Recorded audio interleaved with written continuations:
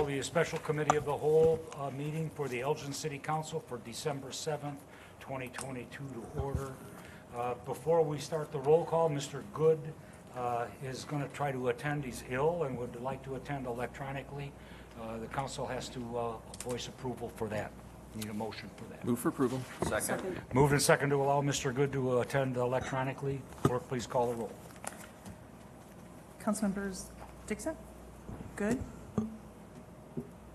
Martinez? Yes. Powell? Here. Powell? Yes. Rauschenberger? Yes. Shaw? Yes. Steffen? Yes. Thorne? Yes. Mayor Captain? Yes, motion's approved. Got to count heads, 7-0. Now please call the roll. Thank you. Councilmembers Dixon? Good? Here. Martinez? Here. Powell? Here. Rauschenberger? Here. Shaw? Here. Steffen? Here. Thorne? Here. Mayor Captain? Here. Approval of the minutes of the previous meeting of November 9th, 2022, and November 16th, 2022. Move for approval. Second. Moved and second for approval. Any corrections or additions? Hearing none, clerk, please call the roll. Councilmembers Good? Yes. Martinez? Yes. Powell? Yes. Rauschenberger? Yes. Shaw? Yes. Steffen? Yes. Thorne? Yes. Mayor Captain? Yes, the motion's approved, 8-0. Special presentations, Mr. Manager. Thank you, Mayor, council members. This evening begins the penultimate round of discussions on for the proposed 2023 budget and three-year financial plan. As we all know, the expectation and the requirement under law is a balanced budget adopted by the end of the year. We are on track to adopt the proposed budget on December 21st. And so the plan this evening is to tie up the loose ends that we've been discussing regarding some of the proposals as it relates to the city council considerations relating to the $5 million that was recommended for supplemental public safety payments in the general fund. Later on this evening during the regular meeting, there will be a public hearing on the budget where the council will be able to entertain information from any members of the public that wish to comment. Again, we have an opportunity between today and the 21st to incorporate any other additional information that is discussed, received, or provided direction to staff at this meeting. But the plan is to come back on the 21st with what we believe will be the final proposed budget ready for adoption by the end of the year. So in an email that was sent to the council late last night, we provided a roster or a chart of the unresolved items that we've been discussing since we began deliberations earlier in the beginning of March. And as I just alluded to a minute ago, the first line of this chart shows what the proposed 2023 budget is recommending, and that is a $5 million supplemental payment for the public safety fire pensions. The purpose of this is to reduce the principal, if you will, on the city's obligations to fully fund both of these pensions by 2040. Making this $5 million supplemental contribution, in addition to what is required by law, will reduce the city's interest, or the interest that the city will be paying on future payments going forward. But as we mentioned during the part of the beginning of those discussions, there's a recognition that there are other needs and competing concerns within the community. So staff presented the city council with a potential roster of alternatives that could be used to fund from that $5 million payment that's proposed under the budget for the pension payments. The council can choose to either devote all of that $5 million to the public safety pension payments as recommended in the budget, or it could choose to make a contribution in a smaller amount and fund what other number of initiatives that are included on this chart. With the recognition that there's a cap, we have about $5 million to work with on that. So if there is any reduction on those pension payments, it's going to be coming off the top with that $5 million. I guess the easiest thing to do, if the council has ideas with items that they want to talk about from the items on the list, or I can just begin going down the line. But actually, as soon as I've just said that, one of the issues that I'd like to address with first is the second to the last item on this chart. And that is the Hemmons Cultural Center North Side renovation in addition. And that has an estimated cost of $300,000, and that comes from the general fund. The reason that is appearing on this chart is, you may recall that when we did the presentation on the additions to the Hemmons, the expected cost for the Hemmons addition came in substantially over budget. The City Council was presented with 3 recommendations, A, B, and C, with staff recommending the middle ground option. With the City Council choosing to adopt option C, which is the highest end option, that will require an additional $300,000 from the general fund budget to complete that project. So if there is still a desire by the City Council to pursue option 3 on the Hemmons addition, I would ask Mayor and council members for the first vote to be whether that $300,000 would be applied so that work can be completed, and then that would begin a reduction in the proposed pension payments in the amount of $5 million, reducing that amount to $4.7 million. Any discussion? We need a motion if, Yeah. yep. I think that's,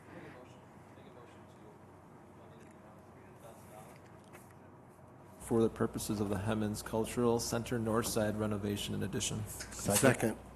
Moved and seconded. Any discussion? Hearing none, clerk, please call the roll. Councilmembers Dixon, Yes. Good, Yes. Martinez, Yes. Powell, Yes. Rauschenberger, Yes. Shaw, Yes. Stefan, Yes. Thorne, Yes. Mayor Captain. Yes, motion's approved 9-0. if there's no objection, I think I'd like to start talking about some of the sustainability initiatives that were presented.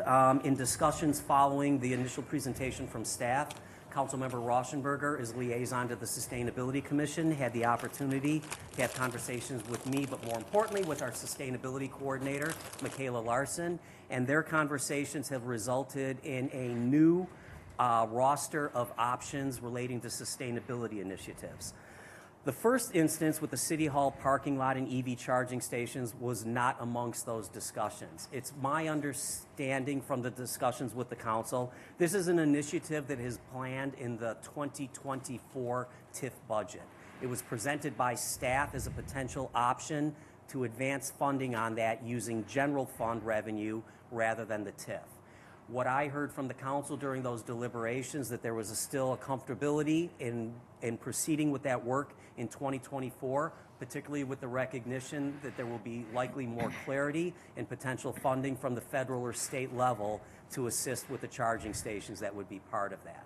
So if that is consistent with the council's belief, this would be another instance where I would hope to have a motion on this with a direction not to approve that change and leave the budget as it is for, well, actually, we don't need a motion on that because that's the way it is in the budget. Take that back. But is that consistent with the council's understanding? Okay. So we can cross that off the list. Yep. Yeah, I think there's some. Comments? So this is on the 2024 budget, but it's a part of the 3-year plan. Correct. In the central area TIF. Correct. That's using funding from the central area TIF. Thank you, Councilmember. Mr. Manager, before we proceed too far, I noticed one thing is not on the list, and there are some issues involving increased costs for our lead service lines for the next 3 years. And I think the council needs to keep in mind that that's going to be mandated for us. It's not an option. It is mandated. And yes. be mandated to increase the number of lead service lines that we do, and that money will, part of it's available now, but we can't guarantee that money's going to be available in the next couple of years. So I believe, Mayor, and you can correct me if I'm wrong, what I'm saying is, right now the city is on track to replace about 800 lead service lines a year. That's private and public side. The cost for that is approximately $11 million. For 2023, the cost of that $11 million is being funded through a combination of ARPA funds, which the city received previously, and a forgivable loan that the city is receiving from the IEPA. In 2024, there is $6 million remaining from the 13.7 or 6? 7, 13.7 ARPA tranche that the city received. So in 2024, the city has $6 million available for what will need to be $11 million for the replacement of 800 lines in 2024. Yes, being able to do the math, that's an easy way of $4.7 million would immediately plug that gap and remove the necessity to look at potentially increasing water rates or finding revenue sources from some other area to plug that gap. Yeah, That's and one of the reasons I brought it up was we all received an email today from Sue Webb and concerns about the water bills. And that is the direct result would be an increase in the water bills for people. So want to make sure everybody's aware that that's sitting out there for us. And I know that members of the council understand that too, but for those of the members of the public, I hope that people understand that the water operations, water and sewer operations, are what I like referring to as a closed loop. All of the revenue that the city generates from water and sewer fees is used to pay the salaries, provide the upkeep, and service the debt on everything related to water and sewer. So when there is an additional expense, you're typically looking at water or sewer fees in order to make that, if there aren't funding resources at the federal or state level to provide that assistance. You're right. Okay.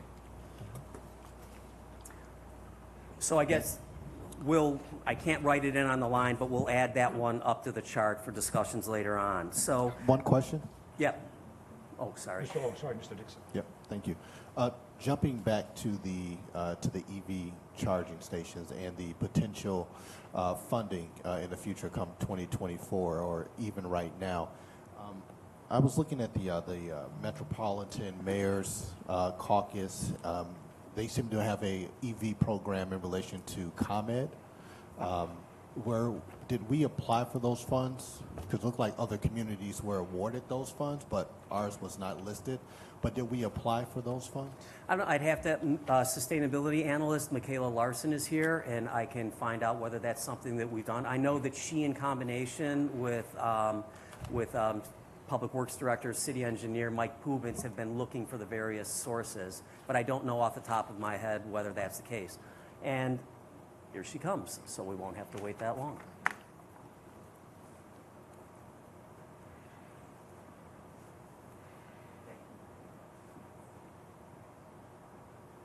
Good evening, Mayor and City Council members. So the question was about the Metropolitan Mayor's Caucus program.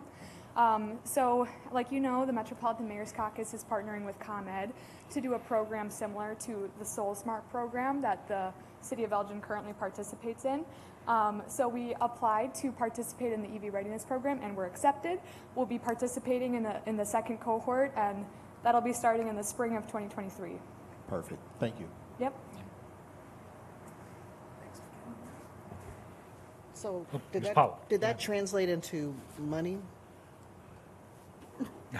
I didn't hear any dollars. Nope, that specific program is an education program, so we'll be working with other municipalities on developing standards for code, safety, training, all related to electric vehicles. That is not a funding opportunity, but it's an active learning opportunity that we can take, share with our departments, and make our community more friendly for electric vehicles and pair that up with funding that we can receive.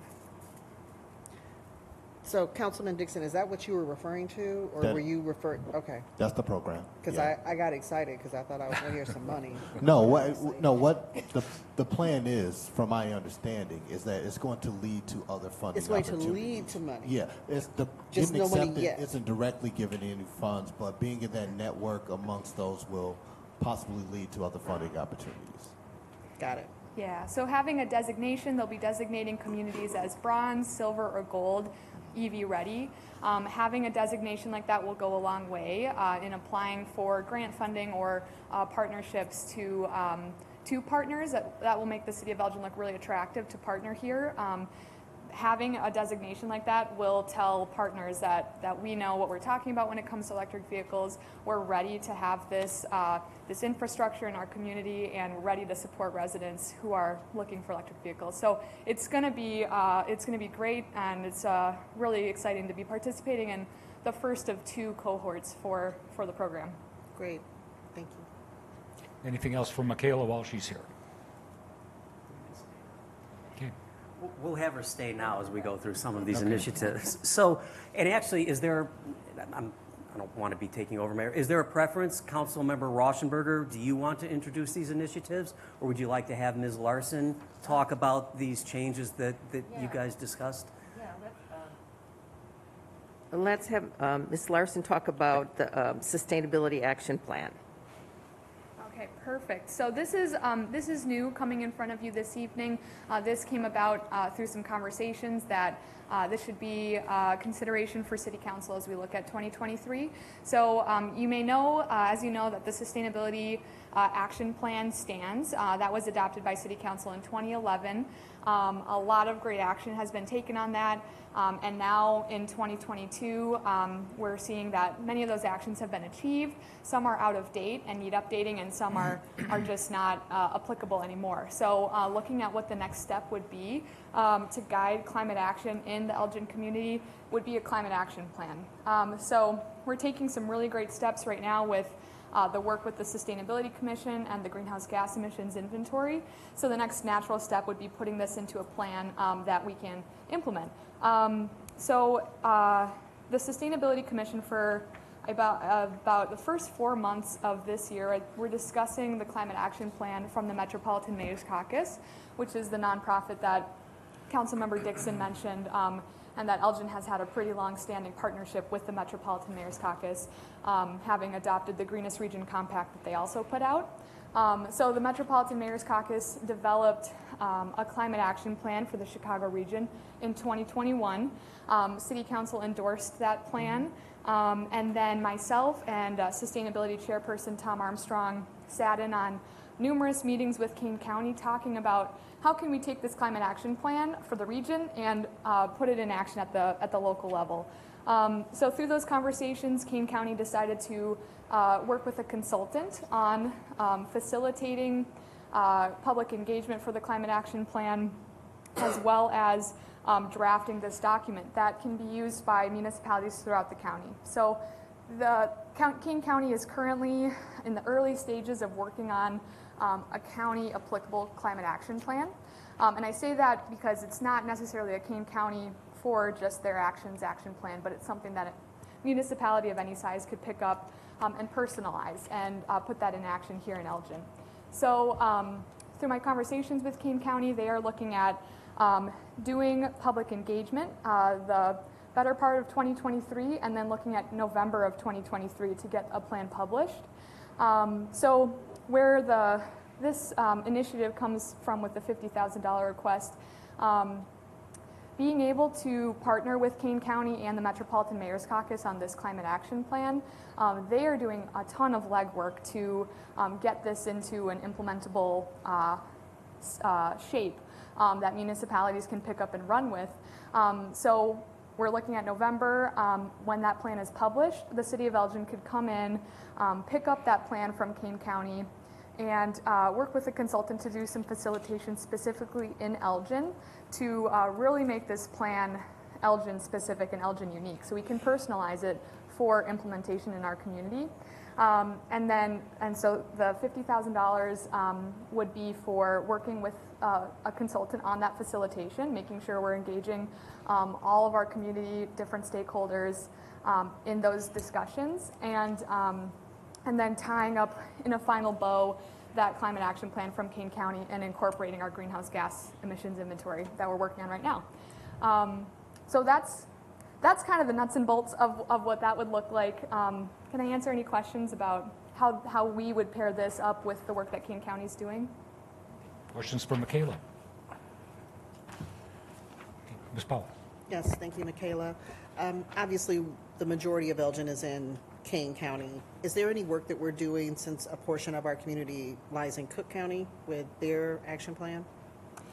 The action plan that the city council would adopt can be formatted however we'd like. So that that could blanket over both Kane and Cook County residents. We would just be taking that footprint, that foundation that Kane County has built for us, and then being able to apply it broadly. I guess maybe the question is more, have we had discussions with Cook County or looked at their plan or aware of their process to see if there's any significant differences between what Kane County is doing and Cook County is doing, so that we can kind of take advantage of best practices between the two? Yeah, absolutely. I haven't had conversations as of yet with Cook County.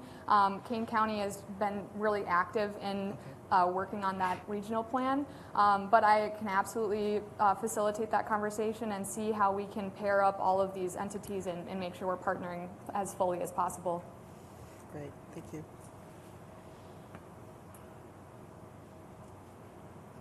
Okay, anything else?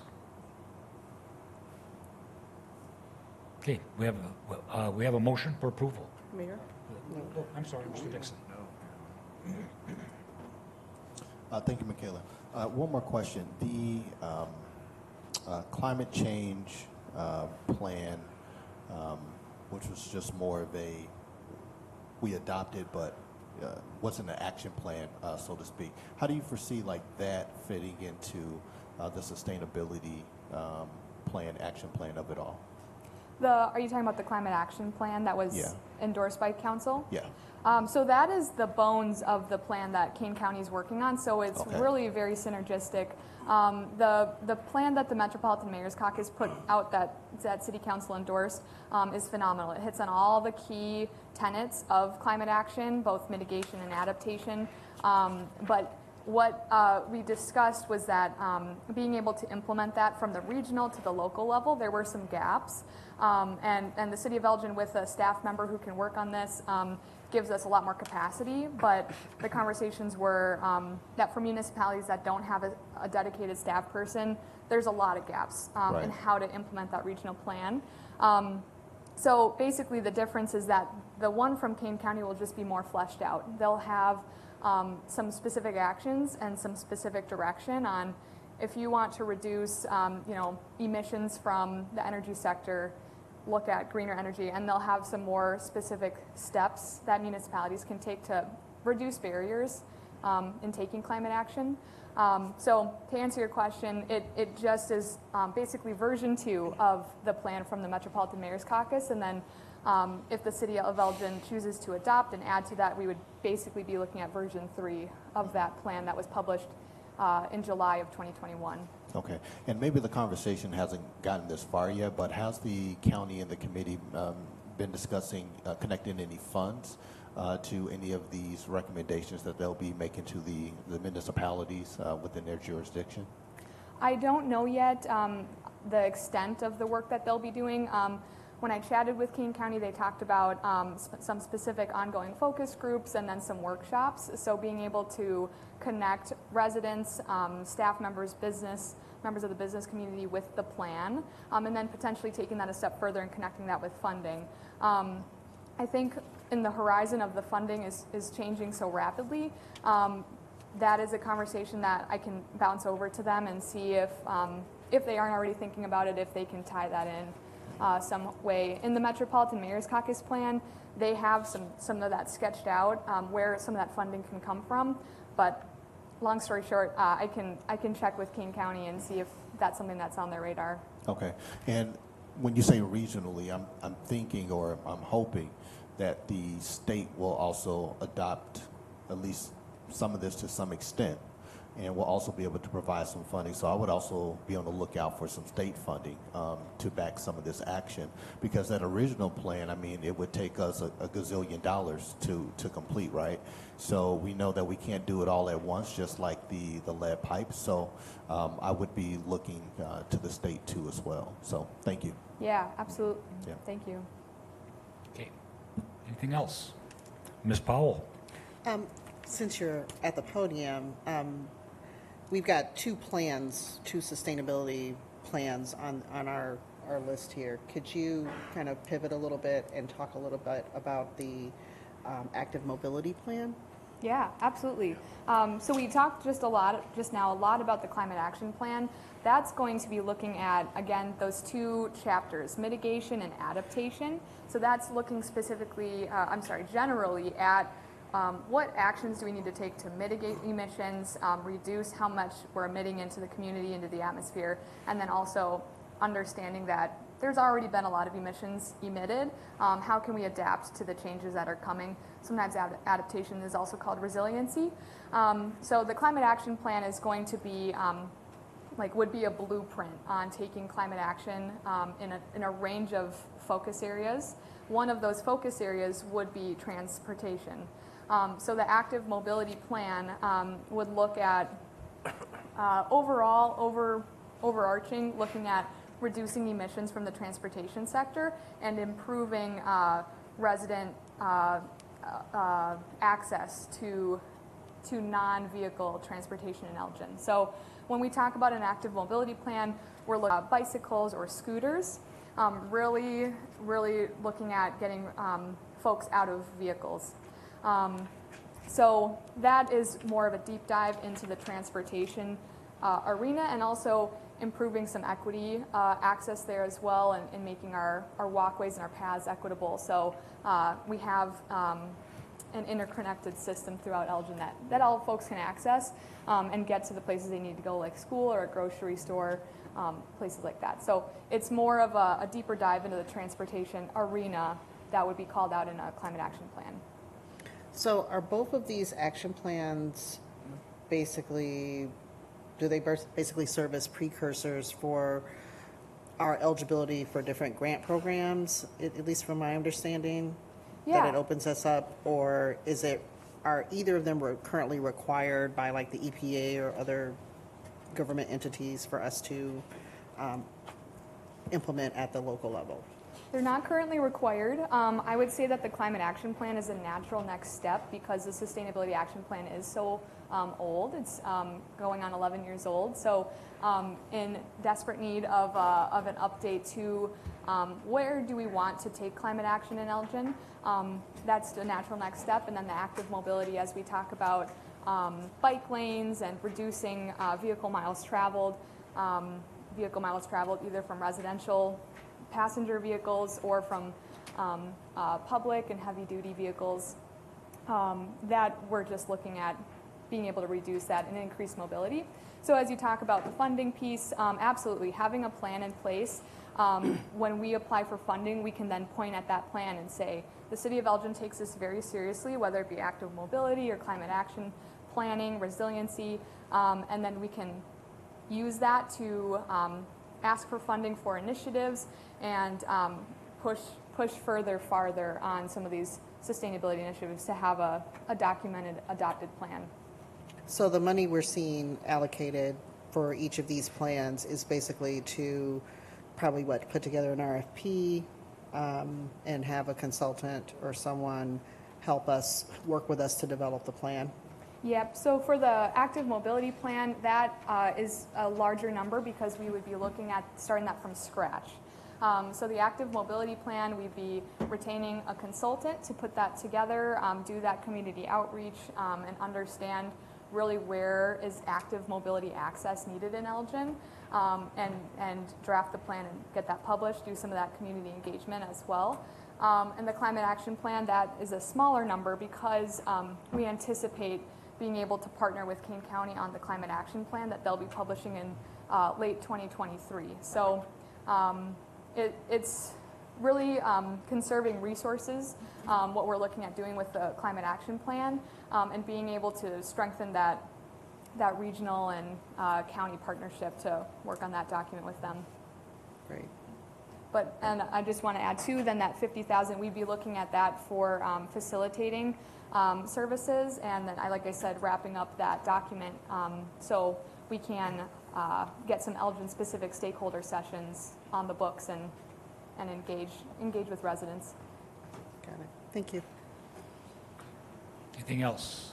Ms. Rauschenberger? Yeah, I did hand out to some of the council people, Tom Armstrong, who is on the subcommittee for mobility and transportation, gave me a little write-up that I handed out. And you'll see that it also, a fully integrated transportation plan would also, look at roads, pedestrian, cyclists, transit, even freight movement. So, and, our bus services. So it would be a really overall broad plan. And Tom also gave us gave me some examples of all the places you can get funding to support the plan. So I just wanted to throw that in as well. Yeah. So that's, it's coming out of the subcommittee in the sustainability plan that Tom Armstrong is chairing. They're meeting tonight, actually. And if people might remember that at one point we had a different commission for biking and mobility, and it got put together with sustainability, which made sense. So that's where these two plans are coming from. And I would just add to that too, you touched on the transportation plan. The Illinois EPA is actually putting together that broad-reaching transportation plan that would take a look at freight and public transportation routes and things like that. This active mobility plan that is being recommended would be more of that local level pedestrian and bicycle steps, so that we could complement that transportation plan coming from the Illinois EPA, and also something that we can have a lot of direct control over in Elgin. So just want to make that point. Mr. Dixon. Just one follow-up question to the climate emergency plan that we adopted.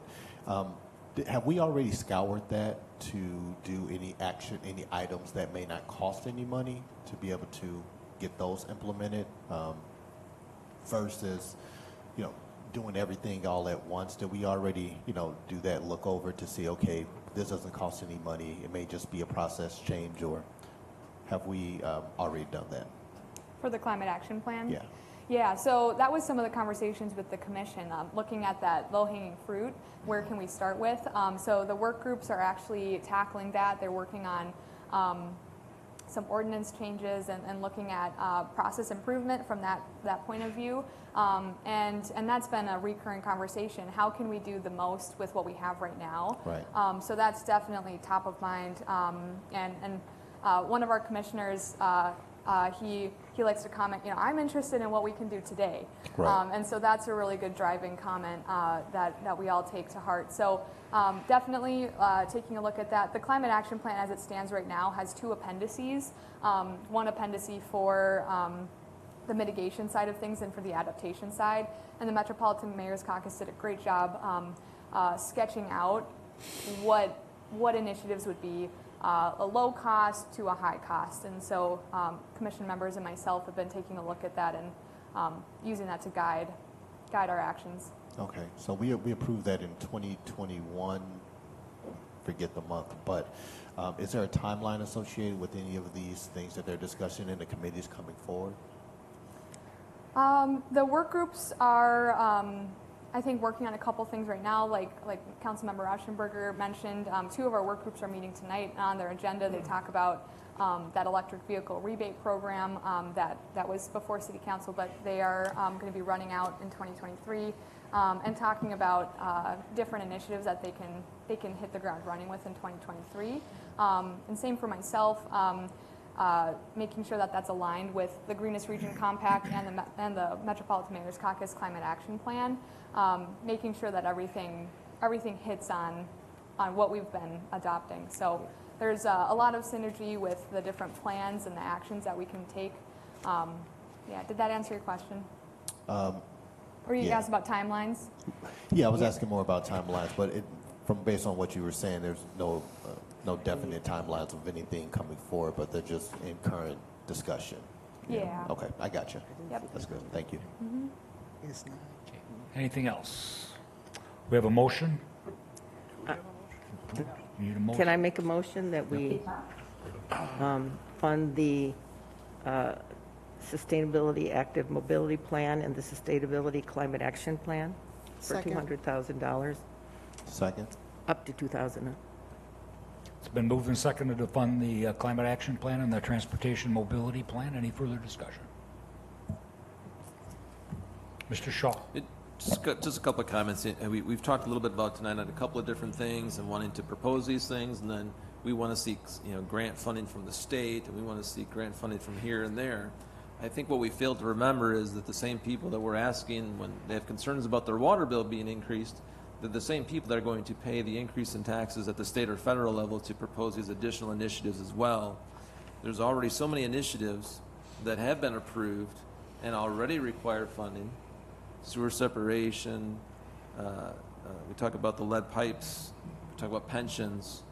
I just am concerned that as we go down this path, that we sometimes forget about those things that we've already agreed to. And so here we are spending $200,000 to do a study, which is going to tell you then, and we're going to come up with ideas to spend millions of dollars more that we have no way of funding. So I guess I'm just concerned that we're throwing good after something that we just aren't going to be able to do anyway. And so I think we need to be very, look a little bit more detailed about that, because it might seem like a small amount now, but I think the appetite for doing things larger is there after you do these types of things, and the money won't be there. Mr. Stefan. Yeah, I'd like to kind of respond to some of that and add my own comments. These aren't studies, these are actually plans that we're going to hopefully get out of these. That's the intent, is to actually have something that has goals and objectives and things we can actually work towards. And that's, I think, important. It's not just studying the problem, it's actually trying to work on how we're going to tackle it. And I support these fully knowing that we have other things that we are working on, like combined sewers and lead water pipes. Because I think it is important that we move on these and we get these started. So I will be supporting these initiatives as they've been moved. Thanks. Mr. Thorne. Thank you, Mr. Mayor. I too have concerns of it because thinking about the lead pipes and the health that we know is going on there, the concerns and that expense that is definitely coming. I understand both Councilman Stefan's beliefs and hopes and his care for that program, as well as Councilman Shaw's concerns for a plan and a study and et cetera, when we see some of the other issues that we are already faced with.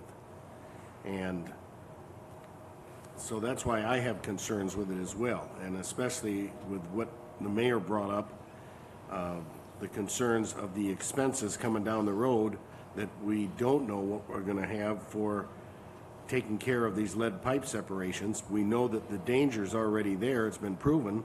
We know that we're going to have to take care of that, but we don't know where that money's going to come from. So I have concerns as well. I'm going to support it. I think that it's, the plans and the initiatives set the groundwork for us to apply for the grants. And I think that's an important part. And if we don't do that, the grants may be out of our reach. But I also throw the caveat there that just because we have a grant, we apply for a grant, doesn't mean you get it. And the competition is going to be extremely stiff for these things. And you may not get what you want, but you have to position yourself to be able to do it. And that's why I think that's why I will support the studies. And also, I'll bring this up often. Once a study gets to be 5 or 6 or 7 years old, it's not much good anymore. So we either have to act on it and make those decisions to move forward, and we apply for the grants. If we don't get the grants, then you're going to have to take a different path down the road. So I'll support these as they stand now. So, Ms. Powell. Ms. Powell. Thank you. I would be supporting this motion. I think what we have to remember, for those of us who do actually believe in climate change, that long term, this is an investment. Long term, climate change is going to cost us more money than what we have right now, and putting some plans in place that could help us mitigate some of those costs and concerns coming down the road. I think it's important for us as a city of this size to be able to have that impact. So it's not just a feel-good, earthy, crunchy thing anymore, like I think a lot of people look at it as, or have looked at it in the past. This is reality, and I think we have to be prepared for it. So I think, and I agree with, what Mayor Captain has said, putting these plans in place will also give us the ability to apply for grants in the future, if they're available, and will position us in a way that we can help offset some of those costs. So I will be supporting this. Thank you. Ms. Rauschenberg, you had your hand up.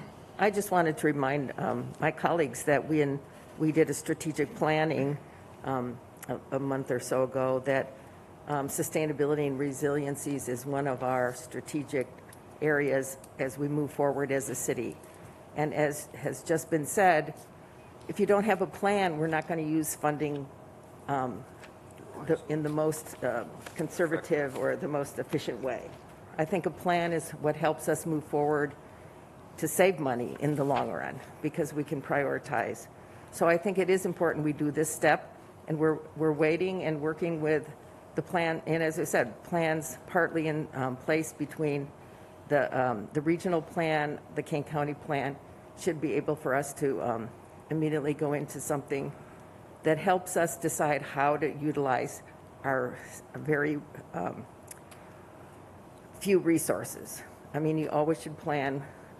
I mean, if we had all sorts of resources, of course, but we do have to make those kind of decisions, and this plan should help us.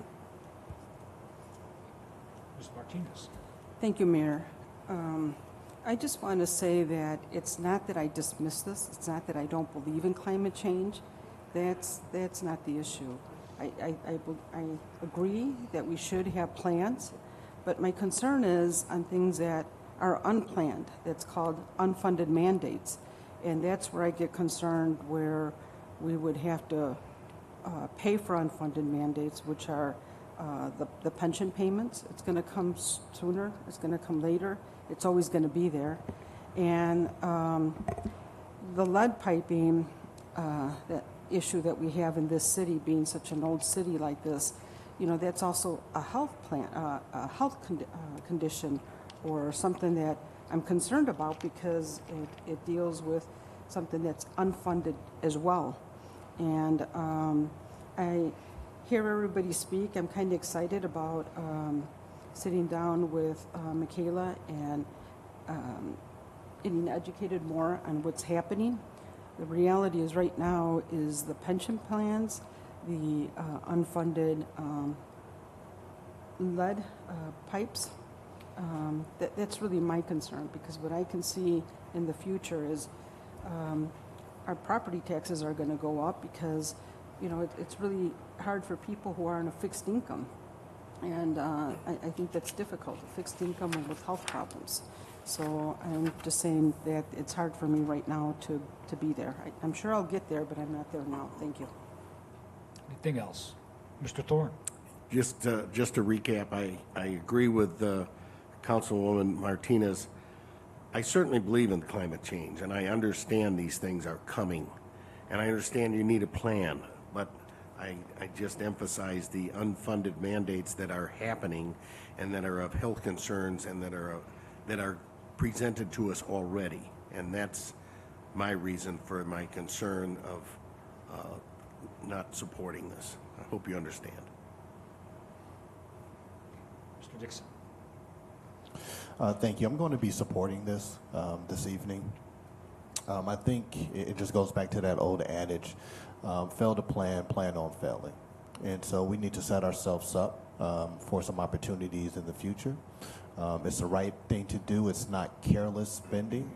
It's an investment, right, that hopefully that money will come back to us in numerous ways. And it's not always financial, but at the end of the day, for us and for what we do as a government, it does become financial because there's energy costs associated with that. And that cost a lot of time goes on to our residents and our businesses once those energy costs increase.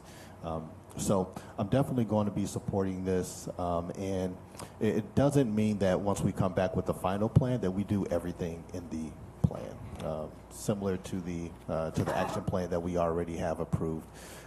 There are some things that will be low-hanging fruit that we can execute, hopefully, and then there will be some other things that may be out of reach and we'll have to push off to a later time.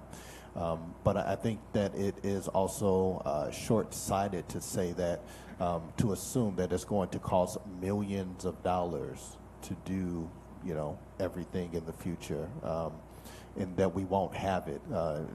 The last couple of years, at least, we've been discussing millions of dollars come budget season about what we can do with those funds, right? So right now it's $5 million, and in the future it may be $5 million or $10 million. We, things change, and we'll see where we're at, and we can spend that money investing in some of these plans. But I don't think that we have to do everything at once. But I think not doing anything at all wouldn't be the right course of action, and we would be selling ourselves short. So, Mr. Shaw. I just would love to hear from folks that are interested in doing this. What key metrics are you looking to change? What key metrics are you looking to change? Where is the baseline, and where would you like to change those metrics to? It feels like there's so much certainty in this sustainability action plan and this climate action plan that we shall do this. But I hear it, but I never hear any conversation about what that metric is that we're trying to change. And I never hear a plan that this is why we're doing what we're doing. Mayor? Mr. Good. Thank you. To Mr. Shaw's point, thanks to all my colleagues for thoroughly going through this. I'm sorry, but I looking would say, I past guess, your one of empty the chair, I'm sorry. low-hanging metrics that I've always thought of is just energy usage per square foot of city properties. So I know we're doing the audit currently. That's something I think jumps out at me and others. That would be something that we could work towards. And then obviously pollution of any sort in our community, lowering that number as much as possible and ensuring that our natural resources are as protected as possible. So I don't know, are those metrics that you're looking for, Councilmember Shaw? Those would be, I think I heard energy used per square foot. Was that one? Yes. CO2 emissions? And I can add too, if that's helpful. I think part of it too is the greenhouse gas emissions inventory that's underway right now. This is the city's first greenhouse gas emissions inventory, so we're establishing that baseline. I think that residents' lived and felt experiences are really important as well to take into consideration, but looking at the hard data of how many emissions, what is our emissions portfolio? The greenhouse gas emissions inventory that we'll be wrapping up hopefully in early 2023 will take that down to the sector. So the data that we already have from the Chicago Metropolitan Agency for Planning, they did an inventory in 2015 and 2019 on greenhouse gas emissions for the region. Their work tells us that transportation and stationary energy, like building energy, are the two highest emitters.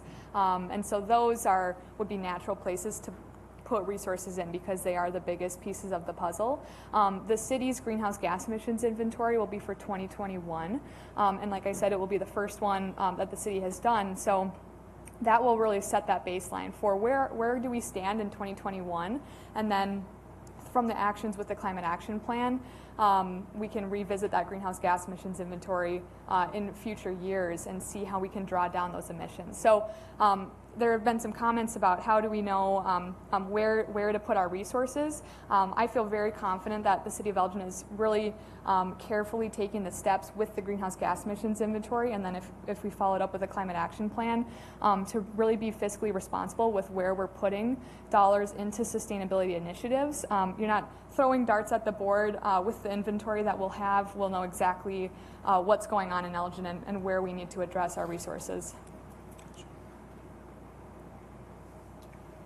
Ms. Rauschenberger? I know, and there's other measurements that we can include as we move forward.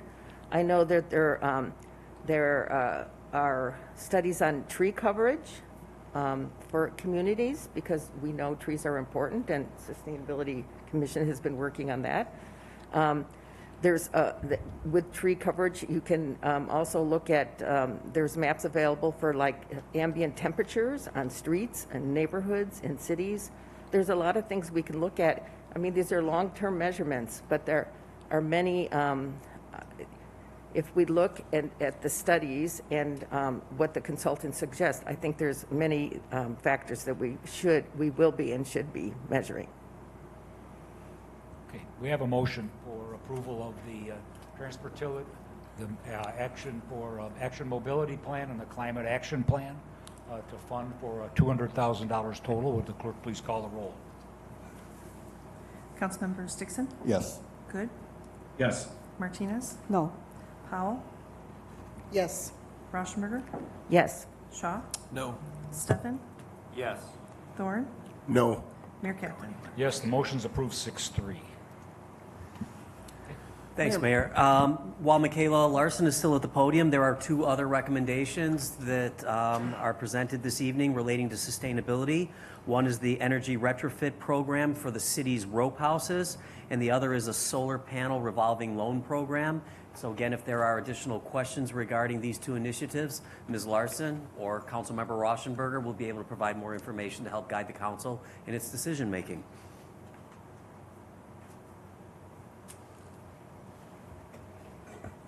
Ms. Rauschenberg? Yeah, sorry. I'm going to suggest that this evening we don't support the solar panel revolving loan program. I was happy to take that $50,000 and put it up on our climate action plan, though if other council persons would like to support it, that would be great. I just think at this point in time, there are many programs out there to support households in getting solar panels. And maybe our first step as a Sustainability Commission is actually trying to educate people on what programs are already out there and support them.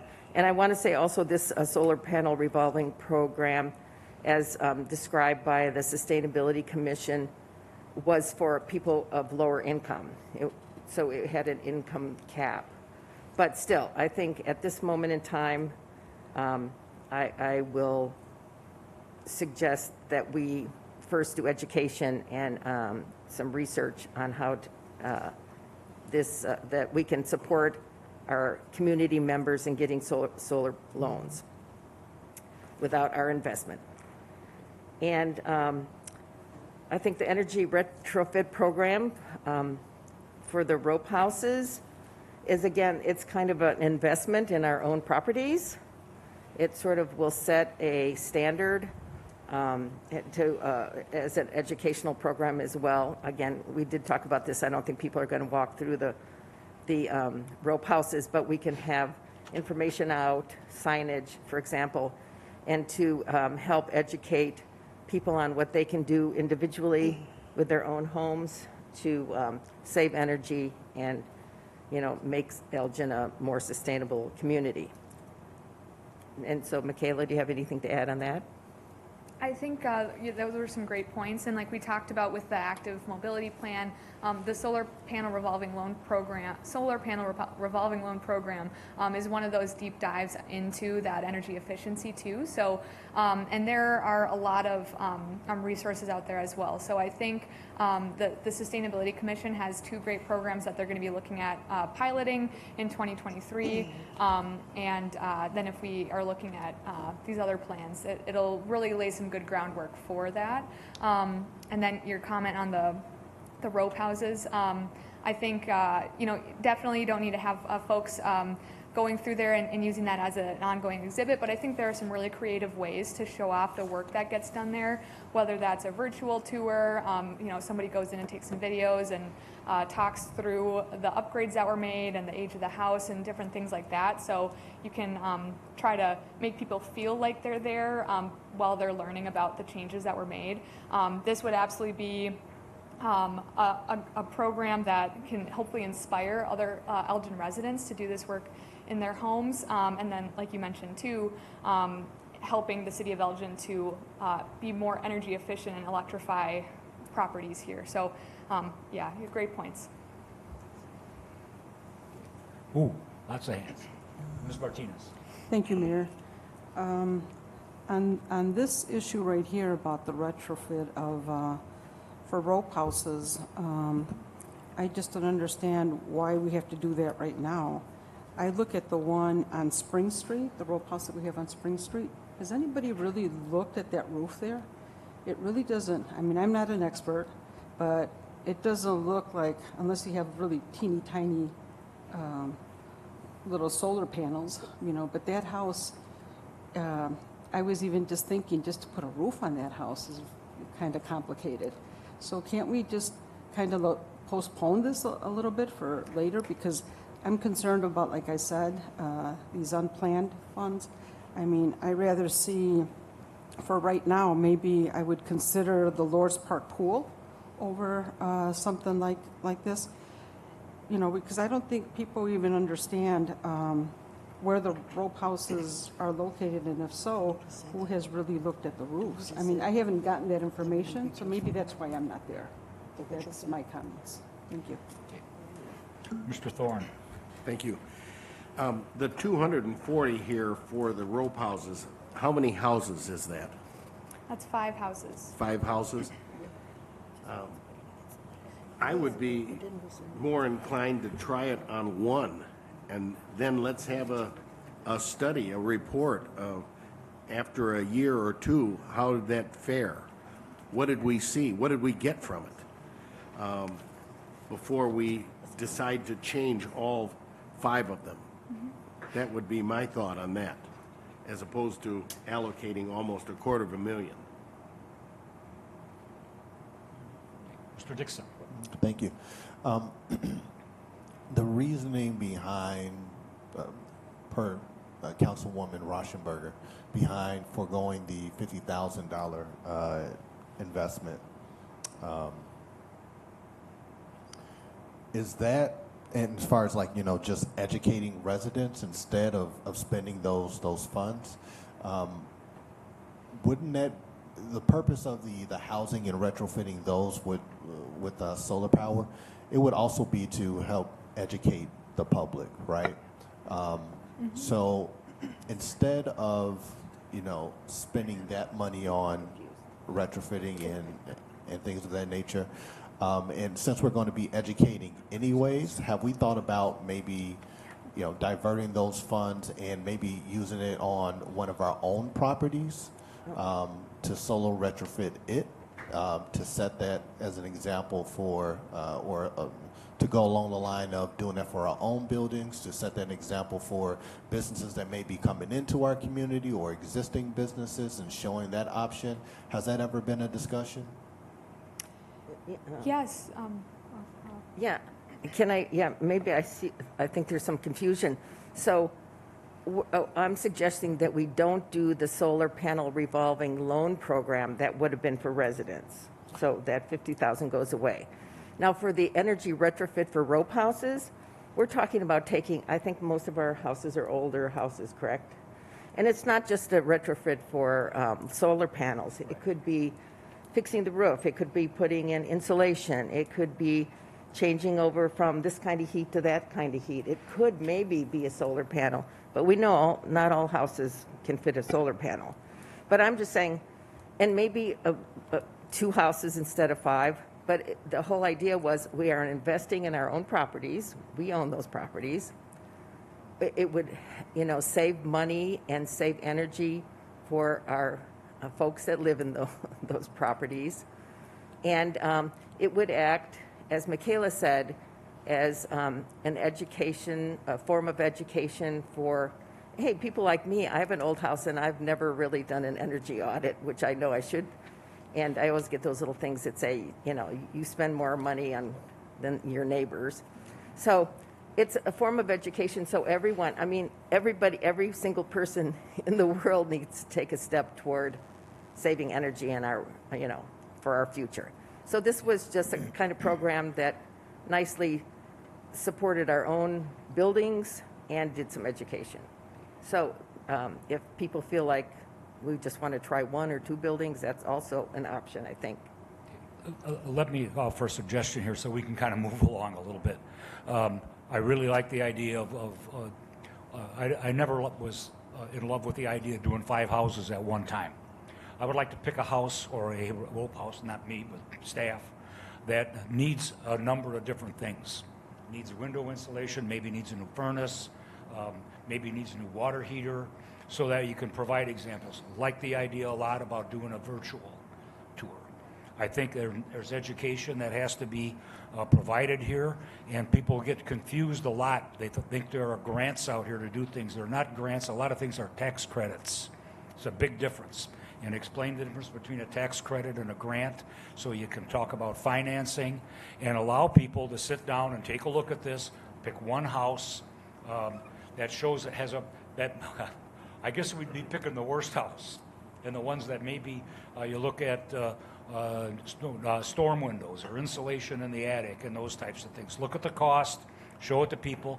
And one thing that is important for people is that when you do I've been there, trust me, and Sandy liked us to be the test case for energy audits. So we did 2 or 3. And some were provided for free by one of the utilities, ComEd or NICOR. There's those options out there. And go through the whole process for one house and show what it's like. It's also can be very disruptive to your lifestyle. So people need to know that as well.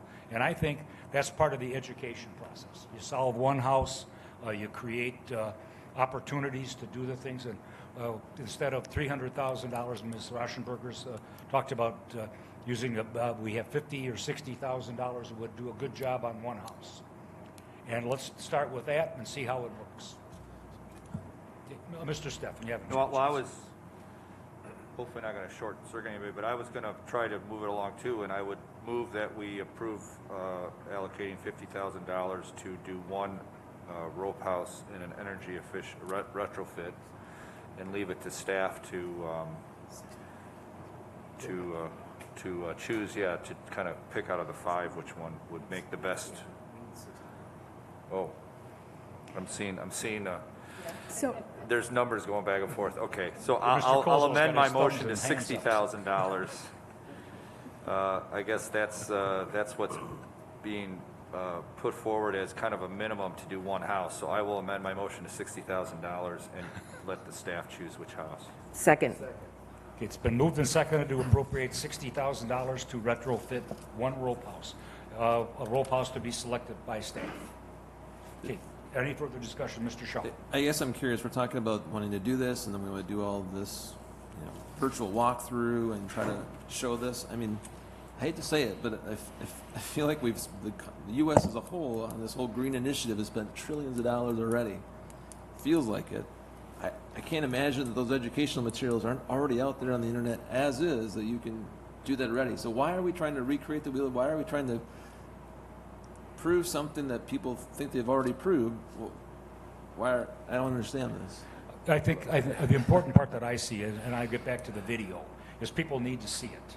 And they can see it, and they can plug into the city's website and get an actual house in the city of Elgin. So why does Put up it a matter if the special city's website. in Elgin? Why can't they?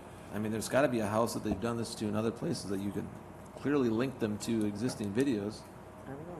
Should find it. I think it brings it closer to home, and I think people then can drive by the house, take a look at it, see what it does on the inside, what it does on the outside, and you can actually see it firsthand. It does make a difference to be able to look at it in person. We've had people come out to our house and look at what it is to put a solar roof on. So they ask us what it does, what's in the garage. We got a thing in the garage that measures it. What does that do for you? And I think those things are important as part of it. Ms. Martinez. Thank you, Mayor.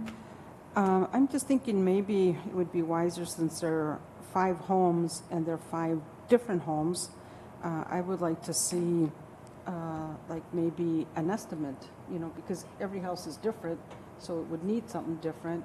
And what would it take for this house as opposed to that house? And I think if I had something like that, it might be easier for me, rather than just saying we're going to allocate this amount.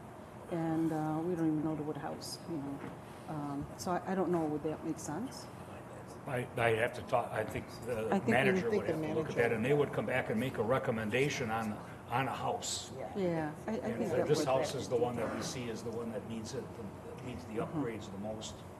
But I really do agree with Councilwoman Rauschenberger that the 50,000 would be good to go ahead and educate people, because that's what happens, you know, we don't understand it, so, you know, I think some people, if they understood and they saw it, would probably be inclined to go ahead and say yes, you know, and maybe we could look for some help with ComEd or anybody else, maybe some affordable windows or something that can help us to do this. You know, we don't have to pay for it all ourselves. Thank you. I could add too, when we were looking at what numbers should we bring forward, what would be reasonable to do these homes, it was provided to us that $40,000 to $60,000 would be reasonable for an energy retrofit. So after doing that energy audit on the home or homes, that would guide what needs to be done, and the cost may fluctuate. One home may need all the things that Councilmember Rauschenberger listed off, from the roof to the heating to the stove to solar panels, and then another one might just need an electric stove. So it may range what they all need, but the energy audit will guide how that money is spent and what's retrofitted. Mr. Dixon. I'm going to support the motion, but my question still stands. As a side note, have we done that assessment on our own facilities? And if so, can you speak to that a little? Yeah, the assessment, I think your previous question was about solar, but are you talking about an energy audit now? Energy audit, yeah. Energy Yeah. audit. An energy audit has not currently been done, to my knowledge, on the city's over 100 facilities, but that is something that we're looking into. Different partners that we might be able to work with on getting that energy audit and some of those recommendations for what facilities might be a good place to start, and what features of that facility might need to be switched over. Did that answer your question? It does, yeah. Okay. Yeah. And just to that point, I think that as we're talking about this and everything, sustainability is that we are taking care of home and looking at our own facilities and seeing what we can do as far as what we can control, versus just telling the public and encouraging the public to make all these changes, but we're not making that investment in-house with our own facilities. So that's my point. So thank you. Yeah, absolutely. I think it goes a long way, and it speaks to what Mayor Captain mentioned too about having that hometown example, being able to go to City Hall or to Public Works and knowing that this facility, I can see solar panels here, or I can see a heat pump demonstrated here. I think it goes a long way to set that example for residents and just making that connection. I think that there's a lot of great education as it exists out there, but there's just something that really speaks to people when they can say, yeah, my community has that at City Hall. My community has a rope house that's actually 100% energy efficient. I think that goes such a long way. And then residents will share that with other communities as well. Like, did you know Elgin just recently did this? So I think it's something that gives back. And then the second benefit with the rope houses is that it is energy efficient. So you're reducing those bills, and that's a benefit there. I love talking about co-benefits. We've got a lot of co-benefits going on with that because you're reducing that energy bill and you're also providing that education and that better quality of life for the residents there. So, and that can spill out into anybody who does energy efficiency upgrades, if it's the city, if it's a resident, if it's a business. Co-benefits abound. The motion, I believe, was, Mr. Stefan was to do one house, and Mr. Kozol's Up to Signals six- up was to- up to take it to $60,000. $60,000. Okay, for $60,000 as a maximum, and then come back to the council, present us with a house that's going to be presented and show us what it's going to look like. Right? Anything else? Okay, we have a motion. Clerk, please call the roll. Councilmembers Dixon, Yes. Good, Yes. Martinez, Yes. Powell, Yes. Rauschenberger, Yes. Shaw, No? Stefan, Yes. Thorne, Yes. Mayor Captain. Yes, motion's approved 8-1.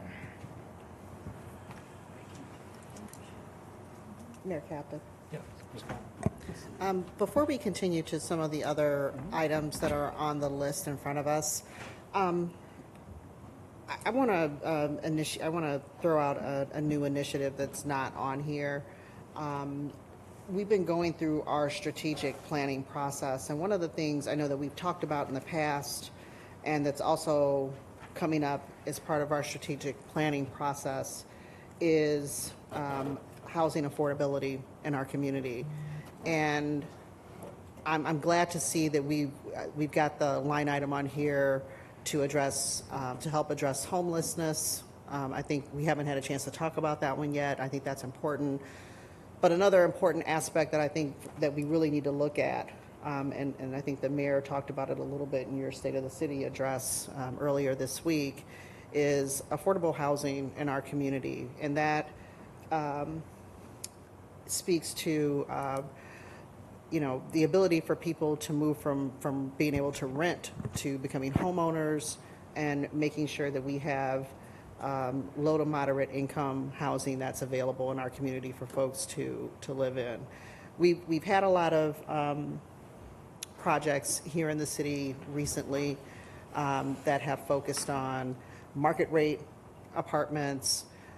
We've had some successful initiatives that have provided low to moderate income housing for seniors, low to moderate income housing for people with developmental disabilities.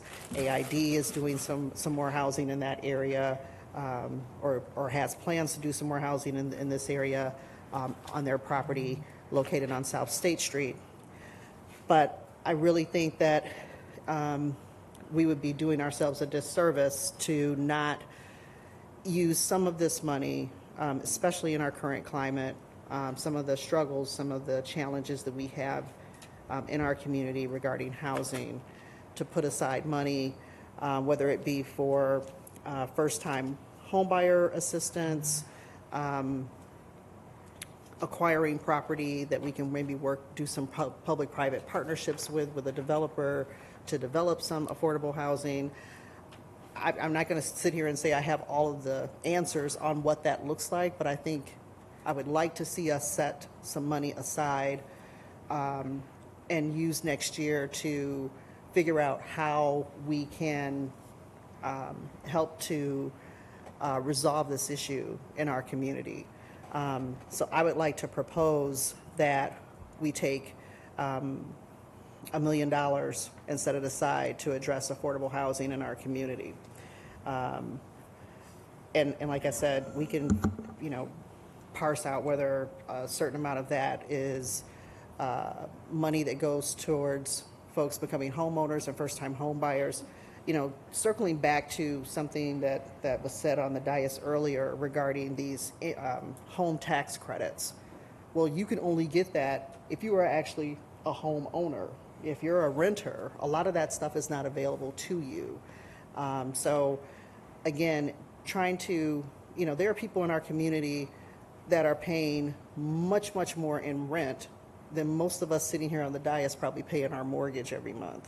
So if people are able to pay $1,800, $1,500 or more in rent, a lot of those folks really could afford to buy a home, but a lot of the barriers that they're running into are, hey, I don't have enough for a down payment. I need assistance getting into that house. That is an investment that pays long-term dividends into our community, builds generational wealth, provides ownership and accountability in our neighborhoods, and makes neighborhoods safer because you own that house, you live there, and you take pride in it. So I really, before we get deep into some of this other stuff, that I'm not saying it's not important, but I think where we are right now in, with inflation and where we are in this community, I really want us to set aside some money to address housing affordability in our community. And I would like to propose that we set aside $1 million for that in our budget next year. Any other comments from the council? Ms. Martinez. Thank you, Mayor.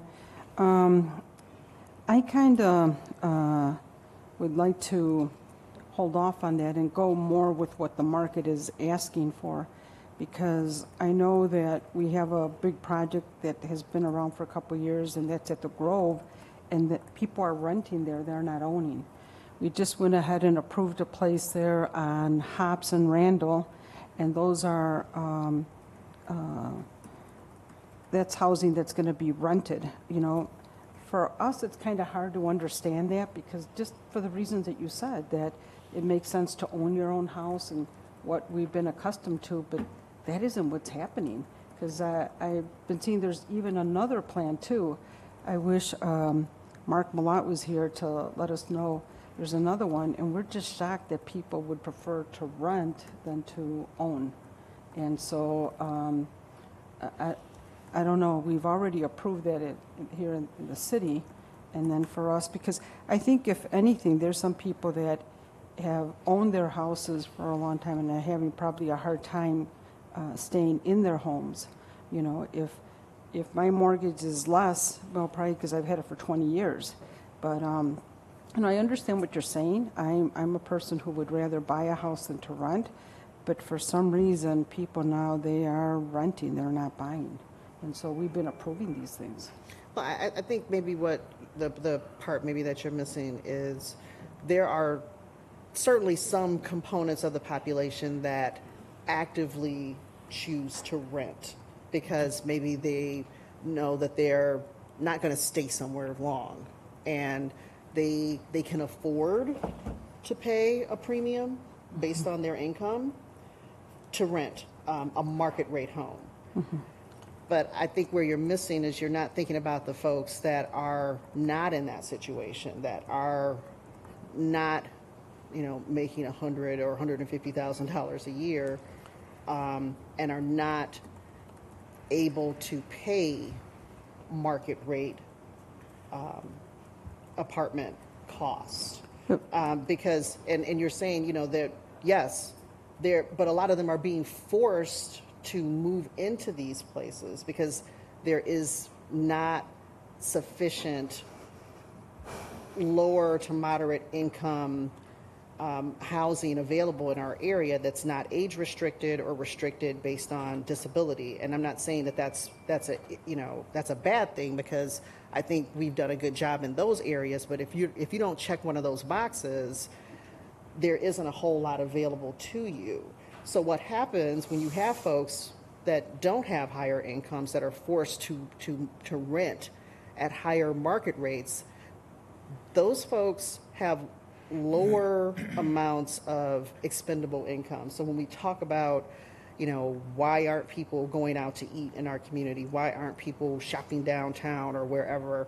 Why people don't have the savings and the safety net that we really preach and, you know, we hear that folks should have, because they're expending 50-60% of their income on housing, which, if I remember correctly, when I bought my home probably close to 20 years ago, the banks don't want to see more than 30% of your income going towards housing every month. There are people that are spending twice that much. And when you're spending that much on just housing alone, how are you affording a car? How are you affording if your car breaks down? How are you affording a lot of other things? And I just think we need to be very aware of that in our community. We have a very diverse community in terms of not just racially diverse, but economically diverse. And all of these things that we're talking about, I think, are important and great, but we continue to kind of miss the mark sometimes, I think, when we don't really talk about the folks in our community that are struggling and looking up at the poverty line. The homelessness line item, I think, gets to some of that, but providing more access to affordable housing and moving people in that could probably, you know, maybe afford a home versus renting, I look at it as being proactive, because some of these folks are not too far away from being homeless in terms of some of the situations that they find themselves in around if they lose a job or have a medical bill or their car breaks down. So I just want us to be, as we look at this grand list of things, I really want us to set aside some money for that and use at least a portion of 2023 to, do some work on how we can best utilize that money in this community to help those people. Okay, with all due respect, I'd like to step in just 1 second. And as long as you brought this up, I talked to staff. I have a problem with the $1.5 million for the homeless, and my objection was I don't see a plan. It's a wish, and you have to have a plan. They don't have a piece of property. I don't know how many houses are going to go on it, and I would go back to yours as the same thing. This is a wish, but it doesn't have a plan. How do you qualify? Who's going to be eligible for this? What's the level? That's Now, what we You're just would throwing say. the money out there and saying, well, let's put $1 million off the budget this year to something that I don't know what is yet. And I'd like to see what is. I'd But- like to see a solid plan come back. If we can make a direction to staff, I would make that direction about the homeless initiative as well. Show me the property you want to buy. Show me the houses that you want to buy. How many is this who's going to run it? And I need more, for me to do that, to approve $2.5 million in expenditures. I'd like to see a solid plan. And Mayor. I'd like to see something a little bit more concrete. right, but with all due respect, it's not that I'm missing the mark. No, It's that this is coming up. As a matter of fact, we were kind of surprised when a developer comes to our community and wants to spend millions of dollars to do this project. And we said, we're asking a lot of questions and saying, well, why is this happening? How long has your business been going on? Is this something that after so many years you sell off to somebody else? These are existing developers that have been for 15 years, 20 years going on. It's happened elsewhere. They found a nice place here in Elgin to do it. And this is what's happening now. What happened 20 years ago, and that's what I was saying, we are like different. What's happening now, this is what's happening now. There's 2 projects that we've already approved that are for renting. It's not for people owning, and to us, it's just different. That's all I'm saying. I'm not that I'm missing anything, but this is what's happening. Yeah. Okay, anybody down at this end? Mr. Shaw? I just was curious to see, I know we have some other programs like through CDBG and through the Kane County Home Consortium. I'm just kind of curious to see, are you looking for this funding to create some sort of a new program? Is this some sort of a fund that you'd set aside to put towards those existing programs? I'm trying to read it out just a little bit. I think it can be used for a combination of different things. We do get, obviously, you mentioned the block grant funding, the home program through Kane County, that home program is a very good program. I'll throw out Habitat for Humanity. I think I had a conversation with the manager earlier today that they seem to have problems in this housing market acquiring housing, new homes to be able to rehab. But I'm looking at how we can leverage this money with existing programs and new programs to help really move the mark in that area. And I don't think we have to have this all planned out tonight. I think we make the commitment with setting aside the money and use the first or second quarter, if needed, of next year, figuring all the pieces out. But I think the acknowledgement that this is something that is important to the community and will help our community long term,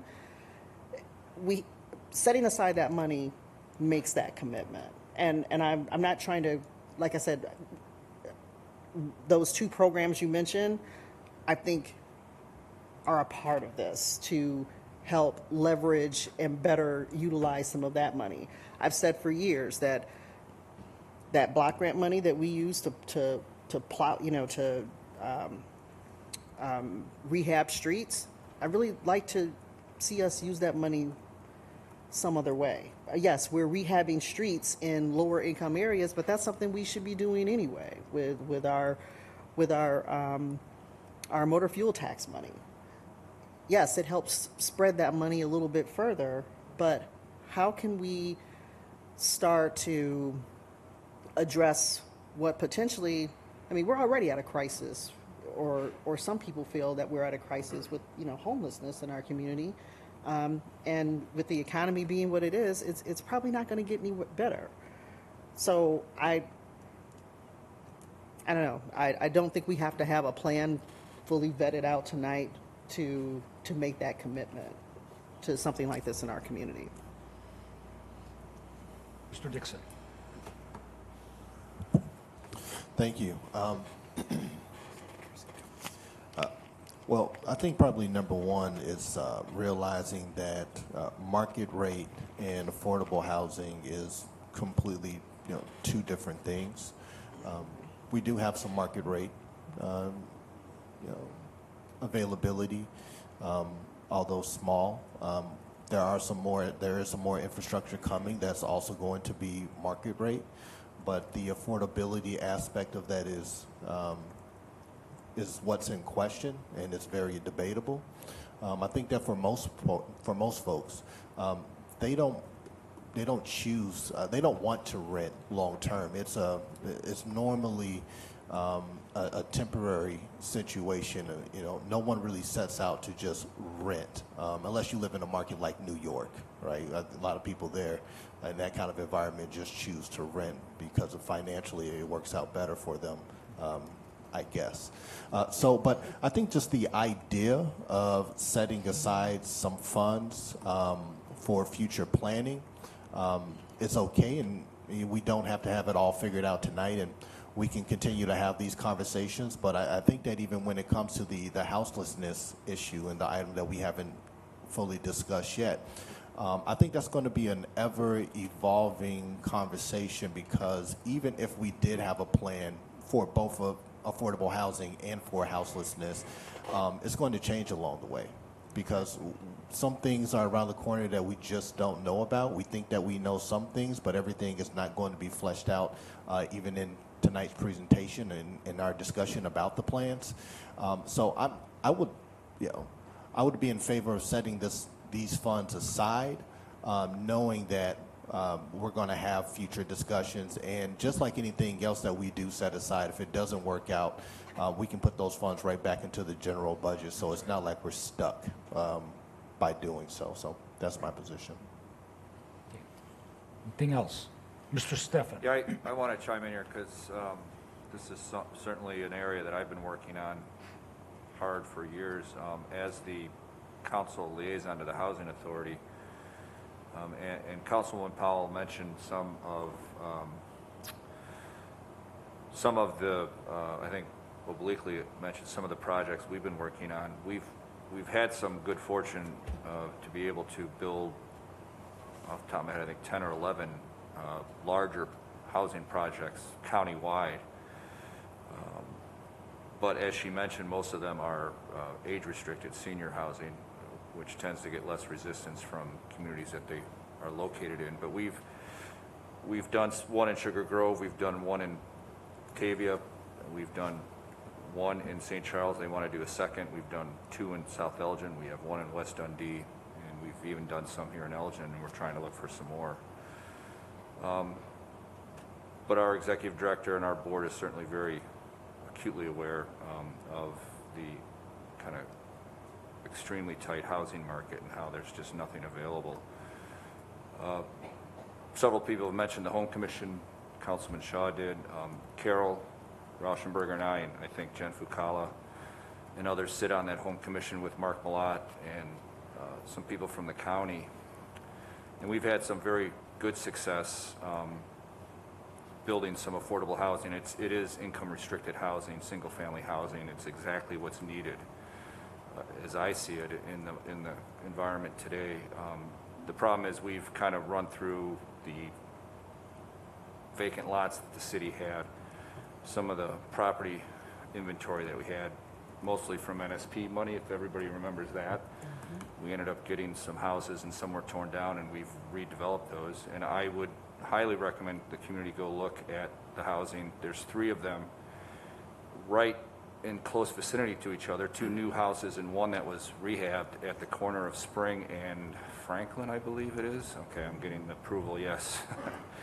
To see what that can do to a neighborhood, to have houses that are essentially looking brand new, but also look very appropriate for the neighborhood, put into those neighborhoods and also be affordable. I would definitely like to be part of that conversation that is being brought up today, try to address that. Certainly CDBG money, the Home Commission's funded federally like CDBG. And certainly there's some ability and sounds like desire to pivot some of our CDBG money into some of those projects and make more of them happen. To date, I think we've done 4 or 5 single-family houses, and while that's good, it certainly is a drop in the bucket compared to the need. So, but I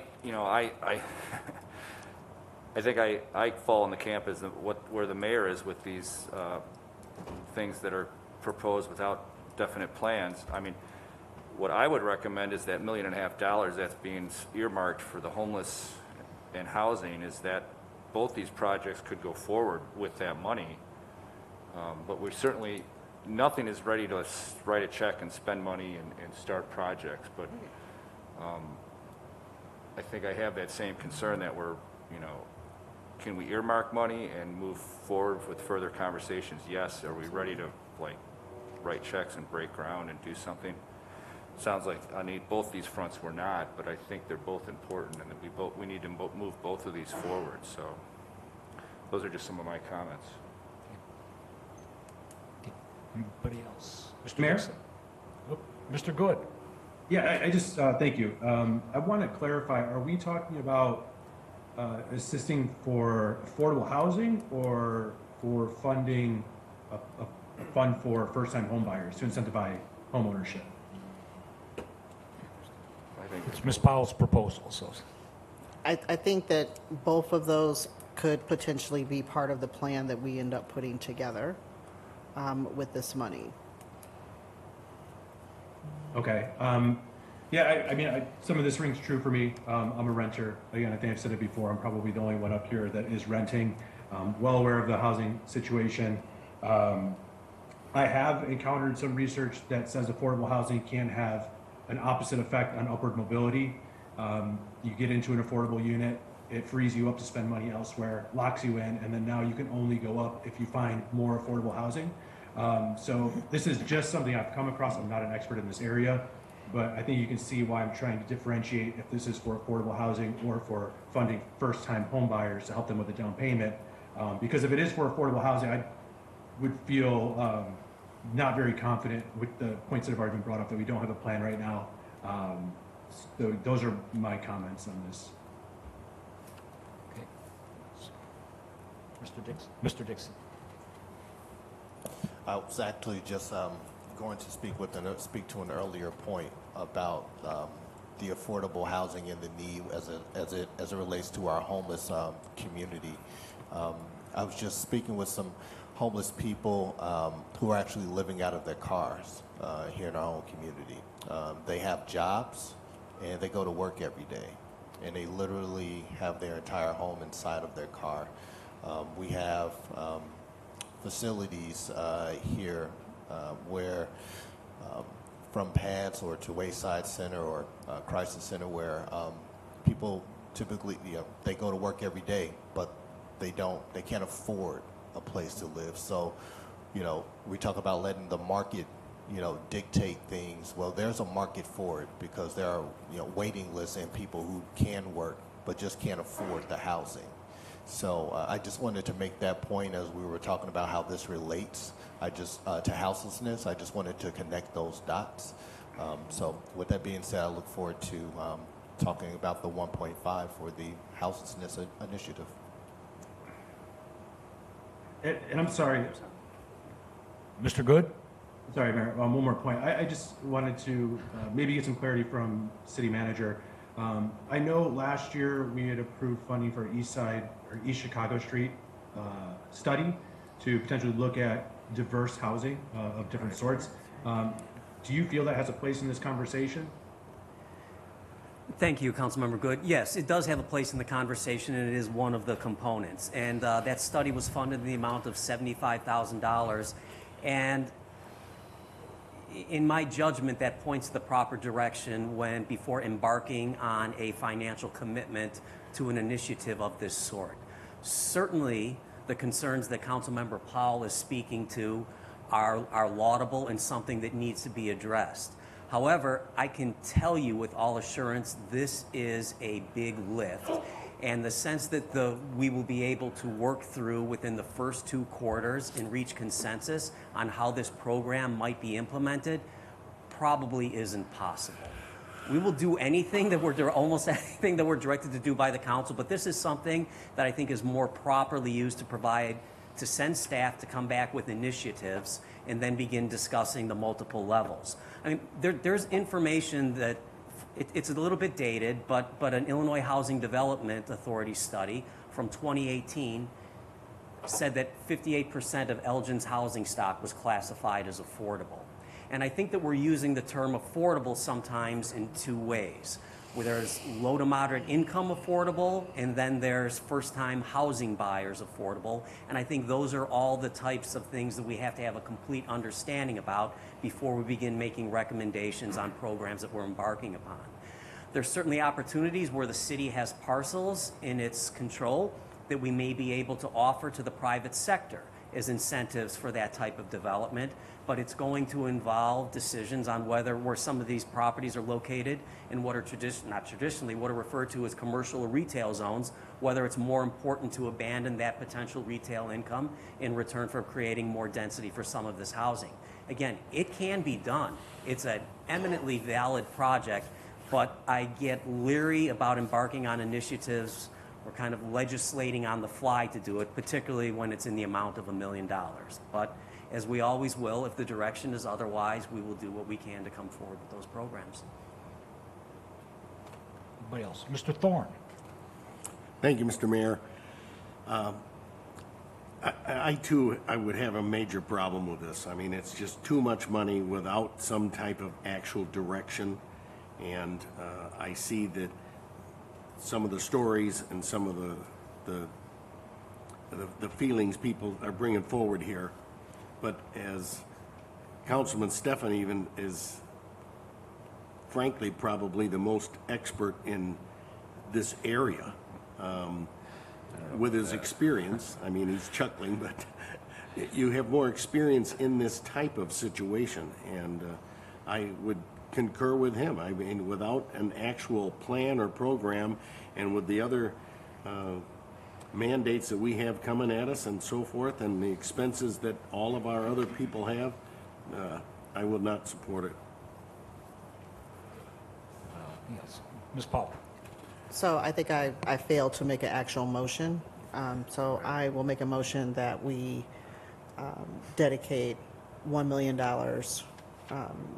of this money that we're discussing right now in our 2023 budget to come up with a plan to, I guess what the best way to word it is on how to improve affordability, housing affordability, addressing housing affordability in our community, including first-time home buyer assistance. That's my motion. Second. It's been moved and seconded. Any further discussion? Mr. Stefan? Just a question for clarification. Tish, so that doesn't include the homelessness issue? We're kind of carving this off? No, this is something separate Okay. from that. Okay. Because I see on the list, I think it's on the, I've got an old list, but I think it's the same. Yeah, it is. It's called housing and homelessness is the second item, but you're saying this is a separate thing, okay? Yes, and if I recall, I don't think we have a clear plan for that housing and homelessness item either. I mean, we're kind of throwing some money at potential land acquisition and based on the presentation, an idea of maybe some shelters, but we don't have a clear plan for that either. I don't think we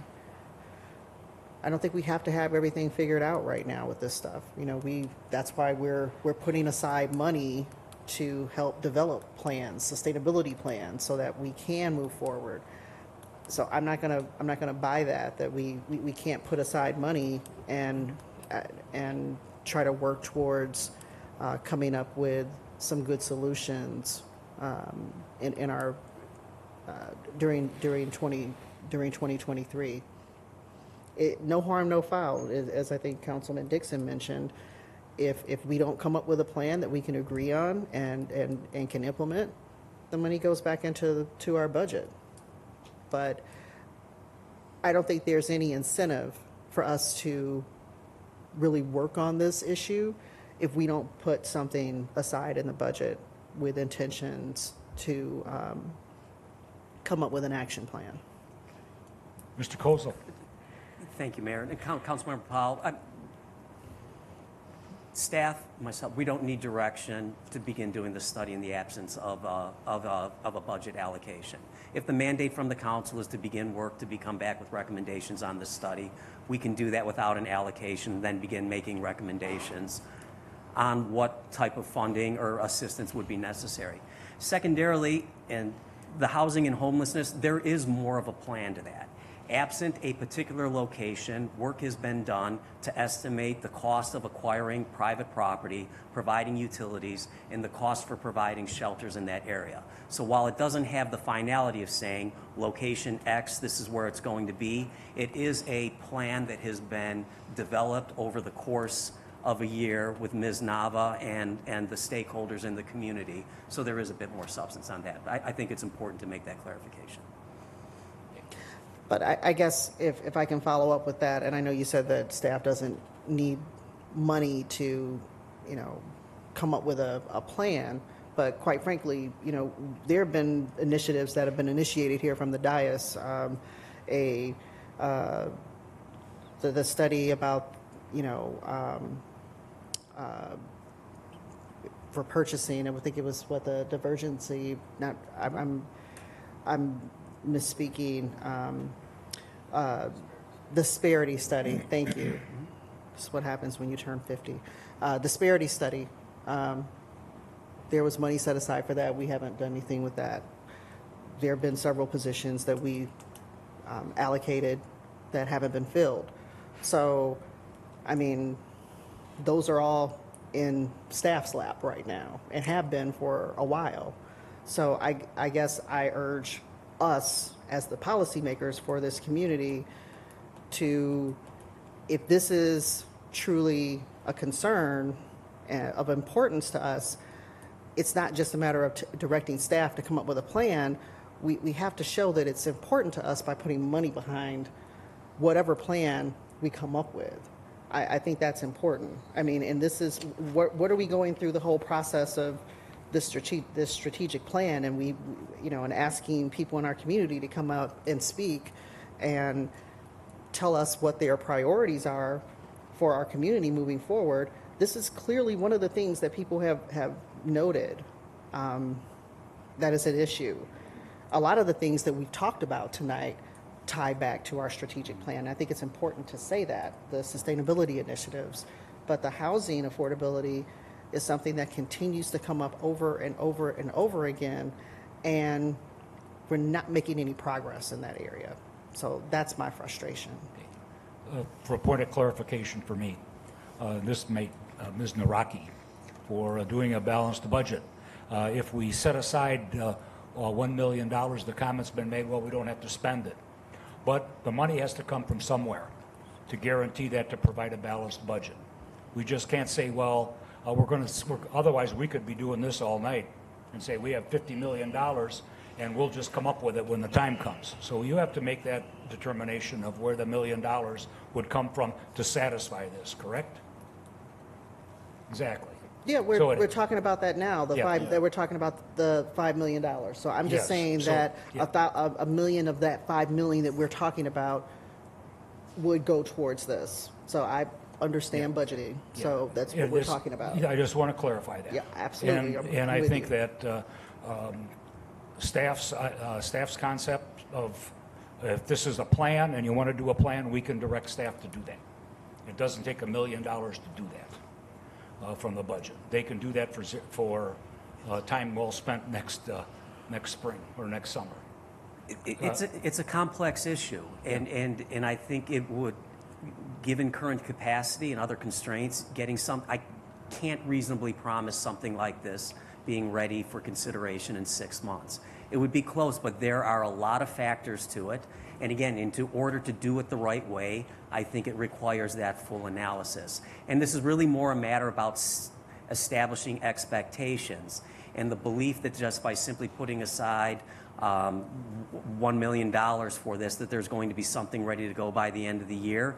I'm not entirely certain that, again, the different components that are involved with that, gaining consensus is realistic within that time frame. That's all. But I also think that it's reasonable for us to potentially look at other outside consultants and entities that can assist us with this. I mean, I'm not saying that we do this in a vacuum. Mm-hmm. Councilman Shaw brought up, our block grant funding, the home program. We could look at partnering with the township, the county, the housing authority. I think this is a stakeholder issue. There's a whole lot of folks that I think need to come together to help us, and quite frankly, experts that we might not, even be aware of at this point, that could help us in this area. But I just, if it's not important enough for us to put some money aside and make the commitment to do anything, I guess that's the consensus of maybe some of the council and maybe staff. But I've made the motion, it's been seconded, call the vote. Anybody else have a comment?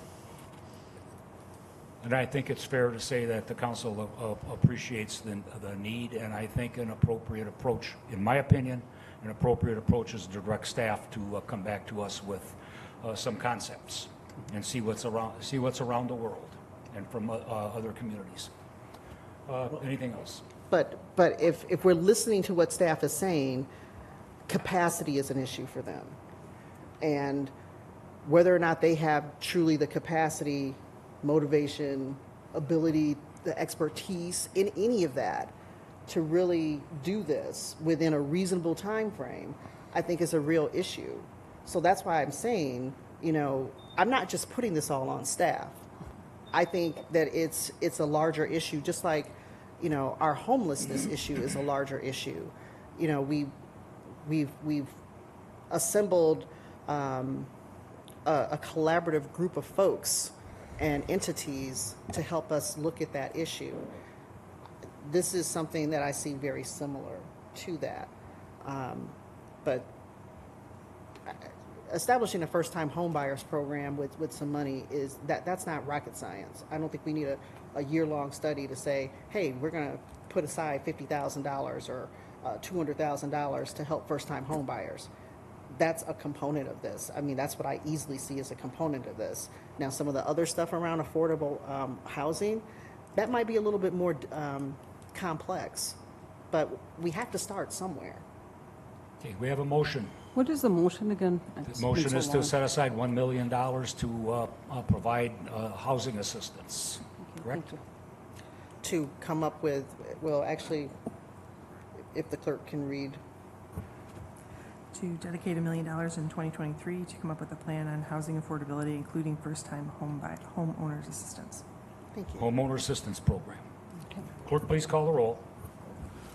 Councilmembers Dixon, Yes. Good, Yes. Martinez, No. Powell, Yes. Rauschenberger, Yes. Shaw, No. Steffen, No. Thorne, No. Mayor Captain. No. Motion fails 5-4. Okay, it's 5 minutes to 7. We need a biological break here for a few minutes, I believe. We've been at this for almost 2 hours. And I would entertain a motion to adjourn, and we will reconvene with the regular council meeting at 7 o'clock and then come back to finish the committee of the whole. So Some moved. later time. Second. It's been moved and second to adjourn. Clerk, please call the roll.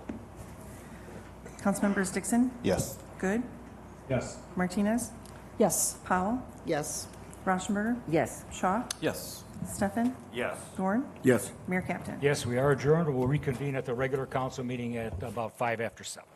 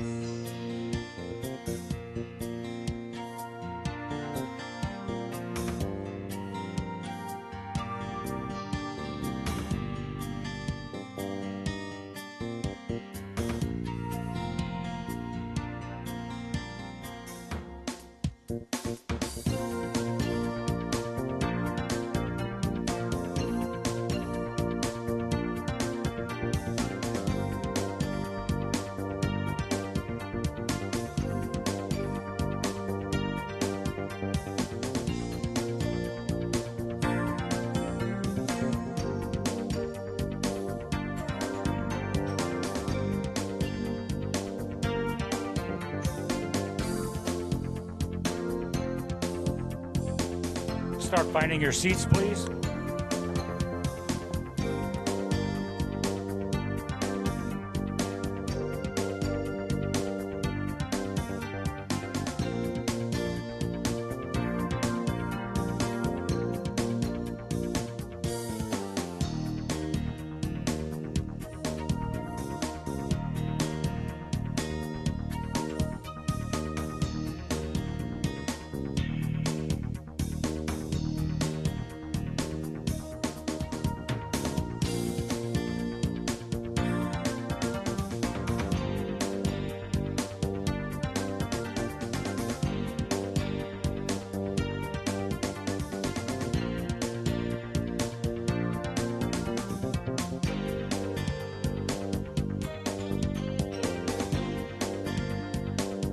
For the Elgin City Council to order, please stand and join me for the Pledge of Allegiance.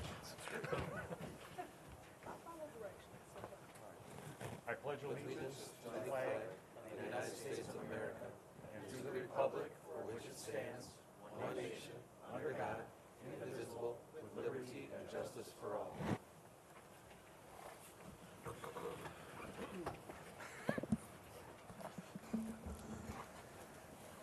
Will the clerk please call the roll? Councilmembers Dixon, Here. Good, Here. Martinez, Here. Powell, Here.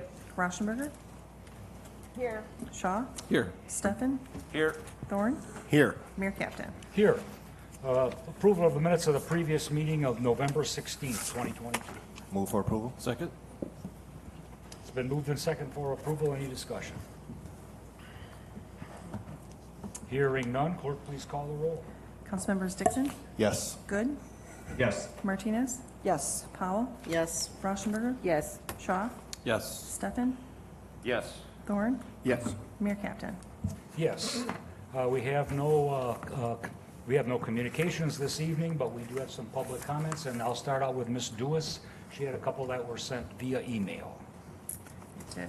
The first one is from Len Lempa. It says, "It has come to my attention that City Council and Parks and Recreation Department have been unable to understand that residents of the east side want to see the Lord's Park pool reopened rather than replaced by a kiddie splash pad. I am really beginning to think that this is just a matter of government and a department that is unwilling to do what it takes to maintain and operate this pool.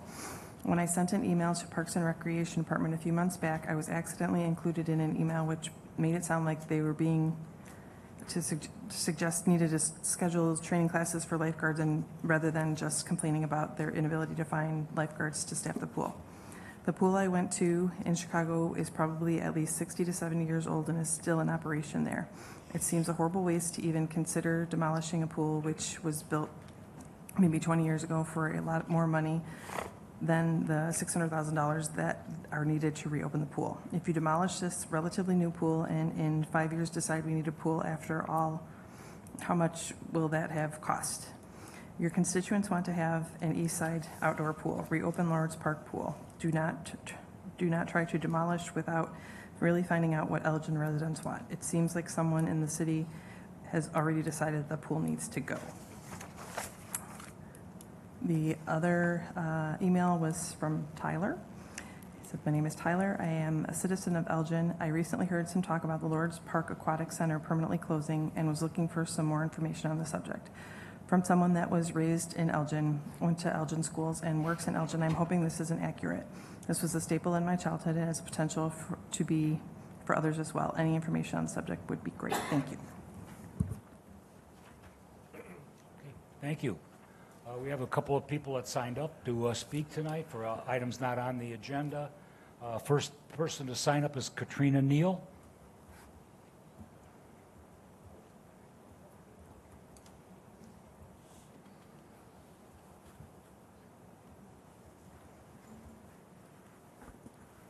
Hello, council. This is for not on the agenda, correct? Just making sure? Okay. Hi. So my name is Katrina, and I currently represent Elgin National. I am the VP of T-Ball. This is my first year on there, and I just wanted to talk to you guys about some of the sports and what I've come to realize since acquiring this role. As you know, Elgin is a staple. I am a product of Elgin, and my children are in Elgin. As you know, we have many children who want to go into sports, however, they cannot afford that. Elgin has many sports teams. We have the Elgin Bears, we have Elgin National, we have the West Side, we have the Elgin Sharks, which is a running team, and we even have a BMX team on the other West Side that a lot of parents don't know, and the ones that do cannot afford. I am proposing, as you guys talked about budget, that we set aside money for subsidy for these programs. J.B. Pritzker this year in May gave $114 million to the state of Illinois for youth intervention, a grant called an anti-violence grant. Again, and then in August, he gave $100 more million. However, there's some red tape with this program. This program only allows youth that are for mentoring, employment, skills, life skills, assistance with education, and as well as like other activities that promote positive engagement for high-risk youth 11 to 24. That misses a whole genre of our kids that are 4 and up, or 4 to 11, right? As well as the red tape that our sports aren't considered a part of this program, so we don't qualify for these grants. So I'm asking that the council, as we talk about budgets, set aside where I know you already give money to the programs, and we appreciate that, trust me. But these are that won't come out of the sports budget. These are for people like me who have 3 children, and I am unable to put only one into sports, right? I'm only able to afford one sport. I can't do multiple sports. So it wouldn't be just paying for these parents, but putting aside maybe if it's 50, if you qualify, where now it subsidizes your program by 50 and it still gives the money to the programs. And that's it. Okay, Thank you. Thank you. Mayor Captain. Ms. Can I Powell? Can I just mention something? And I know some people are probably thinking that we do have the youth sports grants that come through the Parks and Rec Foundation, but those grants are only for City of Elgin parks and recreation programs. That does not cover what she's talking about. That does not cover the National Little League, Continental Little League, baseball, Elgin Bears, rugby, any of the other number of youth sports programs, the Sharks, who come here a lot, they're real successful. It does not help with those programs. So I just want to clarify that because I know some people are thinking, well, there is money for that. There isn't money for what she's speaking about. Thank you. Mary Sheshgreen and Sherry Liskey. Mr. Dixon. Yeah, thank you. I would actually just ask, since we're having this conversation and we can't wait any longer, is say the city manager Kozel maybe to direct staff to begin looking in some supplemental funding for these types of organizations to see what the possibilities are, to see what the landscape is first off and what's being offered or what's available, but then to see if any of the funds that we're discussing tonight could help supplement those programs. As any public comment that's directed to the council for consideration, staff will typically research the issue and provide information back to the council. Whether we will be able to do the research and come up with recommendations in time for the adoption of the budget on December 21st, I'm not certain about that. We'll do what we can to see, talking through and getting more information to identify that. It's kind of a tight deadline in that regard, though, but we will be able to take a look to see what the greater needs are, what the cost that would be in the community, and get back to the council on that. Okay, and just as a, I guess maybe as a clarifying question, when it comes to the funding that we already provide, which some of it comes through the foundation, maybe an option would be to take some of those parameters off so that it could not just only serve the the Elgin sports leagues, but also some of these private leagues that we're talking about. So just as an idea. No problem. And my Yeah. guess is when Maria Campata and her staff begin looking into that and reporting back on the existing programs that we have and what might potentially be available, I'm sure that that foundation will be part of that as well. Yeah. If it's Okay. permitted. Cool. Thank you. Okay. Hi, good evening. I'm Sherry Liskey, a resident of Elgin and a member of Fox Valley Citizens for Peace and Justice and Occupy Elgin. We would like to express a collective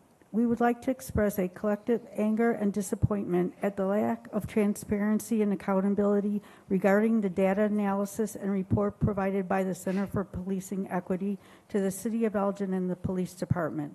This analysis was available prior to the Community Task Force on Policing doing their year-long work involving hundreds of discussion and prep hours, as well as hundreds of thousands of dollars, but it was not provided to them. One of the findings was there was a significant racial disparity related to the use of force. Black individuals were 11.5 times more likely to have force used against them than white individuals. Based on this one finding alone, would the discussions and recommendations have been different? Would the community input and listening sessions have had a different focus? The suppression of this data analysis was an affront to the community. Some of the questions going forward are, how can the community trust the leadership to provide credible and timely information regarding police practices? Can the community be assured that public safety is based on principles of equity and not mired in racist practices? And lastly, is the City of Elgin ready to shift resources and concentrate on the upstream factors which make the community a safe and more equitable environment? Thank you. Thank you. Hi, thank you for this opportunity to speak. I'm Mary Shusgreen from Fox Valley Citizens for Peace and Justice. I want to echo what Sherry has said about the way that the report from the Center for Police Equity was handled. And I also want to affirm that Sherry Liskey speaks for our Peace and Justice group. We are in no position to speak for the African American community or the Latino community, of course. And we recognize how important it is to have statistical information as well as anecdotal information. But it seems to me very much that the withholding of that report from the Center for Police Equity must have been deeply insulting to the African American community and the Latino community. I have heard over the years that I have lived in Elgin, my African American friends have shared with me stories about being pulled over by police for reasons that seemed trivial or dubious. And when they were pulled over, being questioned in ways that were hostile or strange. For example, one woman said she was asked, "Who owns this car that you're driving?" I'm a white person. I've never been treated this way by Elgin police. I've always been treated with respect and courtesy. And I've wondered why my African American friends had these bad experiences. So here we get this report from the Center for Police Equity, which affirms the lived experience of my African American friends and my Latino friends. As Councilwoman Powell said at a city council meeting when this all came out, this is what we've been trying to tell you folks all these years. So this report affirmed it. So what did you do with that affirmation? You buried it. Buried it for over a year, withheld it from the task force that was supposed to be studying police practices here in Elgin, and sought out a second statistical analysis which looks like, to me, it was sought out to obfuscate the findings of the original CPE report. So I'm very glad to hear, at least this was a rumor, that the City of Elgin has decided to reopen their relationship with the Center for Police Equity. Is that true? And I'm very glad about that, and I want you to know we're going to be watching. We're going to be following this with great interest. We see it as a matter of racial justice. Thank you. Thank you. We brought our buddies here to stand with us. Okay. Cheryl Caperd? My name is Cheryl Brimbach-Hayford. I'll take my mask off to speak. I came here tonight, I live here in Elgin, I came here tonight to stand in support of the previous two speakers. However, when I arrived, I realized I met Tom Armstrong, the Sustainability Chair, in the hallway, and he let me know of the sustainability initiatives on your budget discussion. I want to stand in support of those, strongly in support. I'm so grateful that you're returning to the commitment to produce an Elgin Climate Action Plan. I am co-chair of Elgin Area Climate Action Now, and at our last meeting, this was a big concern of ours, that Elgin needs a climate action plan, both for accountability and for initiative going forward. I love all of the initiatives that were on the screen that you're going to put money toward. If you don't put money toward it, as Councilwoman Powell said, it may not happen. And so I really appreciate the concept of putting money toward these things. I also want to say that as you work on sustainability, it is possible to chew gum and walk at the same time, and you should work on homelessness, housing affordability, first-time homeowners assistance. I am very sad to see that turned down this evening already. It's a crucial issue for our town. Thank you. Thank you. Okay, the other two people have signed up for items on the agenda, and we will get to you when that item comes up. Okay, brings us to bids. The first item is bid number 22-057, Phase 2 LED Streetlight Conversion Program. Mayor, make the motion to award the bid to Electrical Resource Management in the amount of $1,436,500. Second. Been moved and second for approval. Any discussion? Mr. Dixon. Yeah, I just want to point out that this program is something that, well, not this program, but this project speaks to the sustainability of it all and the conversation that we're having with the LED lights and changing all of those throughout the city of Elgin, that this was a huge project done by a minority-owned organization too, as well. So I think it just hits on several different levels. So I just want to point that out for those who may not be aware. Mr. Shaw. And I would point out this one actually has an ROI too, so it's a good project. You just got to say something, don't you? Okay, anything else? Clerk, please call the roll. Councilmembers Dixon? Yes. Good? Yes. Martinez? Yes. Powell? Yes. Rauschenberger? Yes. Shaw? Yes. Steffen? Yes. Thorne? Yes. Mayor Captain. Yes, motion's approved 9-0. Item 2 is bid number 22-058, Phase 2 LED Streetlight Conversion Program Installation. Yes, Mayor, I'd make a motion to award a contract in the amount of $339,450 to H&H Electric Company. Second. Been moved and second for approval. Any discussion? Hearing none, clerk, please call the roll. Councilmembers Dixon? Yes. Good? Yes. Martinez? Yes. Powell? Yes. Rauschenberger? Yes. Shaw? Yes. Steffen? Yes. Thorne? Yes. Mayor Captain. Yes, the motion's approved 9-0.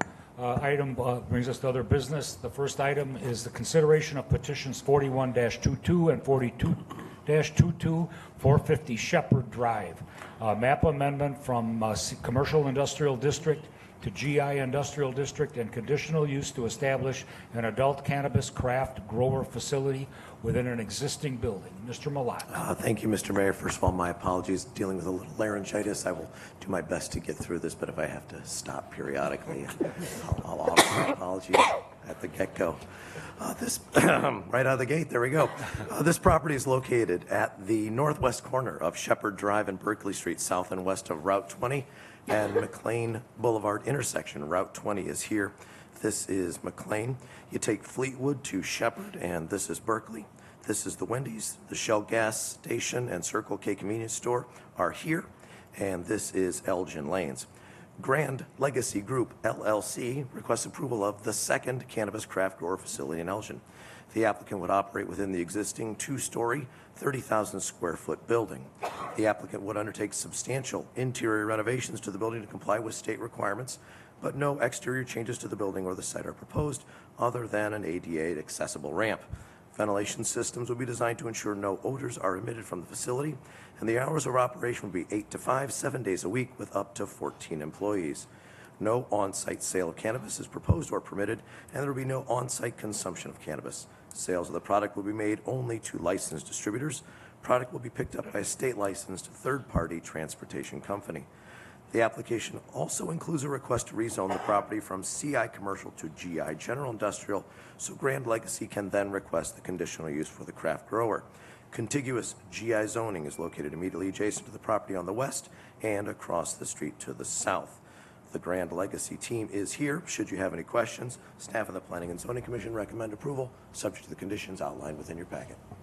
Move for approval. Move for approval. It's been moved and second for approval. We do have one person signed up.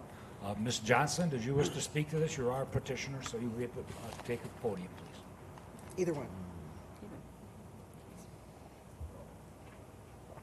Gonna catch his germs. Good evening to the mayor, to the members of the council, to other city officials that are here. Thank you for allowing us the opportunity to speak.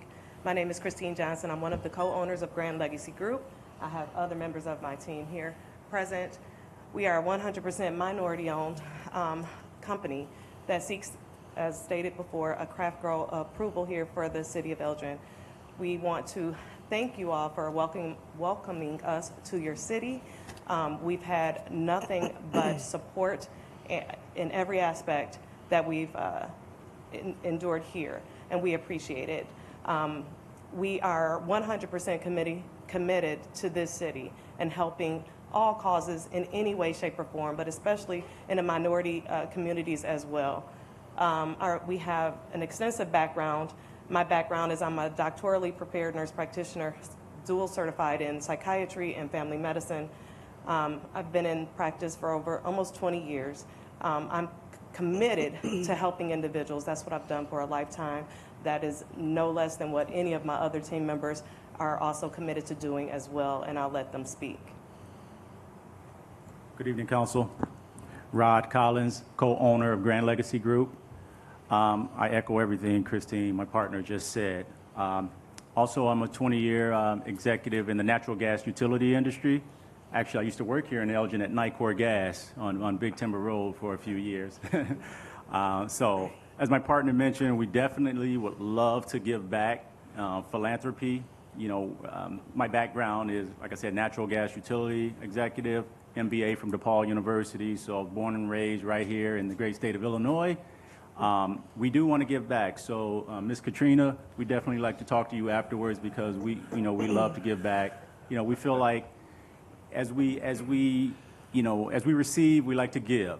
And the more we give, the more we receive, the more we receive, the more we give. So it's a perpetual cycle of just philanthropy, and that's what we're all about. So we definitely like to partner with you in that regard, and we definitely like to give back to any of the nonprofit organizations that the city of Elgin is passionate about. Thank you. Thank you.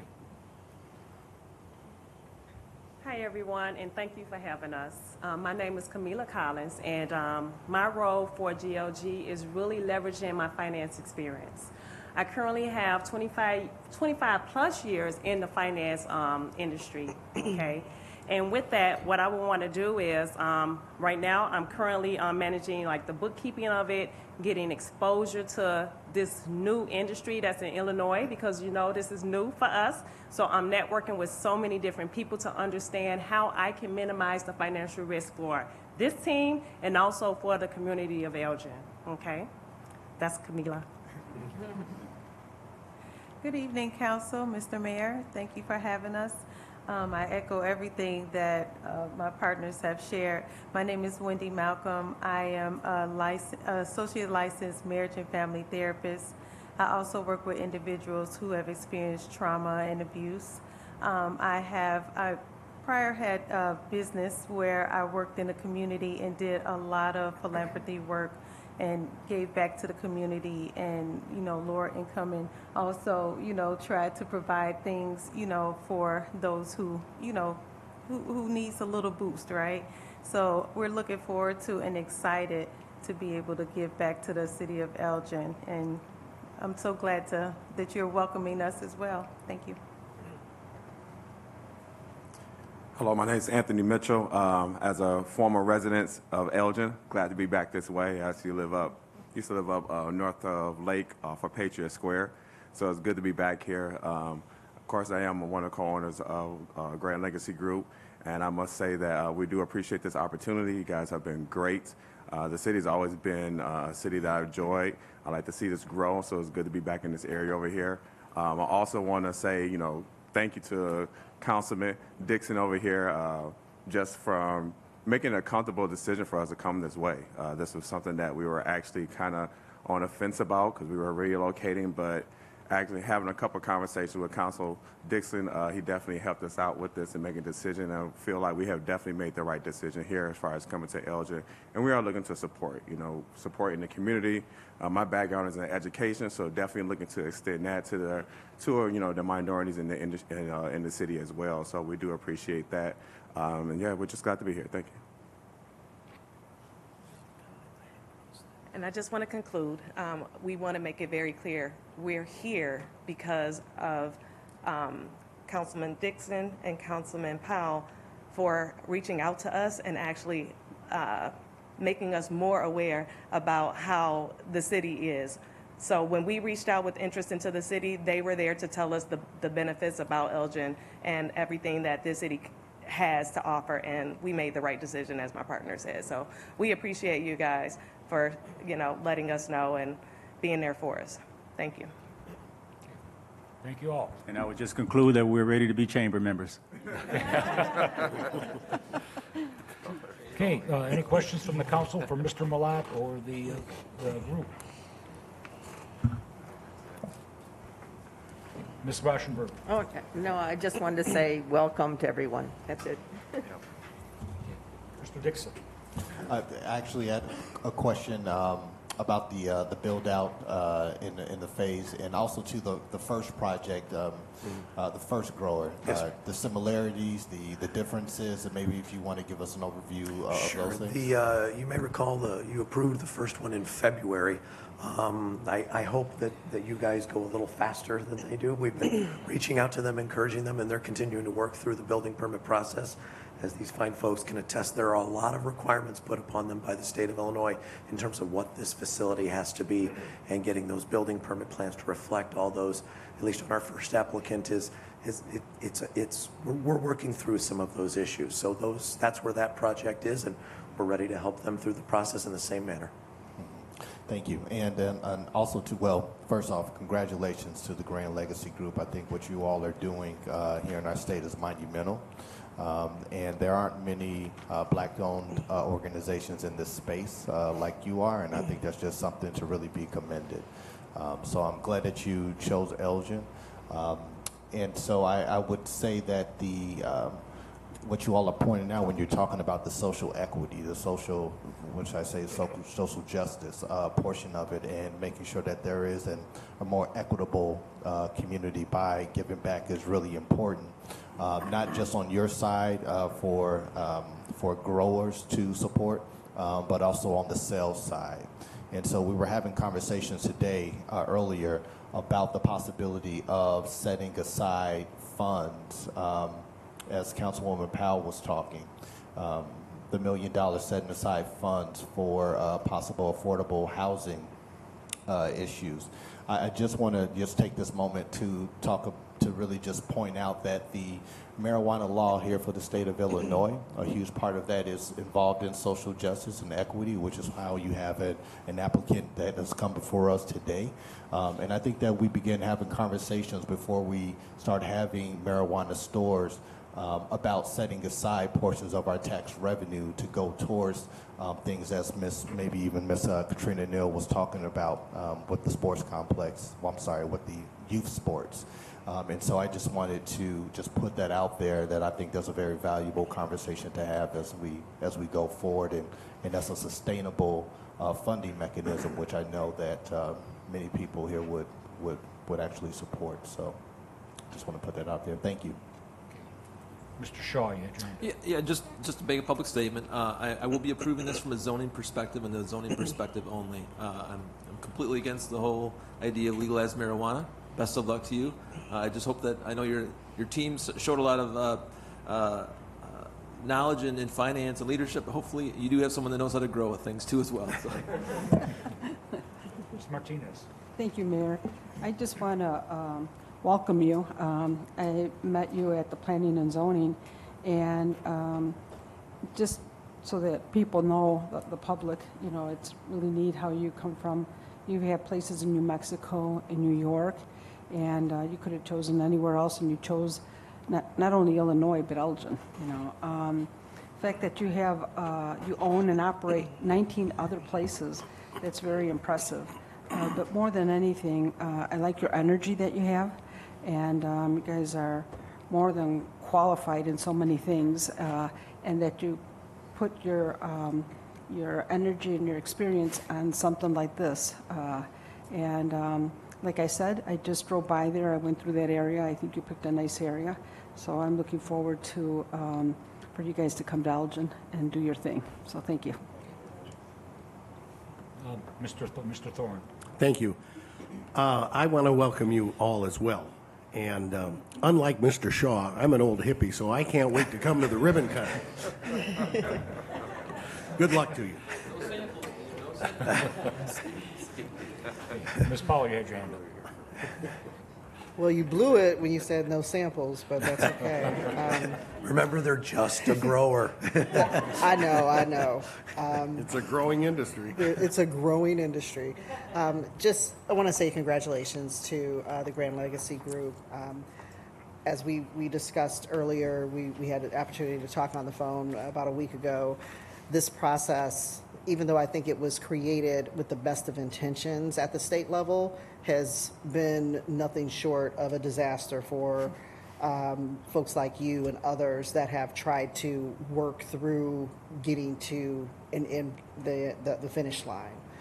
So I congratulate you to get, in getting to this point, and for choosing Elgin, because I think we have a lot to offer here, and I'm excited, and I'm sure I speak for my colleagues that we're excited to have you come here, and your commitment that you've already stated about giving back and contributing in our community, because I think that's what Elgin is about, and we would definitely be taking you up on that offer. So I look forward to you opening, and I'm also glad to hear all the great things you had to say about working with our team. So thanks to our staff for helping you through this process and being helpful. Like I said, this has not been an easy process, unfortunately, for growers, for dispensaries. We're still struggling with trying to get dispensaries here, but I think we're close. So hopefully you'll have some local dispensaries to be able to actually sell to. That's the goal. And that even makes what you're doing more sustainable, because we've talked a lot about sustainability earlier today. So I definitely will be supporting this petition, and look forward to you moving to our community. Thank you. Anybody else? Mr. Good? Thank you, Mayor. I would just echo what everyone said. Welcome to the community. I came from a horticulture background, so it's impressive what y'all are going to pull off in this square footage. Welcome to Elgin. Mr. Dixon. I also just want to thank specifically Mr. Tony Lusinko of the Elgin Development Group. Upon making the connection with Anthony here, Tony was the first person I called, and Tony connected with them immediately and has been super responsive in helping them just along in this process. And so I think that needs to be something that's pointed out, because if we didn't have an entity like our chamber and then Tony Lusinko with the Elgin Developmental Group, this might not have moved as quickly. It wouldn't have moved as quickly as it has. So thank you, Tony. I appreciate that. And also let me just say thank you to Demir. And I'm not going to say his last name because I might butcher it. But Demir also was very instrumental in being very clear about what needed to happen, and to Mark Malasso, to your entire department too, for just helping this applicant along as quickly and as efficiently as you have. So thank you both for all of your work, and Demir, wherever you are listening. Okay, anything else? Oh, congratulations. That's offering a brand new business, and we love to see new businesses come to Elgin and bring something different to the community. And hopefully we'll have others. No offense. Everybody needs competition once in a while, so that would be a good thing as well. Clerk, please call the roll. Councilmembers Dixon? Yes. Good? Yes. Martinez? Yes. Powell? Yes. Rauschenberger? Yes. Shaw? Yes. Stefan? Yes. Thorne? Yes. Mayor Captain? Yes, motion's approved 9-0. Congratulations. Congratulations.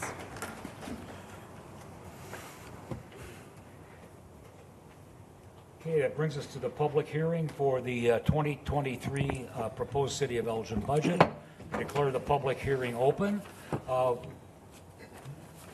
Yep. It's an opportunity to speak to the budget for the public. Yes, yes it is. I actually want to say thank you to them. I think that is awesome. I don't know if you heard key words. We had a trauma nurse, we had mental health, we had an educator. And we're talking about philanthropy work that they're willing to do.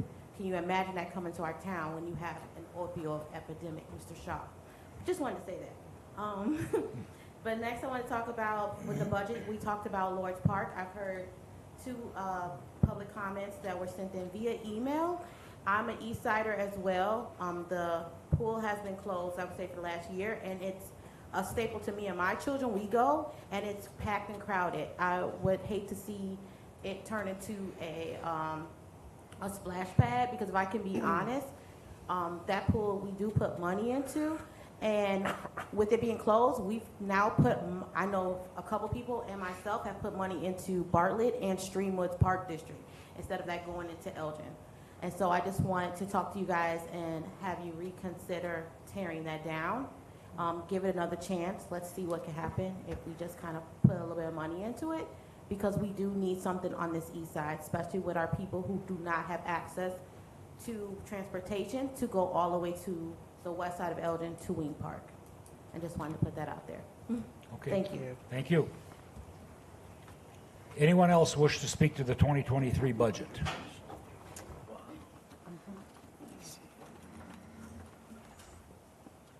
Anyone else in the audience wish to speak to the 2023 budget? Opportunity. It's knocking. Okay, the council will have some opportunities to do that as well, but if you want to speak at this time, Thank you. that's, feel free.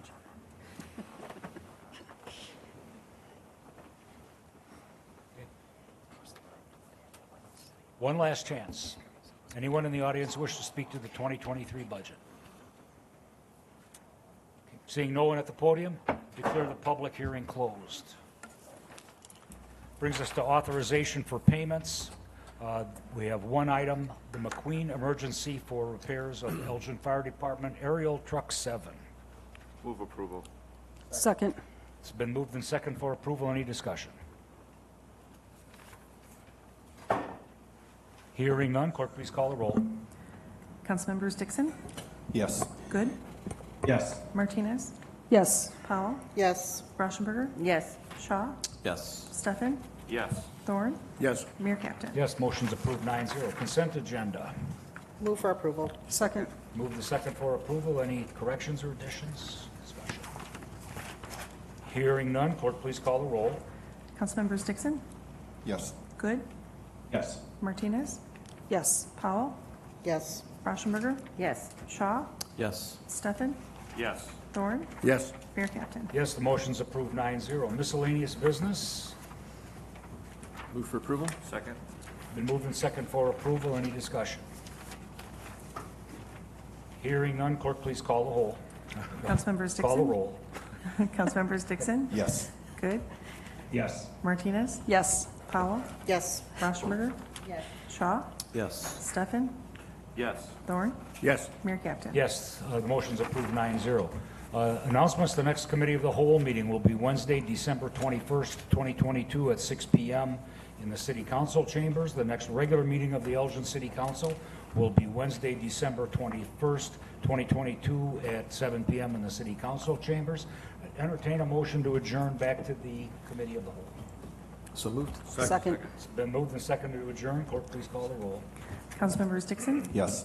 Good, Yes. Martinez, Yes. Powell, Yes. Rauschenberger, Yes. Shaw, Yes. Stefan, Yes. Thorne, Yes. Mayor Captain. Yes, we are adjourned. Entertain a motion to reconvene the committee of the whole. So moved? Second. Second? It's been moved and seconded. Clerk, please call the roll. Councilmembers Dixon, Yes. Good, Yes. Martinez, Yes. Powell, Yes. Rauschenberger, Yes. Shaw, Yes. Stefan, Yes. Thorne, Yes. Mayor Captain. Yes. Mr. Manager. Thank you, Mayor. While we're waiting for the screen to go up, the remaining items concern two initiatives for cultural arts and special, three remaining items, excuse me. Two items relating to cultural arts and special events. One, the aforementioned housing and homelessness, shelters and land acquisition, and then also potential discussion regarding the reopening of the Lord's Park pool. For clarification, the reopening of the Lord's Park pool has been budgeted. This is an item for consideration as to whether there's any interest in delaying the reopening while there's discussions about potential alternatives. But again, cultural arts and special events. Councilmember Powell, I'm going to put some of the burden on you because Ms. Harris and Kate O'Leary are out of town at an event, not an event, excuse me, at a seminar that's gauged to help them manage special events in the future, particularly with the unfortunate new dangers that occur when we have gatherings of people in the public. So they're out on the road doing work in anticipation for next year. So we have neither Amanda nor Kate to talk about the initiatives for additional festival park programming in the amount of $375,000 and the special events city co-sponsorship program in the amount of $125,000. For reference, the festival park programming in the amount of $375,000, as we heard before, contemplates 3 additional concerts and 1 additional evening of fireworks. The special events city co-sponsorship program in the amount of $125,000 is a new initiative for applicants who wish to apply to the city for some type of in-kind and financial support for large events on city property.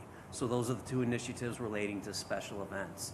And up until this point, if I'm correct, I'm looking at Deb, I think that there has been $560,000 in allocations that have been removed from the budget's recommendation to make $5 million in supplemental public safety pension payments.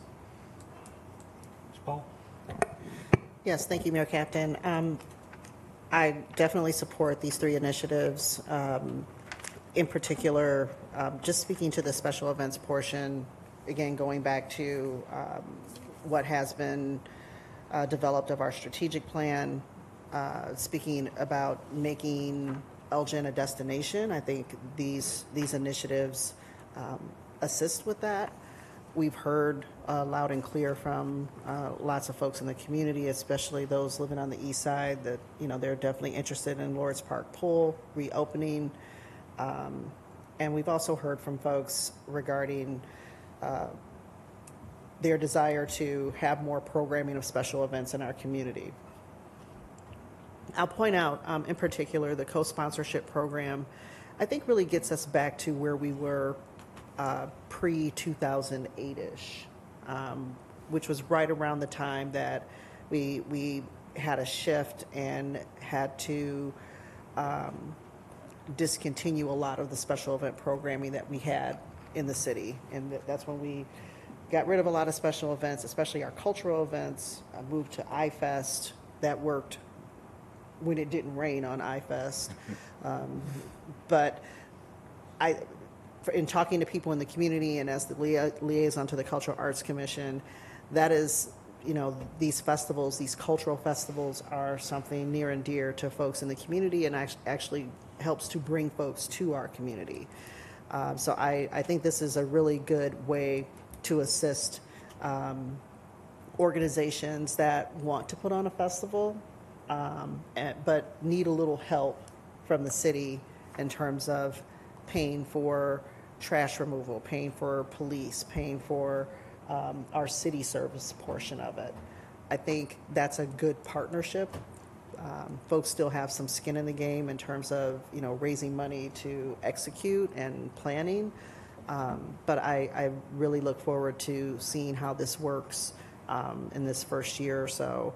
Hopefully we have a lot of folks come forward and want to do events in Festival Park, because it is Festival Park and we need to have festivals in Festival Park.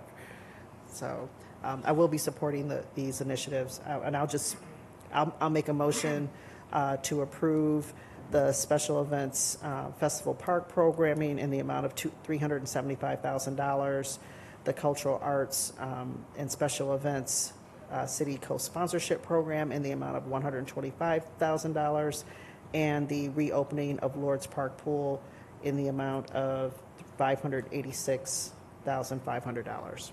Excuse me, Mr. Mayor.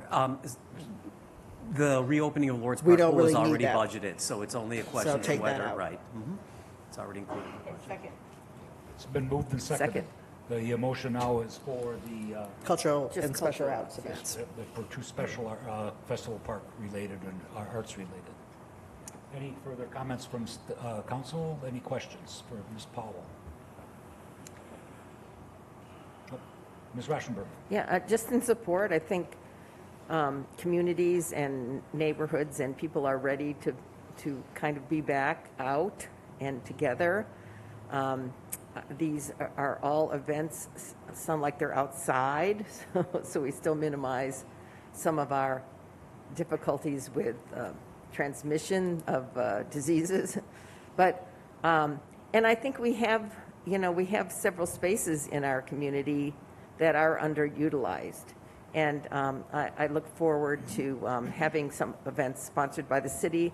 And I do think it's a great idea that sometimes the community, a certain cultural grouping or people with similar likes and needs would have bring their own event here.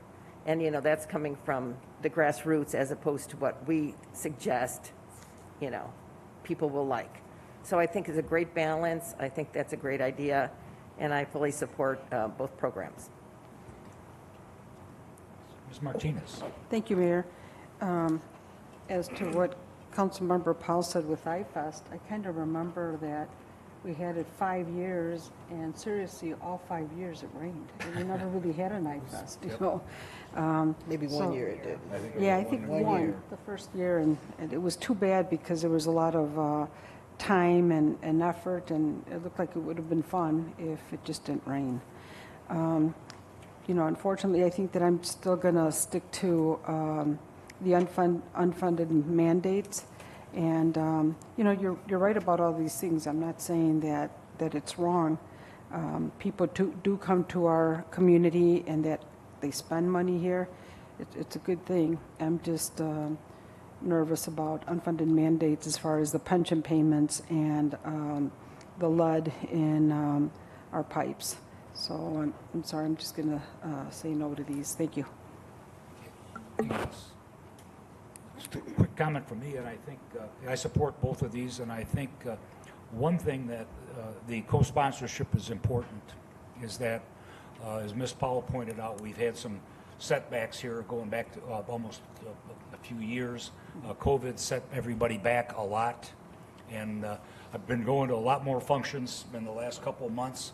But one thing that happened, and I think that the co-sponsorship will be able to help, is that groups that were doing something lost momentum. And they lost the people that were helping them, and they now may not have funding sources to be able to do some of the events that they wanted to do. And I know that we had, there were some theater groups doing plays in the park with small things like that. And those things lost momentum, and it's hard to get that started again. And this may be a way to put some seed money in to do that. So look forward to supporting these both. Mr. Shaw. Just a question on the co-sponsored event program. Would this funding go only towards the city portion of these events? Or would this be toward? I'm sorry. For the city co-sponsored sponsorship program, would the funding and the grant money to these different organizations hosting a group, would this only go towards the city portion of an event, or would this go towards above and beyond that as well? It hasn't been completely fleshed out, but there's an understanding that it would be a combination of financial and in-kind assistance. The $125,000 that's being recommended is part of this. It would include the budgeting, that would include labor that would normally be supplied. Maybe that doesn't. It's 125, and if that involves city labor that we would otherwise have to pay for, it would be drawn from that $125,000. Okay. If there wasn't city labor required, it still contemplates a potential cash contribution for whatever system is there, but that has not been completely vetted. Anything else? Ms. Powell? So just to maybe address, I mean, it could potentially, as we flesh this out a little bit more, help pay for staging if someone needs help. Right. I mean, because staging is not cheap. Like if they're planning some type of event that requires a stage or something like that. So good question, and obviously we can look at that, as that's put together and finalized. Anything over $20,000 will require city council approval, and I think the sense is go out, test the marketplace, see what that type of demand is, and then staff will be coming back with recommendations pursuant to that funding in that program. Mr. Dixon. I seem to recall in the presentation that Amanda Harris did on these funds that there was a recommended amount for each event. Is that correct? I don't see that. I seem to have $15,000 in my mind for some reason. Okay, yeah. As she thought, I don't know if she just threw that out, or she thought that she had enough research that might be typically what she'd see. For each one, Yeah. right? So and if it we would get allow up, enough people to participate, I guess. right, and the reason why I point that out is because if it's 15 and we're doing 50, I mean that $125,000 goes away really quickly. The higher the amount that we allow per event.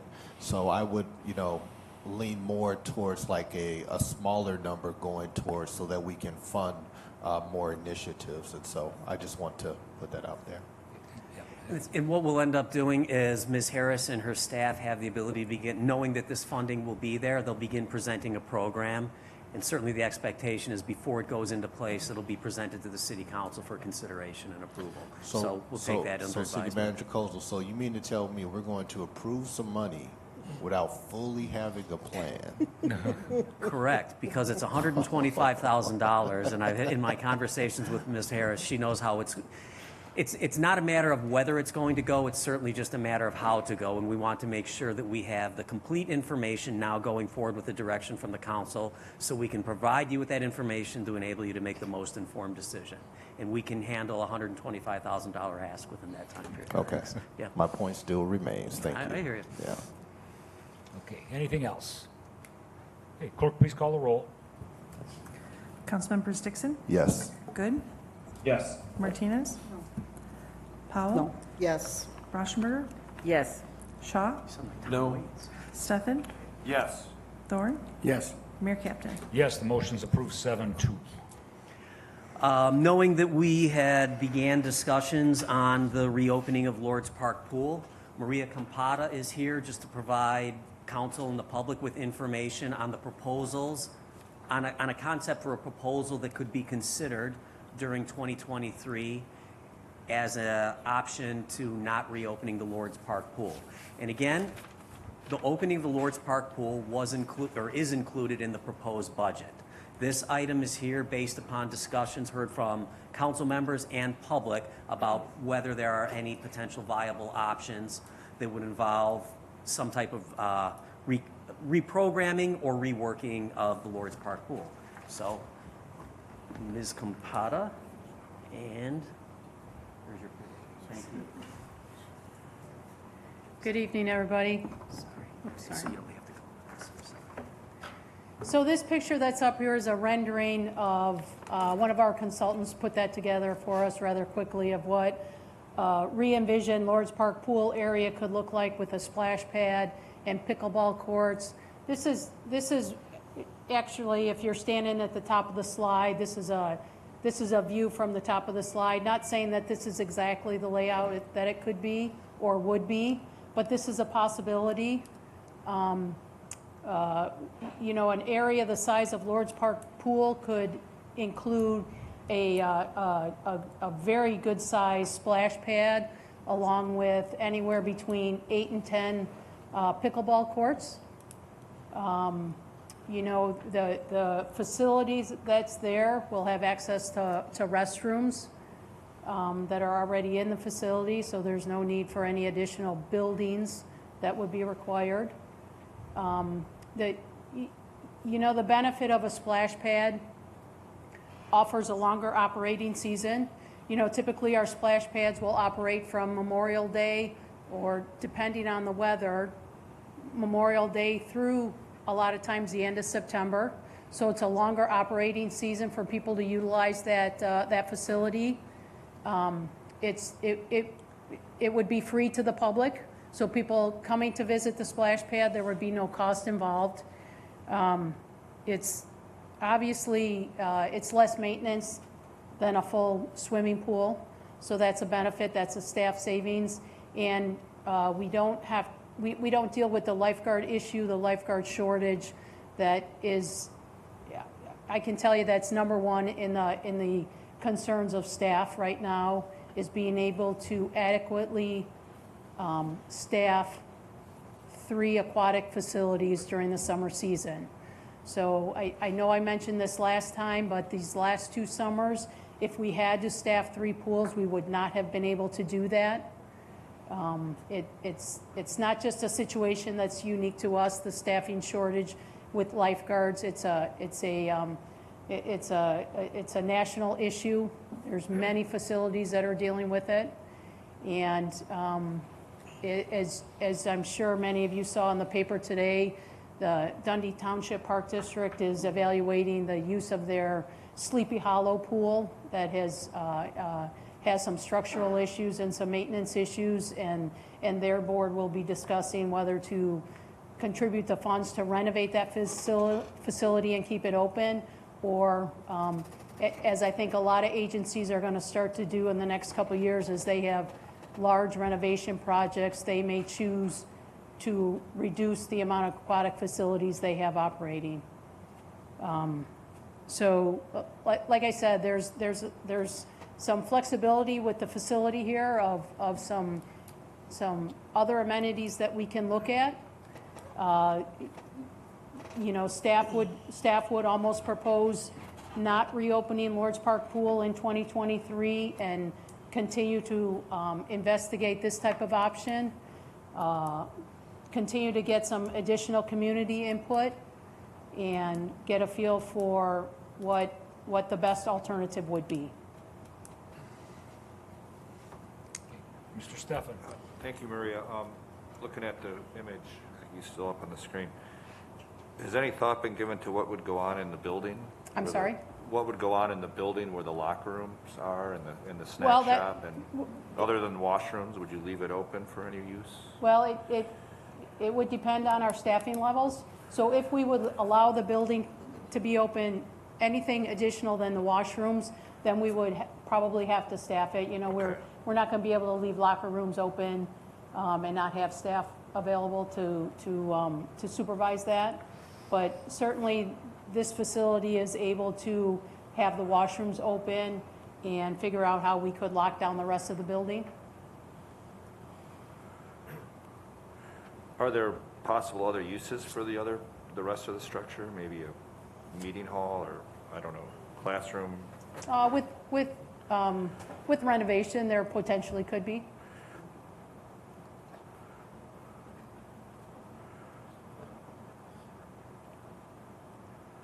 Thank you. Anything else? Ms. Rauschenberger. Excuse me. So I am personally leaning toward the idea of leaving it closed this year and doing a neighborhood assessment of what they would like to see. I mean, maybe we have to put some funds forward to maintain the buildings or whatever. But I think it could be that there is, that the neighborhood would prefer to keep a pool. I'm not sure. And so I guess if I don't want to put funds in this year if, in fact, a splash pad is, likely. As you said, for the cost, number one, there's no cost to use a splash pad for the neighborhood families. And, it's a longer period of time to have it open and available for families to use. So, but, I'm not sure. I do hear both sides that, people do like pools. I think it's also important for kids to learn how to swim. But on the other hand, we do have 2 other facilities. So I guess I'm going to support staff recommendation to spend a year asking the community what they'd like. So one benefit of doing that approach is we can then evaluate next year and see where our staffing levels actually get to. Yeah. So if we get through into the 2023 season, right, and we know that we can actually staff 3 pools, then that's a easier opportunity, depending on what the community input would be. Right. I'm just reading about the 2020 here online about the whole country has a scarcity of lifeguards. At that 20 years ago, similar things happened, and they actually brought people in on J-1 visas to work at pools to be lifeguards. I know there's also, I don't know if you do this, there had been the suggestion that you provide a class at the high school or somehow let high school. You do that? We work with both of the high schools in providing that training during their PE classes. Right, okay. We do. And I do know it's a very important job. My daughter was a lifeguard for about 4 years at Lord's Park, and I know she took it very seriously, and they had a lot of training and a lot of testing about, she always talked about the baby drop and, having to be aware at all times. So it's an important job, and we do need good people to do it. But I'd rather wait a year and not spend money needlessly and change our mind halfway through. Thank you.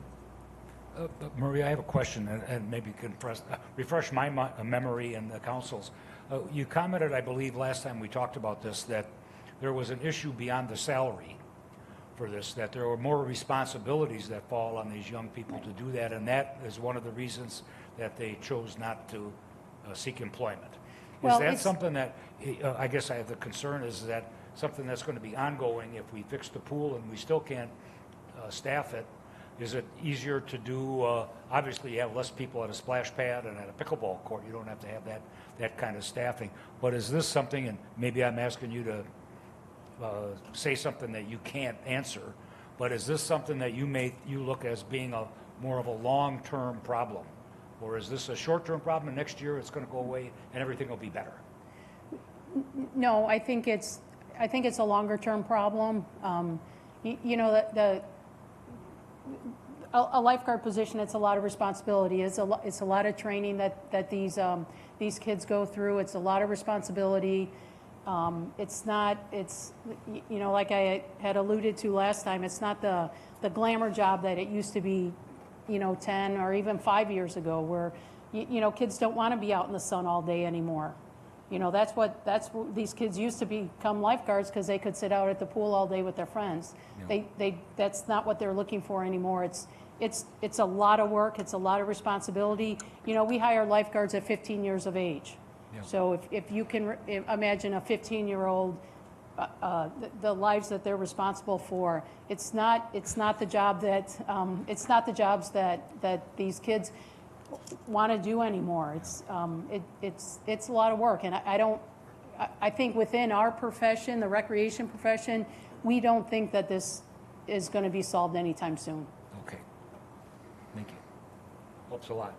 Ms. Martinez. Thank you, Mayor. Hi, Maria. When you say that you work with the high schools, can you elaborate on that? How do you work with them? Well, we've worked with the PE departments. They now offer lifeguard training classes within their curriculum.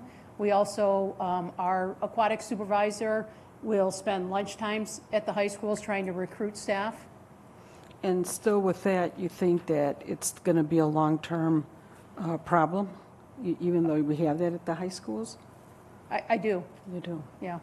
Because I kind of like the idea that Councilwoman Rauschenberger was saying was to wait and to assess it, because it is the repairs that are needed. It's an old pool, but I would rather put money at Lords Park Pool because it's something that's open for, I think we said like roughly 60 days or something of the year. Beginning of June till early August. Early August, yeah. And, but in this case then, I would like to wait to see what the community says and not only say that this is what they want, but find a solution for this. So, thank you. Way down here. Ms. Powell. Yes, thank you, Maria. Can you elaborate a little bit more on your recruitment process? I know you said that you work with, I think you said specifically maybe 2 schools, or maybe is it the whole district or multiple districts? Is the focus in terms of looking for lifeguards just at high school students? Is it college students? Is it just people over 18? I mean, because obviously if there's a challenge or a shortage, and as you point out, it's a lot of responsibility. Have we increased I think you had mentioned before that we have increased the pay so that there's a little bit more money as an incentive to draw people to this job rather than, going and working fast food. So if you can speak to a little bit, Sure. That would be appreciated. So our proposed pay plan for 2023 does have an increase in the salaries for lifeguards. Though I'll be honest, if we even paid $25 an hour, I don't know that it's a position that these kids are drawn to anymore. Regarding the schools that we work with, primarily we work with Elgin High School, Larkin High School, Elgin Community College, Judson University. Those are primarily the outreach that we do in the area. Okay. I would just add, I don't know whether, it didn't sound like we work with Burlington because that's still part of Elgin on the far west side of Elgin. Burlington is a different school district, but a lot of Elgin kids go there. If you live west of Randall, that might be a possibility. Yeah, I know that's a concern. It's certainly a concern in my mind. It does seem, from a lot of the feedback that we've gotten from people that they want the pool. Has this concept been presented to folks in the community, in particular, folks that have an interest, the stakeholders on the east side? Have we had some community forums where we've talked about the challenges of hiring lifeguards, where we've talked about alternatives to the pool, specifically a splash pad and some of the benefits? Have we had those conversations with people yet? Not in a community forum, not in a public forum. The last thing we did was our your master plan? Our master plan public input meeting earlier in the summer. So this could be something specific to the aquatics at Lords Park.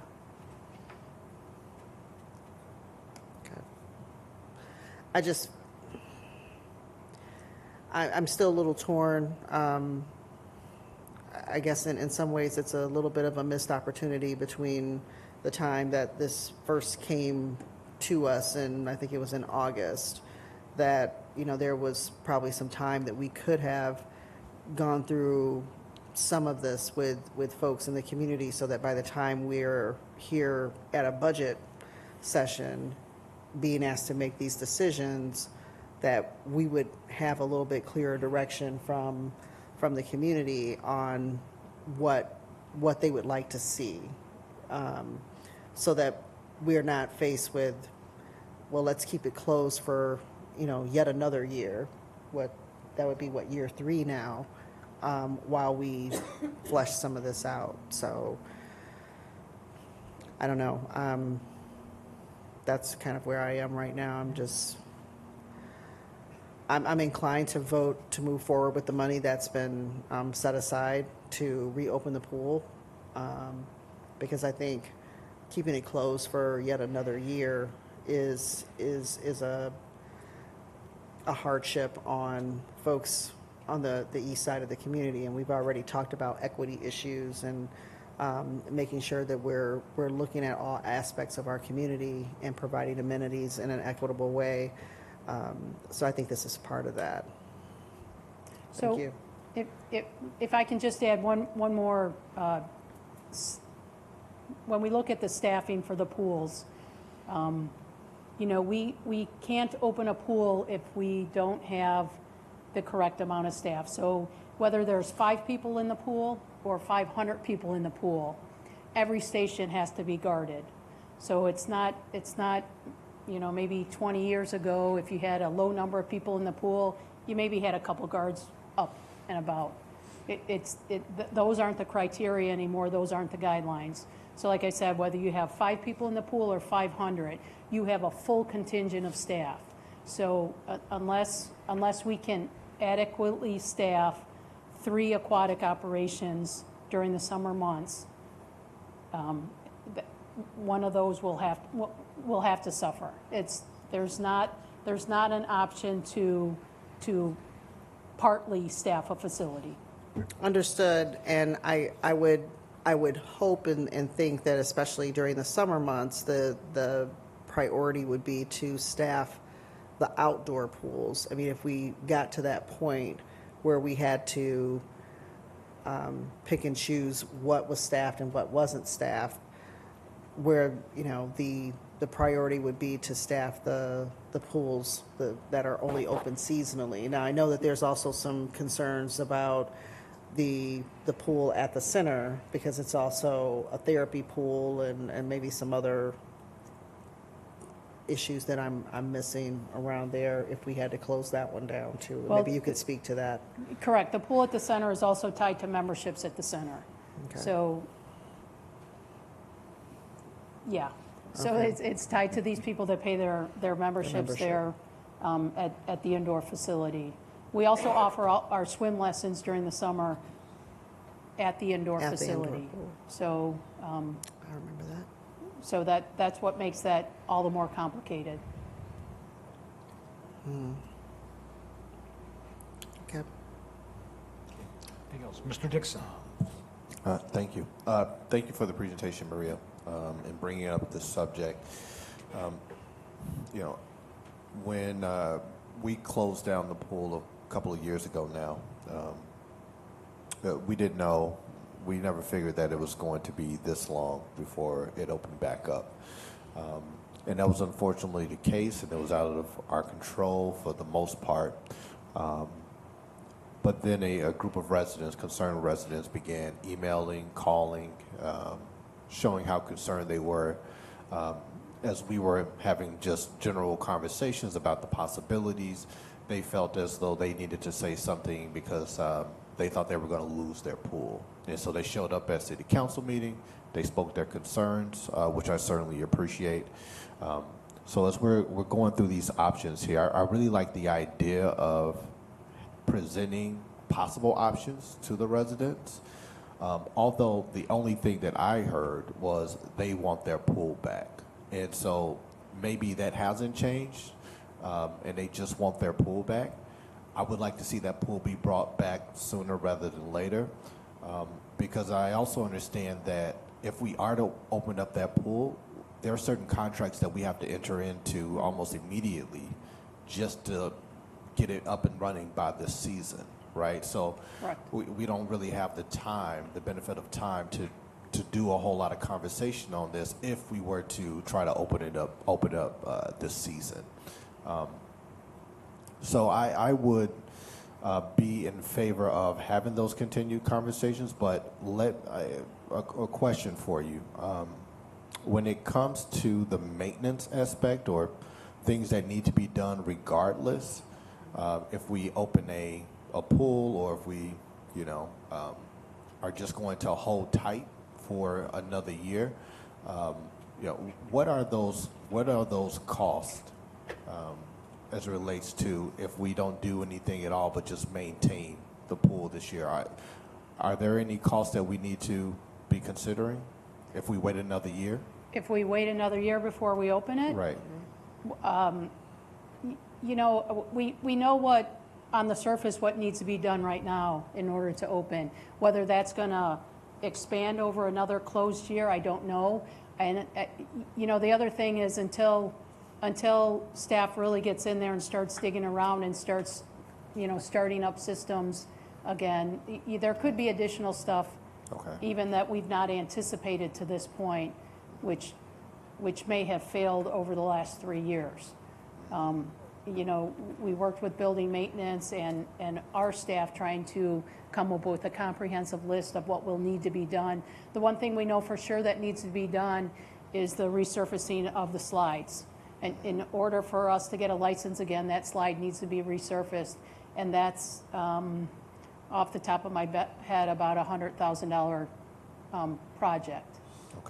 Okay, and that's included in the 500,000 that's being presented tonight. And then with another year, that's another year of possibilities, as you were saying, of things continuing to go bad because they're not being used or whatever the case may be. We're going to dig around and we may find some other issues, just as it relates to time. Question for you concerning the lifeguards. Seeing that it's probably not going to change in this generation as far as them younger kids wanting to be lifeguards. First, how do we determine how many lifeguards we need at a facility? And two, are there any, I'm just going to say, modern options when it comes to pooling as far as the setup is concerned that aids in not needing as many lifeguards outside of something like a splash pad? Just out of curiosity, that last question. So our lifeguard program is Jeff Ellis and Associates. So that's the lifeguard program that we operate under. They're the ones that come in and look at our facility and instruct us as to how many lifeguard stations we need to have. Okay. So the only way to lessen that is to shrink down your facility. With a facility like Lord's Park Pool or Wing Park Pool, we can't shrink down that facility right now unless we totally renovate it. So, the splash pad option does not entail the required lifeguards as a pool does. But once again, when you build your facility, your lifeguard association is working with you to determine where your lifeguard stations would be, how many lifeguards you need, how many you need up, how many you need down, how many you need on the deck. So those are all things that your lifeguard company works with you on. Okay. And if we were to go ahead and try to open this coming season, if we continue to also have those conversations with the residents about the other possibilities of what we should do with the pool long term, do you see that as a viable option, or would you just rather just not open it up per your recommendation and just have that conversation solely? So I have to tell you that, and I know I keep coming back to the same thing, but our concern with adequately staffing 3 aquatic facilities is way, way high. Okay. And my concern would be that we put this money into getting Lord's Park Pool up and operating, and come mid-May, we don't have enough staff to operate that. That is my number one top concern. And then we've invested those capital dollars, and like I said, we've estimated what it's going to cost. I don't know if that's going to escalate or not once staff gets in there and starts working on the facility, but if we invest those capital dollars and then we get to mid-May and we don't have the staff to be able to operate it, like I said, we just can't put a skeleton staff over there and call it open. We just can't do that. And even if we restrict hours, we shrink the number of hours, would that still the same problem? Okay, all right. I'm trying to find a way in. Trust me, we've explored all options. bet. Whether you're open an hour or you're open 6 or 7 hours, you still need the same amount of staff. Okay. All right. Thank you for your time. Mr. Thorne, at the end. Thanks, Maria. Being an old Elginite, of course, it's hard to fathom that the pool isn't open. So many people came a couple months ago and voiced their opinion. They want it open. We've had some emails tonight, people want it open. But you're in the toughest position of all, because if we vote to open it and you're not able to because of staff, what can we do? If we don't vote to open it, all these people are going to be upset with us. What is the revenue that the pool actually brings in? I am curious about that. I mean, you have pool passes, lessons charged, etc., programs. So in 2019, the last operating season was about $60,000. $60,000 it brought in? Right. And how is that compared to Wing? Lord's is usually about 50% of what Wing is in revenue and attendance. And I found it interesting that young lady earlier in the crowd tonight spoke that with it being closed, she chose to go to Bartlett instead of Wing. I'd like to ask her why, but at any rate, I'm torn between how to vote on this, because I really would like to see it open, and I feel that the neighborhood and the community deserves to have an operating pool. But I certainly don't want to vote for it under the constraints that you're faced with and your hindsight. I'm battling it at the moment because of that. I'm an old Elginite too. I grew up at Lord's Park Pool. I learned how to swim at Lord's Park Pool. None of these decisions are easy. No doubt, yeah. Thank you. Mr. Shaw. Yeah, Mayor, just make a motion to direct staff to hold off on opening Lord's Park Pool for the 2023 season, and do additional investigations whether the community wants that pool to be reopened in 2024 or different options has been presented. Second. It's been moved and seconded. I'll weigh in here, and I think just from what I'm seeing here, opening the pool is trying to put a short-term solution on a long-range problem. And the long-range problem is the personnel. And no matter what kind of money you put at it and throw at the pool or throw at all our water recreations, it can't fix that problem. So we have to try to address that. And you're required by law or just safety practices to make sure that we keep people safe. That's the priority of the council. So we can't shortchange the number of lifeguards or staff that are there to save money. And I don't think this is necessarily a money issue. I think we need to have the community discussion to look at these options that are being presented here. Is there something better to do? And I would ask the community then, we can't staff this. How would you do it? If I can't find the people, that's our dilemma. And it's not that we don't want to do this, but I can't, I honestly can't say I can support going out there and spending the money and then find out in May we can't get the people anyway. That's not fiscally responsible here. And if the question comes up, well, why didn't you open it? It's because we can't get staffing. And if you can't get young people to do this job, how would the community recommend that we do that? You know, I don't know if you can hire retired or senior citizens to do it and become lifeguards. I don't know if that's an option out there, but is there somewhere else to go? You know, and offer, it's now a $50,000 a year job for somebody. Is that the next step to be able to do that? I don't have the answers to that, but I think at this point, I believe we have to leave it closed for this summer and go back to the community and have this in-depth discussion of what the options are here. Just my opinion. Okay, Ms. Rauschenberg. Yeah. I just want to go back to the comments that I made, I guess it was 2 weeks ago, 3 weeks ago. Number one is, I think we need to, a lot of the people, as I say, I went to the open house for the recreation plan. And I knew most of those people. And I know most of those people don't go swimming in the Lord's Park pool. So I think we really need to spend part of this year getting a hold of families with surveys in the Spanish language and giving them options.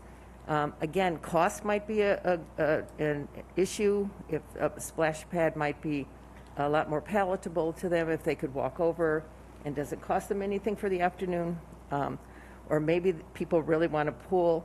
But I think we just got a very few people that have made this consideration. And I see the east side of Elgin full of families, and a lot of those families are Hispanic.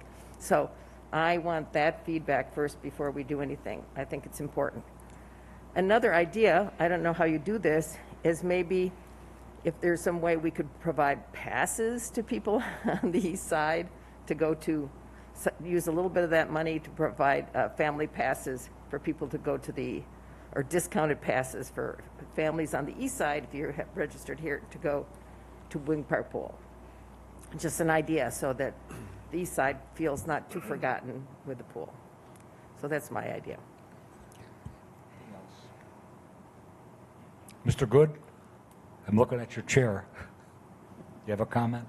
Thank you, Mayor. I understand the complexities of this one.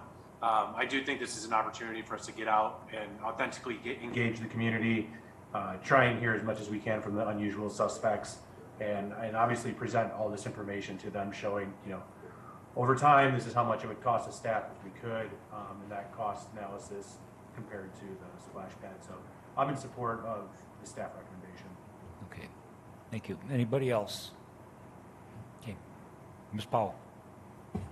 I guess I still didn't really get a response or an answer to why we didn't have this conversation with this community between August and where we are now, so that we'd be able to, we would have the information that we're talking about getting in the first quarter or sometime next year to be able to make this decision now.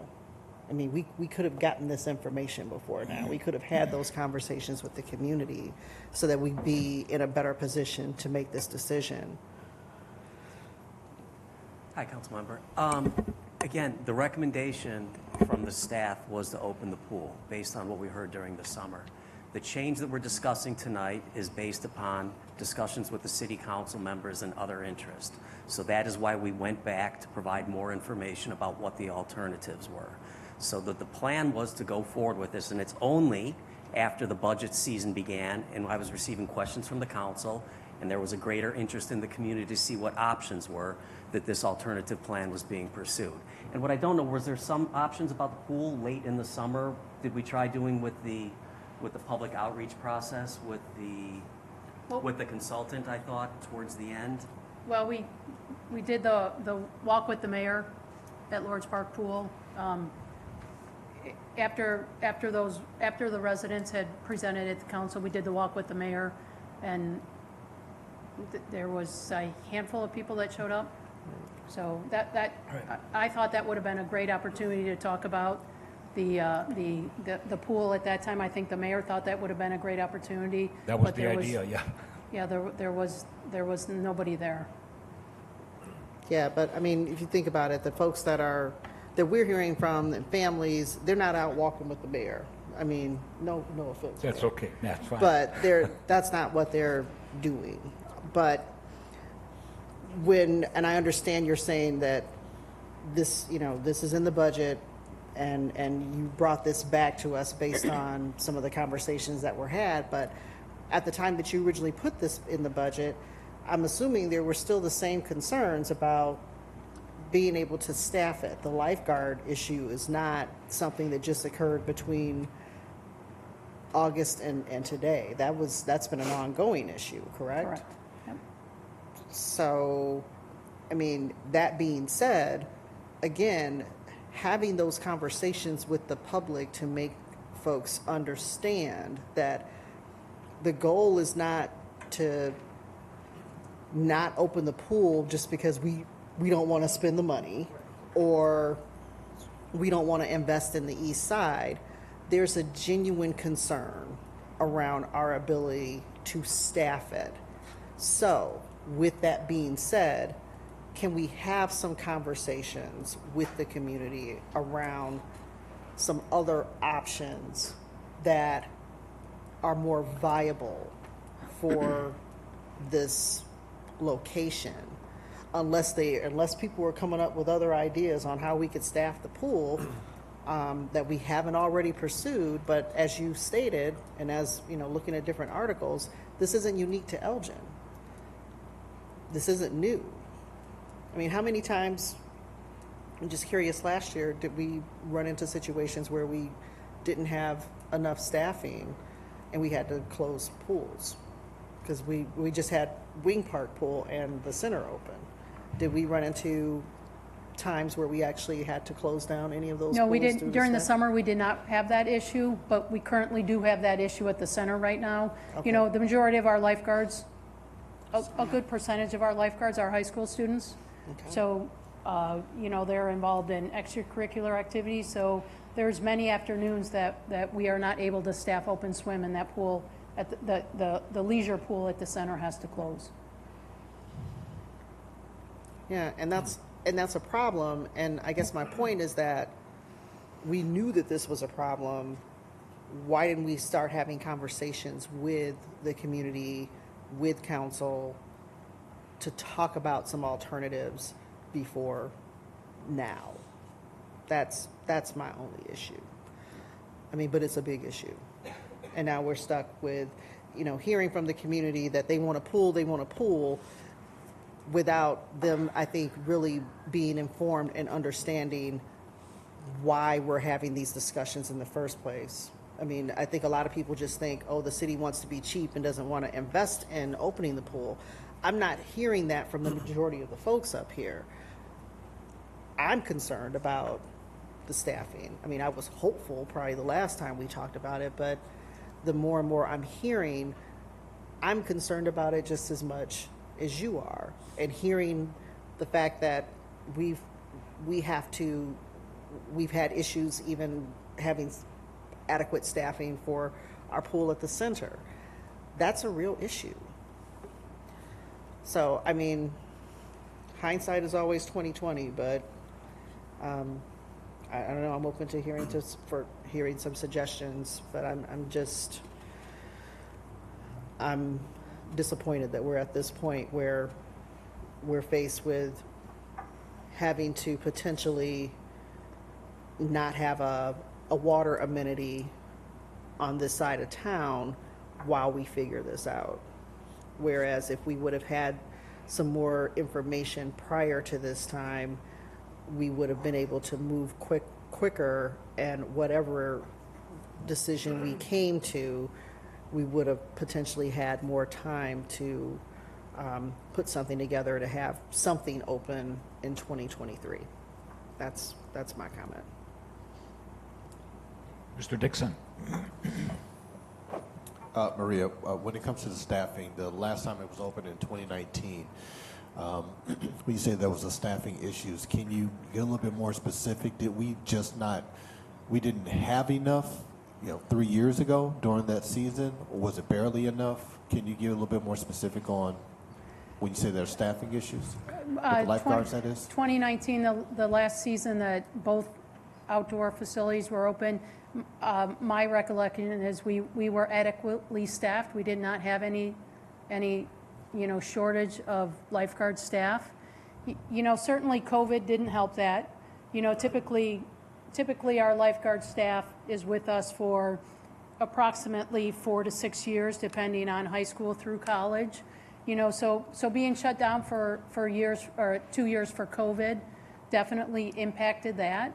But as we're coming out of COVID, and once again, not unique to our operation, all aquatic facilities are feeling the same crunch.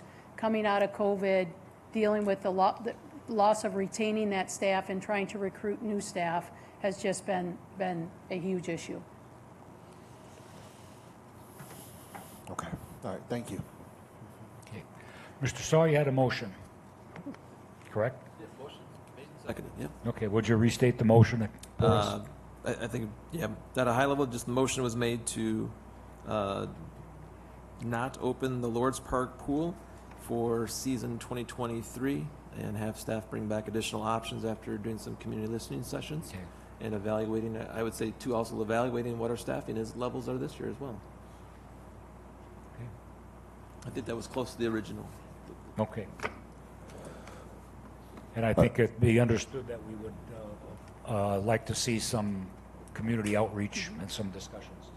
And one last thing, and I know the residents were concerned, and I believe that their concern was that they thought our concern was the money.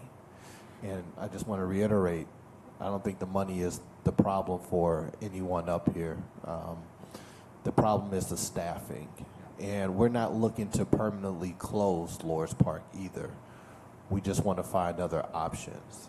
Now, I'm not going to vote in favor of this motion, not because I don't think that we should look at what the options are. I definitely do.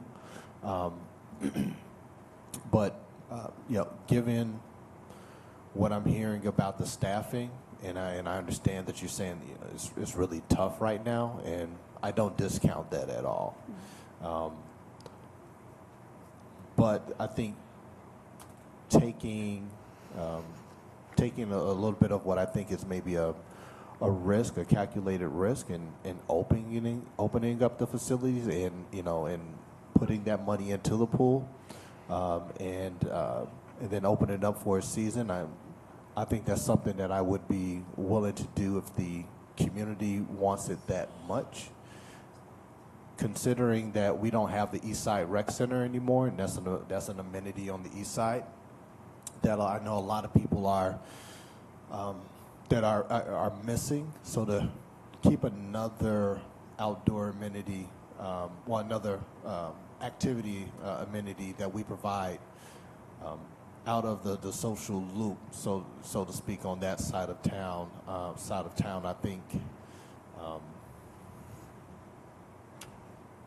may be more detrimental than we probably see at this point. So that's just me. So I'm not going to support this motion because I would like to see the pool open this season.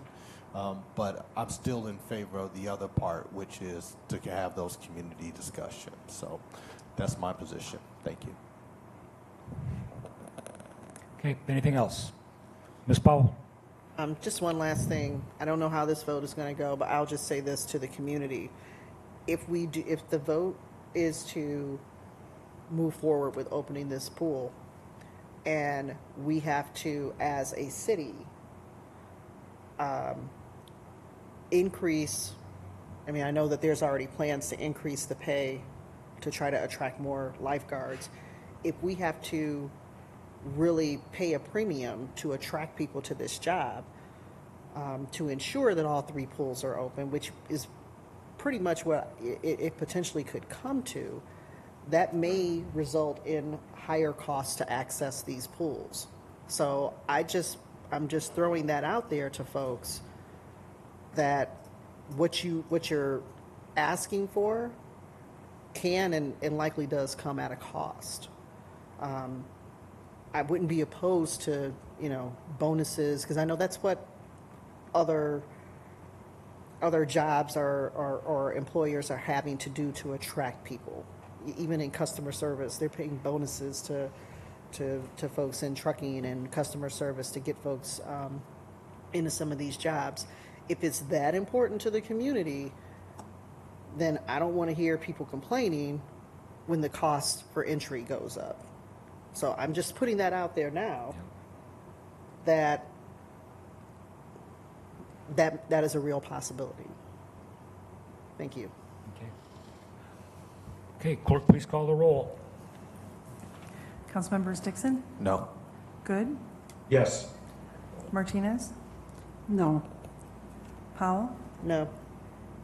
Rauschenberger? Yes. Shaw? Yes. Stefan? Yes. Thorne? Yes. Mayor Captain. Yes, motion's approved 6-3.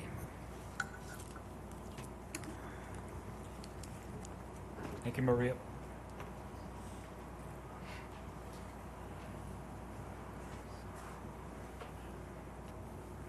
So the last topic for discussion this evening is what's the second line, housing and homelessness, shelters and land. We'll have Karina Nava come up to the podium and provide information on the plan that's involved with this $1.5 million initiative. While I'm waiting for Karina, well, she's already here, just as a housekeeping measure, staff had the opportunity to speak with representatives from the Department of Neighborhood Services regarding the DuPage Court revitalization. The DNA provided input on some modifications that included relocating canopies, and otherwise is on board what is recommended. If I'm not mistaken, Ms. Bukala? Is that correct? So we're ready to go on that. And again, obviously, if there's any questions, Ms. Bukala is here to answer, but we're ready to go on DuPage Court. Okay. Okay?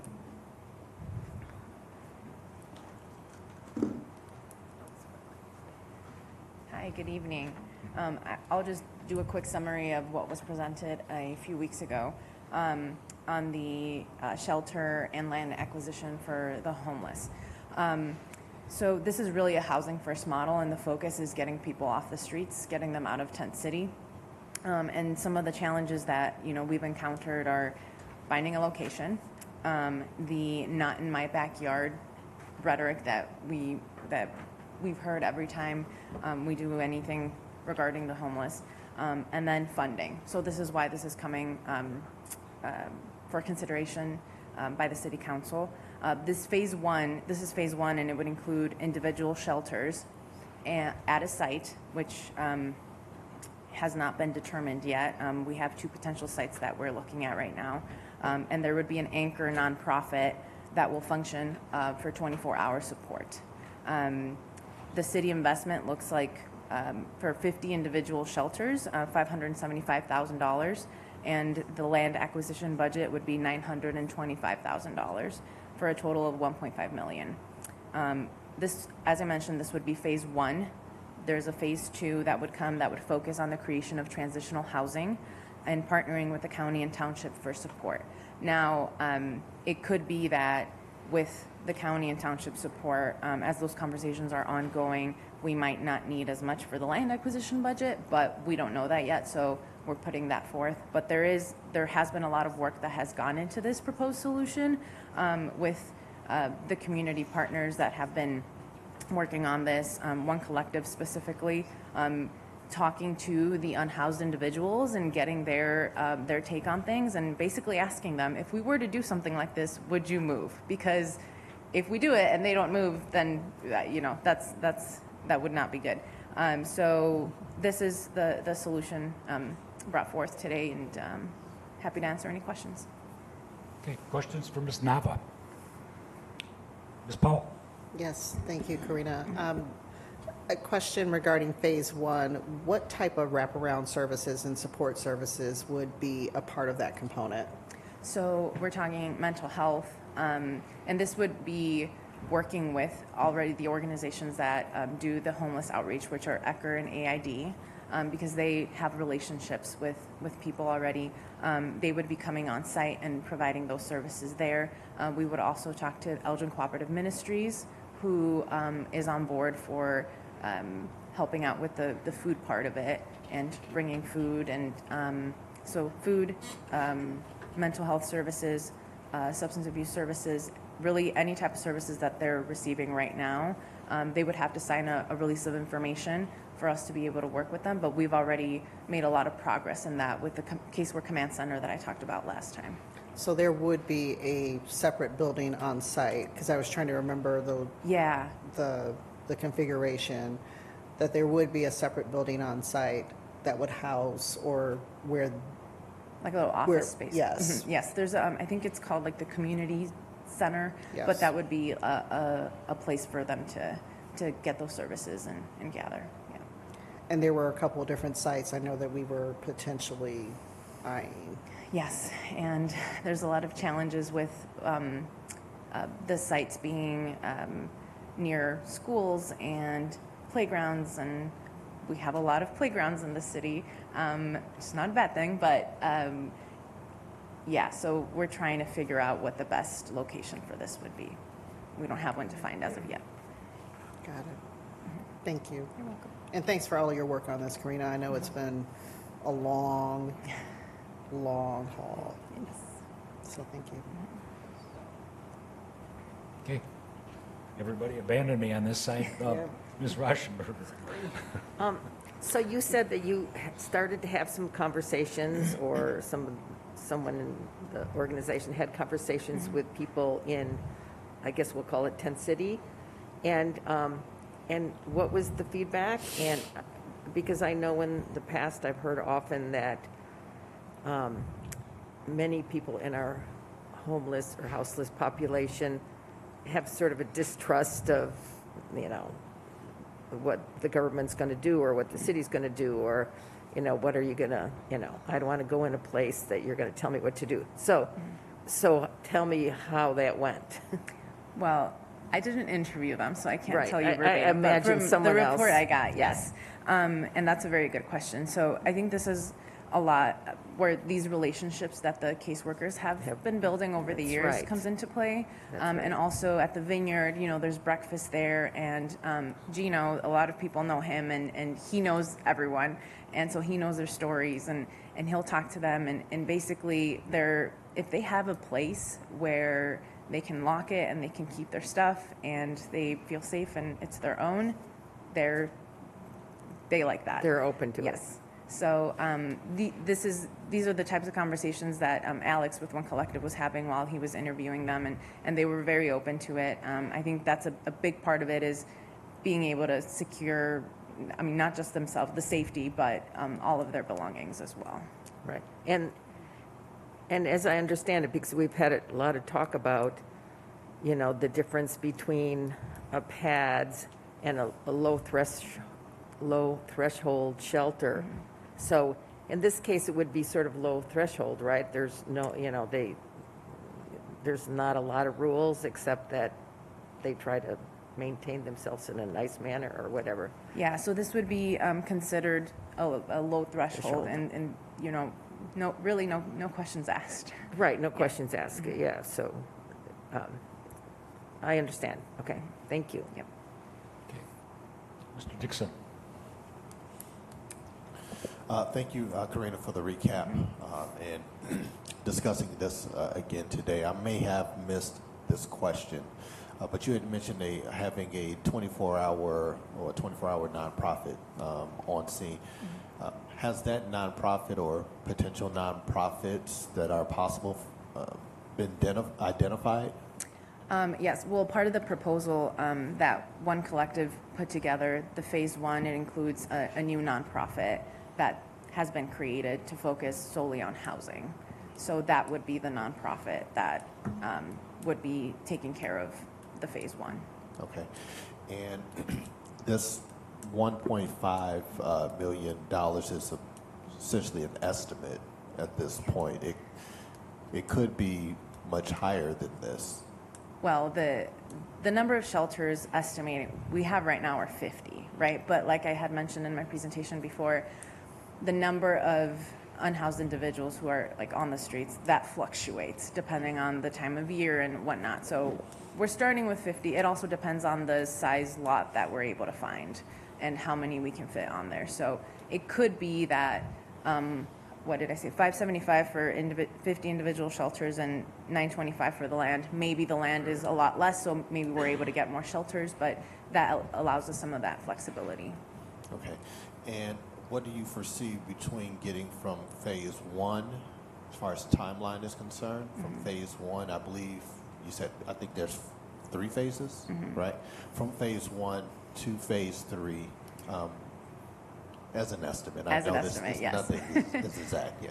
So with phase one, I mean, ideally we want to get that going by latest November of 2023, latest, because that would take the place of the emergency warming shelter. So, and then once that's underway, there's a lot of pieces to the puzzle. So I would say phase 2, ideally we would want it to be 2024, but it all depends on availability of land and that sort of thing. Could go into 2025. Okay. And the possibilities for where phase 1 is placed. And where phase 1 is placed won't be the same place as phase 2, of course, with the transitional housing. Well, right, because phase 1, what we're looking for is an empty lot where we need a flat surface for these shelters. Okay. And we've identified a couple of potential locations, right?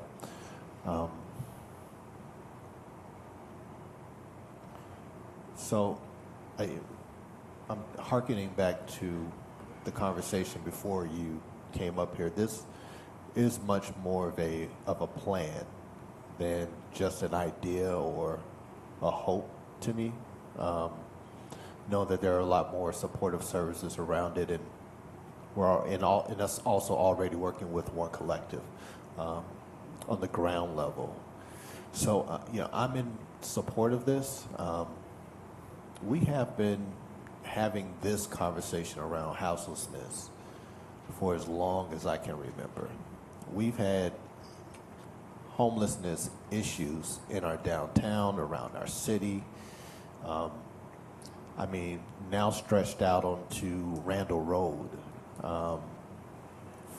As of recent, last couple of years during COVID. And so, and I understand that we don't have it all figured out, right? And again, I don't think that we need to have it all figured out from A to Z. But sometimes you just gotta get moving. You can't sit back and just analyze. You can't analyze over again. I mean, you'll never move. You'll never do anything. And then we'll be here 20, 30 years later still talking about, well, what do we do? Well, nothing. Let's do what we continue to do. Let's just do nothing about this, right? And that's not really an option at this point. So I think it's, I know that you've been working on the ground level on this. This is something that I care very deeply about. This is something that I continue to work on, and through my efforts with the committee, with One Collective, one of their committees, and I'm just tired of it. Honestly, I'm tired of having to have this conversation and then not do anything. It's gotten pretty ridiculous. And when I say not do anything, I'm not talking about your individual efforts or anyone else's individual efforts, or not even the efforts of our police department, who initially has been handling this issue because they had to. There were no other options. And our officers are not caseworkers, and a lot of them were doing casework with our homeless community. But I think that we have to get over this hump. So even though everything isn't fleshed out, I'm okay with that. We're doing something that I believe is headed in the right direction, and it's time that we put our money where our mouth is when it comes to fixing this issue and eliminating homelessness in this city. So I'm going to support it. Thank you again for all of your work. And with that being said, I'll just wait to see what the rest of my colleagues believe. Anything else? Ms. Rauschenberger. I just also want to say that I know when we visited Aurora, the low threshold shelter there, what's it called? Hesed. Yeah, Hesed House, forgot. Thank you. So, and I know, for example, they got federal funding to open and run that, a large portion was federal funding. I know we've also talked about CDBG funds to support this. So I just want to suggest that, I'll support the 1.5 million and maybe there are programs or grants that we can help to defray that cost and or to continue the programming. We should remember that. Mr. Thorne. Thank you, Ms. Mayor. Thank you, Karina, I know how hard you've worked on this. But I still am curious, have you discussed or do you have a plan for the number of people that's still unknown, it sounds like, that won't go along with you or they don't want to leave Tent City, they want to stay there? I think I mentioned this once before. Mark Bialik, the morning voice on WRMN, interviewed a homeless man on the radio. And he said, quote, "A lot of people don't get it. This is how we want to live. I'm fine with this." So I'm concerned that you're going to find quite a few of them that are content and aren't going to want to go along with this program. What's the plan for that? It's a very valid concern and one that we deal with right now. So part of this phase one is getting the buy-in from, which these conversations have already happened. One Collective has had them with the other social service agencies that help the homeless. Once we have this solution in place, there's no more tent cities because we have somewhere for you to go that's safer. It's not out in the elements. It's not by the train tracks. It's safe. And so getting that buy-in from everyone that no more tent cities, we have a place for you. You need to come here or you need to go somewhere else. That's the plan. Can you tell me how that's going to be governed? I mean, I know it sounds a little bold, but frankly, I like that phrase, either you come here or you got to go somewhere else. Essentially, you're saying, here's the program. Either accept it or you're leaving Elgin. Essentially, yeah. Essentially. I mean, the part of it, right, and going back to the relationships that the caseworkers and the people at the churches have built with the unhoused over the last few years, I think we're going to have to lean on those heavily to talk to people, and it might take a while. It's not going to happen after the first day that the shelters go up, but I mean, there's no easy answer to this. That's what we envision, and we're going to work towards that. But yeah. Thank you. Ms. Martinez. Thank you, Mayor. Karina, excuse me. I had heard, is it like 50 people we're talking about, or how many? Around 50 people, but it fluctuates, so it could be anywhere between 50, 70 people. It just goes up and down. But at the average amount that we had during last winter season's warming shelter, I think at the highest we had 44 people. I think that things have been done within the year, the last couple of years, more than any other time, because it's true. I think the mayor, you said homelessness has happened for a long time, and you're always saying you're an old man. So this is something that has been said, it's been for a long time, but I think that in the last couple of years, we have done something as far as finding a place for them to stay when it's really cold. You know, I don't remember that happening before, like 5 years ago. So I think things are being done. So these shelters and the land, the shelters, like, how many do you think will be out there? Or, you know, because I do find it hard to believe that we're not going to have homeless in Elgin. You know, the gentleman that's always at the park here in town, I don't know where he goes at night, but during the day, does that mean like he won't be able to be there during the day? I don't know. I know there's some churches that have come to me and told me that they're concerned about,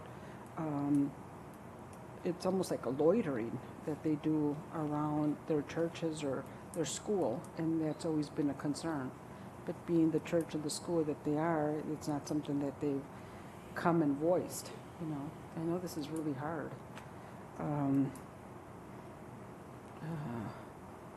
I guess nobody really has the answer, so I don't know. Because I think if we had the solution, there wouldn't be homelessness everywhere else, you know. But Elgin, if it's 50 people, maybe 45 people, that's nothing compared to other places where I've seen it, you know. So I guess I really don't have a question. Thank you. Okay. Ms. Rauschenberger? I was just going to make a comment to Councilperson Thoren. When we were at Hesed House, they described their program. That was the low threshold. They said it sometimes took 6 months to a year to convince, as we said, these social workers or caseworkers out in the field have built relationships, and it sometimes took them 6 months to a year to convince people to try it. But they said it was a program that had success because once they realized it was, again, low threshold, there weren't that many rules, they could be warm and dry, they didn't have to stay there if they didn't want to, that they said it had been successful. Not 100%. I think that you wouldn't say that in Aurora there's still not a few people on the streets. So, and I also want to make the point that homelessness is certainly not specific to Elgin, Illinois, and that there are homeless people in every community around the world, and that it is kind of a human condition, and that I think we judge ourselves by how we take care of the people that are less fortunate than we are. So it's a step, as Councilperson Dixon said. Let's finally make a step. So thank you. Mr. Stefan. Yeah, I was going to jump in. Thank you, Karina, and get this moving forward. I was going to move that we allocate, and Deb, you can check my math because this may be wrong, but you'll tell me if I am, but $940,000 to the Housing and Homelessness Initiative, leaving $3 million for pension payments. That would be my motion. Second. Repeat that for us, Mr. Stefan. Yeah, the math that I have to kind of round up the $5 million that this whole evening has centered on, if we pay $3 million to the pension payments, that leaves $940,000 to housing and homelessness. So I am suggesting that allocation for those last two line items that are left. So that's my motion. And to follow up with comments,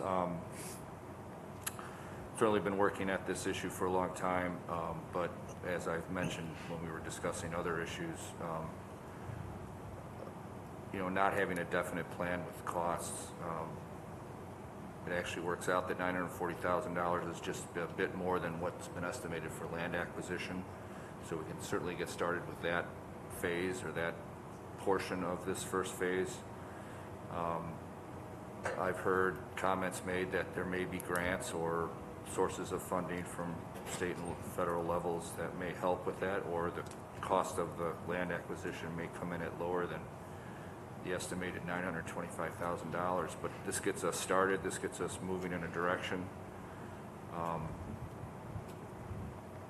And it allows us also to continue to make a pension payment, not at 5 million, but at least at 3 million, to try to stay ahead of that tidal wave that's coming as we try to get to 100% funding for our pensions by 2040, which I think the state's mandating 90%, but we're making that our goal of 100%. So those are the bases of those numbers. Just a comment, and I support Mr. Steffen's recommendation. We talk about a plan, and I remember going back, Mr. Dixon talks about he remembered since he's been here. It's about since I've been here. Right. Doing this. And I said a couple of years ago, we got to quit kicking the can down the road. All we do is move things around. And this is the first time that I've seen a plan for the homeless that was 24-hour. That's the key to me. The problem has been in the past, we had people in a shelter, they were either night or day, and sometime during the day they would be out on the street. And whenever they were out in the street, that's when the problems started. This will give them a permanent place and a place of their own, but there has to be guidelines on it, that this is now yours. And as far you're living here, and you're living in our facility, but that is your little piece, and somebody has to take responsibility for that, and that would be you. As you're now you have a place to stay. I said I was concerned. I talked to staff. I wanted to hear more about the plan, and the plan I was concerned about. I did not want the city of Elgin to be the landlord here and to run this. That has to come from outside, and I'm glad that there's an organization that's going to be created to come in and take care of that. That solves that part of the issue as well. I think that when Art Space first came here, and we talked about people who were providing alternative housing for people downtown, and we talked to them, we did the ribbon cutting, and I'm going to say the same thing I said then. This is not the end. We want you to move on from this. This is the stop for you, and we hope that you go into housing of your own. And for the people at Art Space, I didn't want to see you come out here the last time on a gurney and we haul you out of here. I want you to move here, become part of the city of Elgin, and maybe move into a rental unit someplace. And this is a transition. Hopefully we can intercept some of these people. Do I believe this is going to solve homeless problem? Absolutely no way. It's not going to do that. We're still going to have homeless people in this community, and we'll have to continue to deal with that in the best way that we can. But it's the best plan I've seen, so I'm going to support it, and I'll support Mr. Steffen's recommendation. Mr. Thorne. Thank you. Yeah. I like that. I like Mr. Steffen's recommendation for the dollar amount. I like the fact that what you said when I worded it that way. And I certainly like what Councilwoman Rauschenberger said, that makes me feel better, that after some time and talk. But I like the fact that it'll be governed in a sense that, you know, you either do it or you got to go somewhere else. Last year when we had some extra funds, I recommended going to the pensions and got overridden, but I brought up the concern with the lead service lines, but the pensions are so very important as well. So I compliment Councilman Steffen's motion, and I'll be supporting it. Thank you both. Ms. Powell, I'm sorry. Thank you. Yes, just looking for some clarification on Councilman Steffen's amendment to the dollar amount. I guess my question is for staff. Will we still be able to accomplish what we're trying to accomplish with the lower dollar amount? I'm trying to do the math in my head as we speak, but we would be able to either acquire the land or get all the shelters that we need. But not do both. But there's opportunities also to potentially maybe receive some private funding for this from foundations, or possibly partner with the township or the county for one part of this or the other. I think the amount would get us started and would show commitment at the city level, which could help bring on, which is very powerful because it could help bring on other partners as well. Okay. I just didn't want us pulling numbers out of the air and committing to something that's doesn't get us where we're trying to go. I So, appreciate that. Okay, thank you. Mr. Dixon, bring it back down here. Karina, when it comes to, one thing we haven't talked about are the soup kettles. I'm sorry. The soup kettles. Oh, yeah. Which are mostly located in or near our downtown. Have you thought about that aspect of it? And if so, what would that look like? And I ask that because our downtown businesses have gone through some things over the years. Inappropriate, I'm just going to say. And they always point towards the soup kettles. So can you speak a little bit, to that issue first? So when it comes to the soup kettles, a lot of them are part of the Elgin Cooperative Ministry Network, right? And I know ECM they've had their challenges not being able to recruit enough volunteers to get the food ready and whatnot, and they've also have thought through proposals of potentially moving it to a different church, and all of them operating out of there. So with this phase one approach, the food would come to this location, and we haven't worked the details out exactly yet, but it would be a partnership and collaborating with ECM, the network they already have in place, and either transporting the food from wherever they're making it that day to the location. That's what we've talked about in the past. Okay, all right. You said ECM. Shout out to Bob Langlois, who runs those soup kettles, that network. To the comments about some people taking the help and some people not taking the help. As someone who works in law enforcement but also in social services, I will just say that it's very true that you offer the help the first time, they don't take it the second time, they don't take it the third time, they don't take it the fourth time, they don't take it. It's somewhere around the fifth or the sixth or the seventh time that they actually accept the help. But I think the greater point in that is that you help someone who's willing and you meet them where they're at, and you hope that those who you have asked, that they come around eventually. But we have to tackle it. We're a city, and we have city issues, and so we have to make the offer. Now, I got to say, I was a little bit taken back though about be here, take the help or leave. I don't think you and I have really had that part of this conversation. We haven't. I mean, the alternative is to keep the tent cities, which, right, we could talk about too, but I think the goal with this is to get everybody out and get them in a safe place. Okay, all right. But we aren't talking about getting bus passes and sending it somewhere else. Okay. All right. The nonprofit, would they also be, whichever one that is, if it's part of one collective, would they also be charged with providing their own security? That's something we haven't talked about yet. They're going to have staff on site.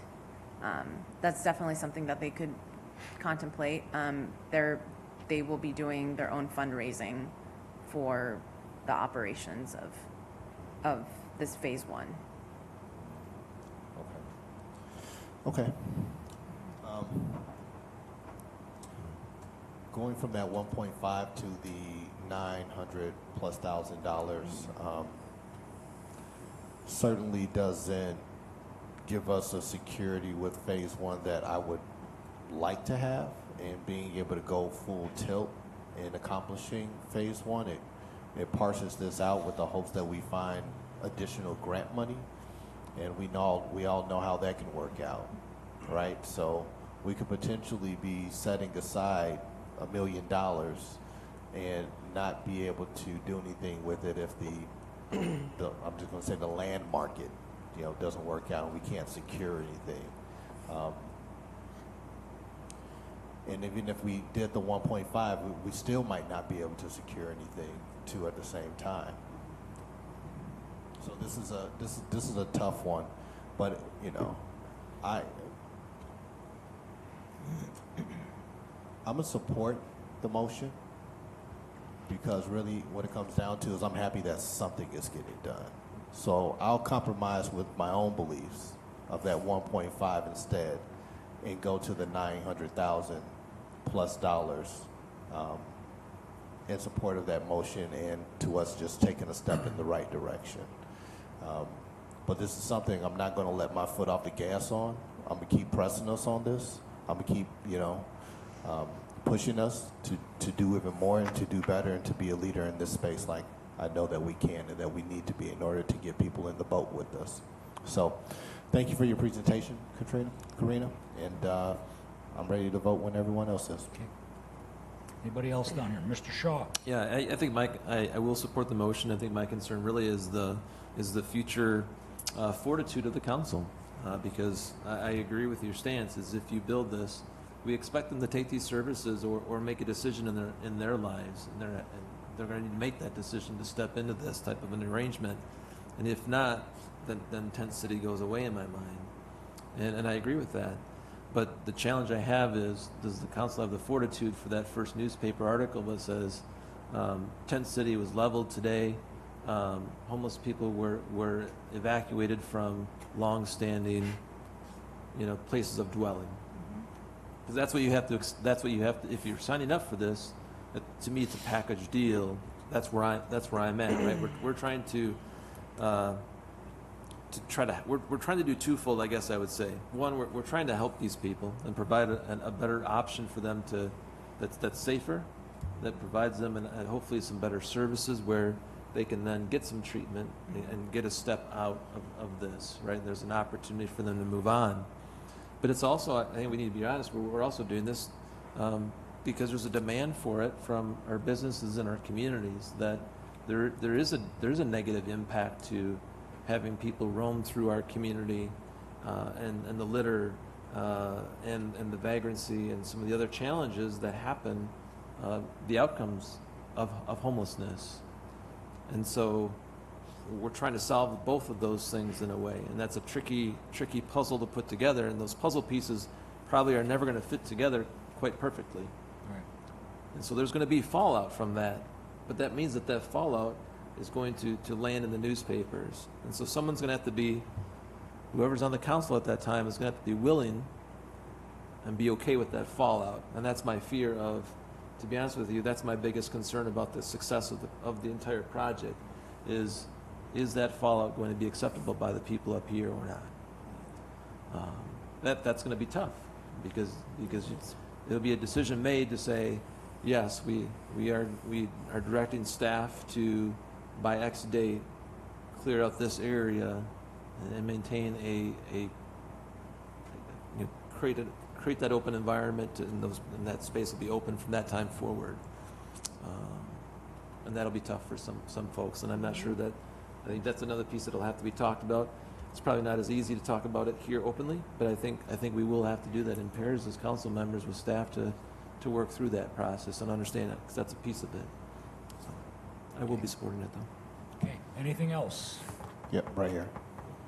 Mr. Dixon? If Yep. not, we'll call it. Yep, no, just real quick, just a follow-up to what Councilman Shaw was saying. I would think that we would have a more humane approach to this situation with Tent City or the Tent Cities, and not to, provide basically an eviction notice with people still there saying we're going to tear down, we're going to, I would assume, continue to do what we've already started doing, which is have boots on the ground, working with a houseless population, giving them a lot of notice, doing everything that we possibly can to encourage and eventually get them to the new facility, or new grounds, I should say. So I just that's my expectation of how we treat people as a city. So just wanted to speak to that concern of Councilman Shaw. And that might be a situation that could possibly occur, but to me, that's the last option in my mind. If I really don't even consider that an option, but we're going to continue to continue to provide people with every opportunity to get off the streets. So, all right. Okay.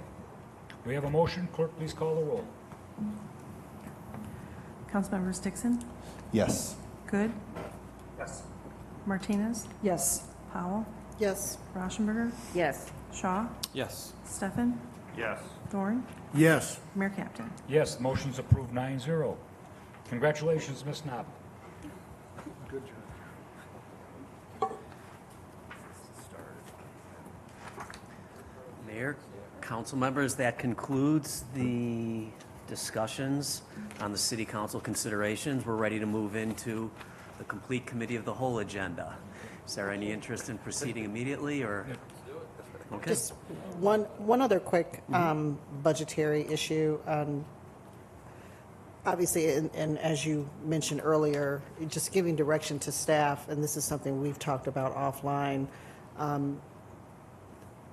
I still have an interest in with speaking with other people in the community with looking at how we can bring back the ice rink to downtown Elgin. Obviously, we're not in a position to earmark money for that right now, and I know, and what I'm looking for is looking at some options to specifically bring it to Festival Park. So if we can be presented with some options next year in anticipation of the following year budget, because obviously some of those things are going to take some time. Stormwater management issues we talked about, and providing, a level space.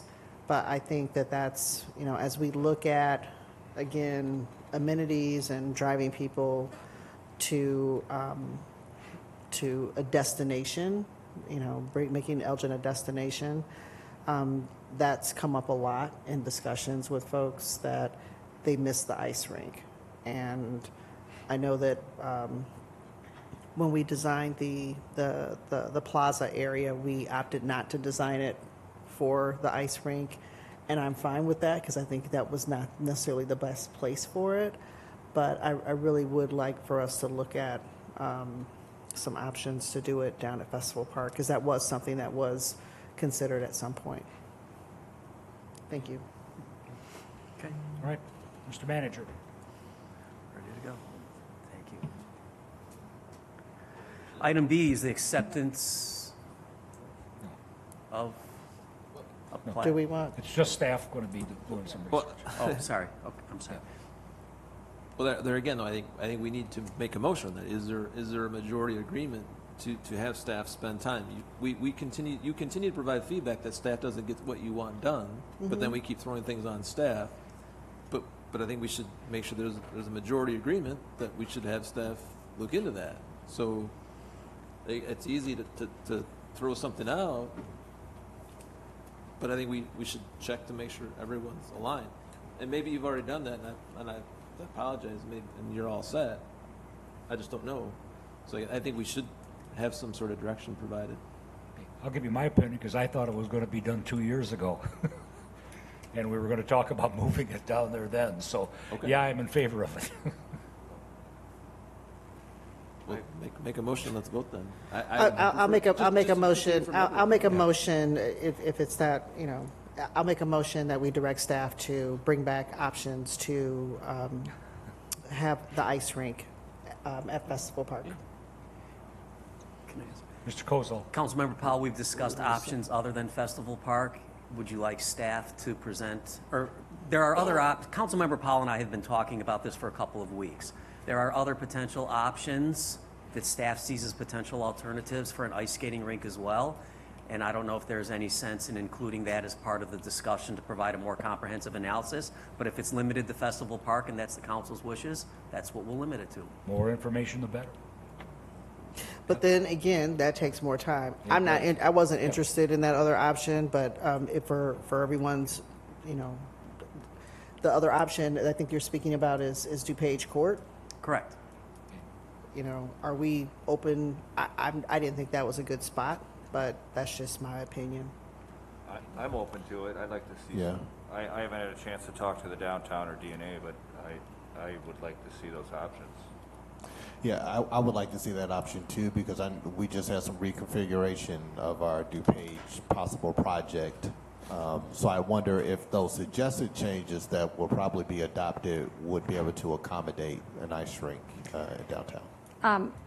There has been some discussion about some sort of ice skating option in DuPage Court in my conversations with staff since the presentation of DuPage Court a few weeks ago, and we'd certainly be interested to see all the options that would be available so that the best decision could be decided upon at that time.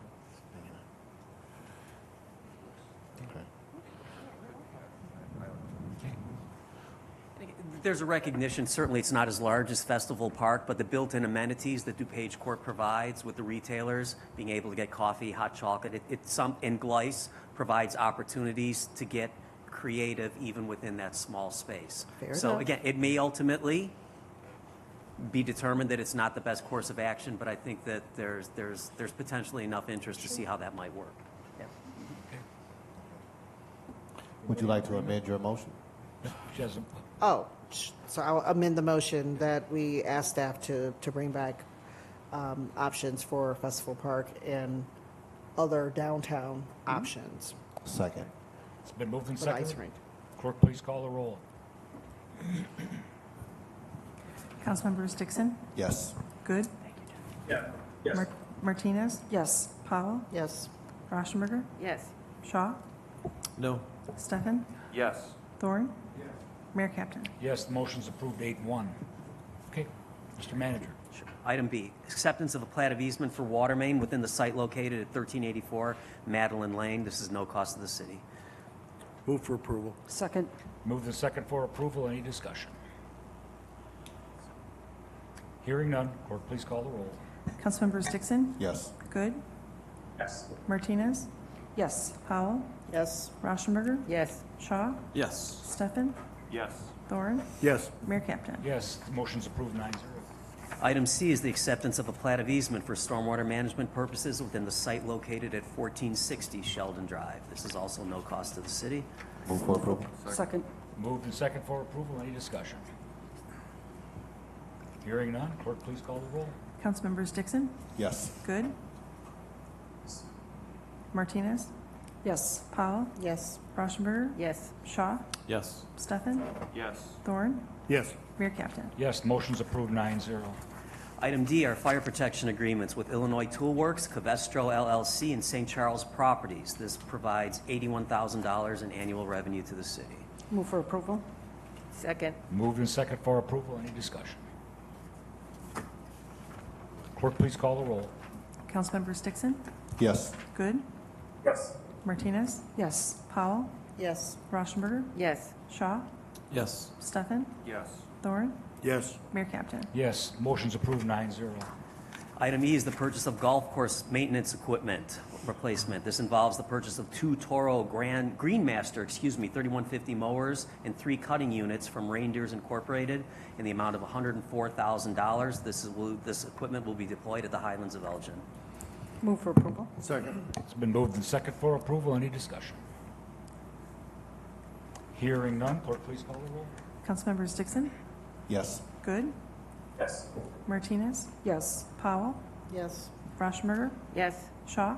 Yes. Stefan? Yes. Thorne? Yes. Mayor Captain. Yes, motion's approved 9-0. Item F is public safety vehicle outfitting with Sauber Manufacturing Company in the amount of $70,401. This involves outfitting an existing pickup truck within the police department for use by the emergency services detail when responding to calls for service involving emotionally distressed persons. Move for approval. Second. Moved and second for approval. Any discussion? Ms. Rauschenberg. I guess it wasn't really very clear. What exactly are they doing for $70,000? It's an outfitting of an existing pickup truck, and the attachment shows it's essentially making compartments within the bed so that the tools that are utilized as part of this response, they have the ability to respond on the scene. There is an existing vehicle that's used for those purposes, but as the responses for emergency services become more prevalent, for instance, one of these vehicles will be permanently stationed during Nightmare on Chicago Street. that creates a conflict in the event that there's a call for service someplace outside of that. Deputy Chief Schussler is here to provide a little bit more detail on how they're going to get this out. I can't imagine what Thanks, the Adam. tools are that. Good evening, Mr. Mayor and Council. Yes, so we'd be looking to take the bed off an existing truck that we have and replace it with a box that we can store gear and equipment in and have it readily available for emergency services details. And just what, you know, it's what kind of, you know, I don't know, equipment would it be? So we would store the officer's individual equipment. We would store tools that we use for critical incidents, Y-bars, water cannons, things like that that need to be stored and readily available when a call arises. Okay, thank you. Anything else while Deputy Chief Schussler's here? Okay, thank you. Okay, anything else? And to point out, the funding for this purchase is with drug asset forfeiture funds. And again, this is an existing vehicle that has been identified to put into more regular use within the department as part of the initiative. Yeah, I guess I just thought emotionally distressed persons, I don't know. I didn't think of that kind of equipment, that's all. For example, the Y-bar that Deputy Chief Schussler referred to, it's a long apparatus that doesn't easily fit within the trunk of a patrol vehicle, and it's items like that. It's not weaponry, I guess, if you will, in the common sense. Anything else? Okay, clerk, please call the roll. Councilmembers Dixon? Yes. Good? Yes. Martinez? Yes. Powell? Yes. Rauschenberger? Yes. Shaw? Yes. Stefan? Yes. Thorne? Yes. Mayor Captain. Yes, motion's approved 9-0. Before we get to the last two items, let's take a 5-minute break.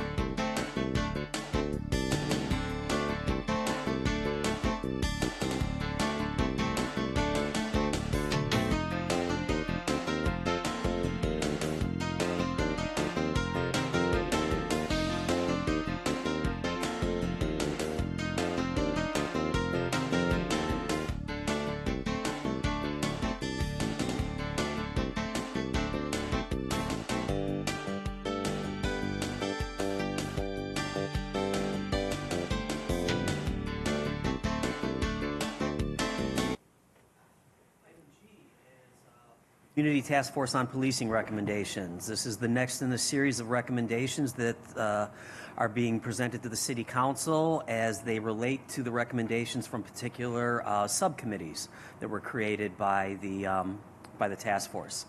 This memorandum presents recommendations from the Task Force Subcommittee on Resource Allocation and includes 4 recommendations. Okay. First one is the City of Elgin should increase the authorized complement of sworn officers to minimize the need for voluntary and mandated overtime the department has to expend related to the contracted days off, family medical leave, and mental health support. Move for approval.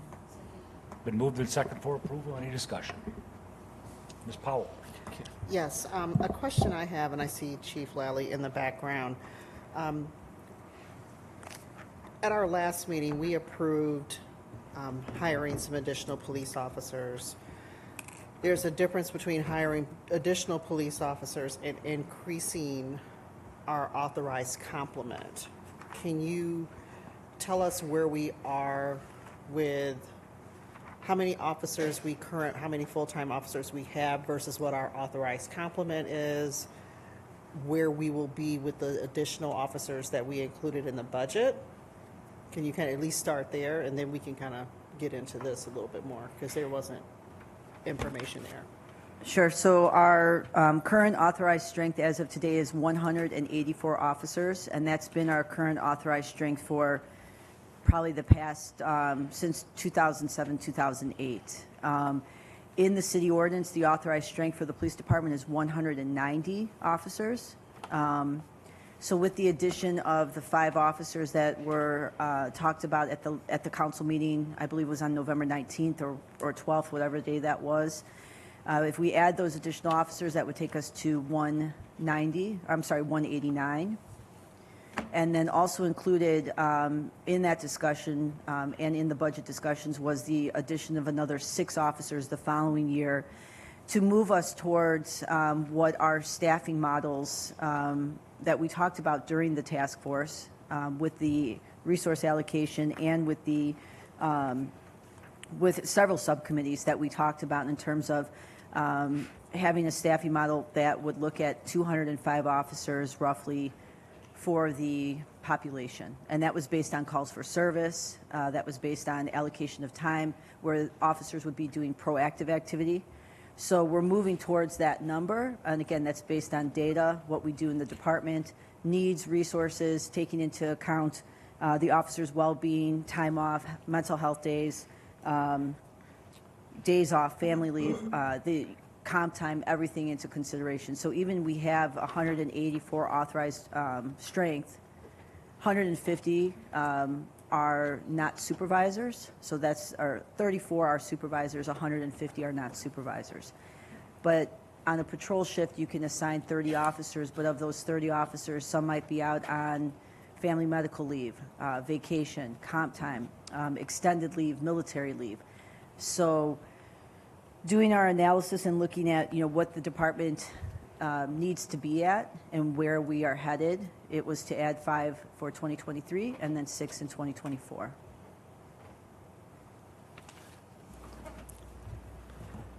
And that would get us up to the 2005. 205 roughly. I'm sorry. Yeah, 205. yes. It would get us close to that number, correct. 205, okay.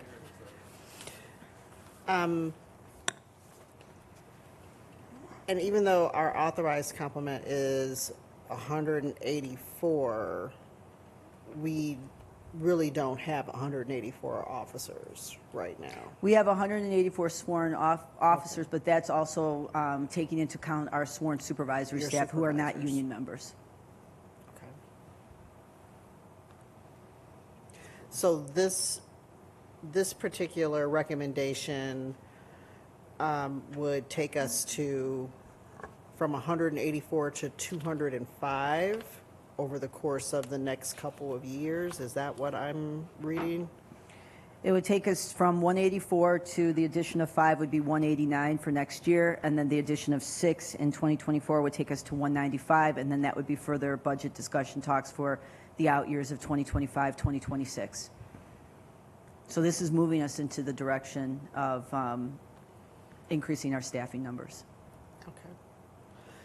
So this is just my feeling in general as we had some of these discussions during the task force, this subcommittee and just some of the task force discussions around reallocation. I don't think really a whole lot of the recommendations really get to the heart of what we had in mind, or at least in my mind, had in mind in terms of when we talked about reallocation. What I think what we did not have a chance or didn't discuss is what are we asking and expecting our police department to do that they shouldn't be doing? What services are they currently performing that should be performed by or better performed by an outside agency?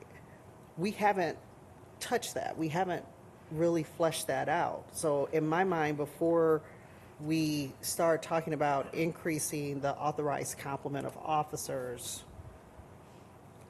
we need to get to that. And we really haven't gotten to that. I was fine with increasing the number of officers in the budget to address the immediate need that we have right now in our police department, dealing with callbacks and 16-hour days and comp time and all of that stuff. I think we have to address that immediate short-term need. But long-term, we haven't really addressed the issue. Should we, should CCSU still be in the police department? Should we have officers and staff devoted to dealing with the homeless situation in our police department? So those are some of the things that were touched on a little bit, but we really didn't get deep into it. And I think before I'm comfortable making it and approving, some of these things, I think we still need to have those kinds of discussions and have that kind of analysis. That's just where I am. I'd be interested in hearing from the rest of my colleagues. Mr. Shaw?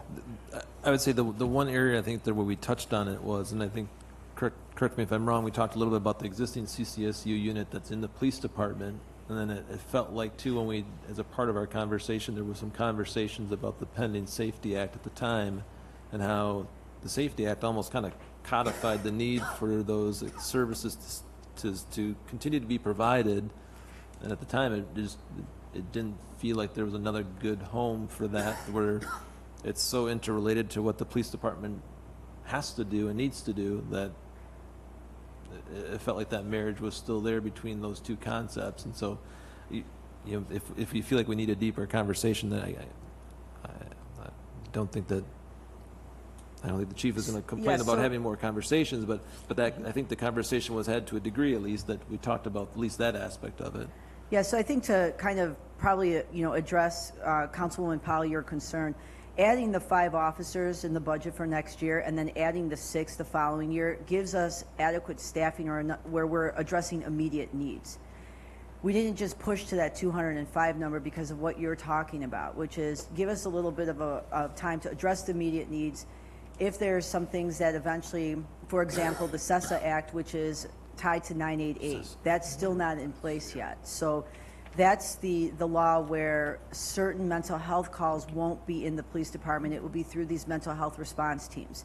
That's not in place yet. That's probably going to take another year, I'm guessing, to get in place.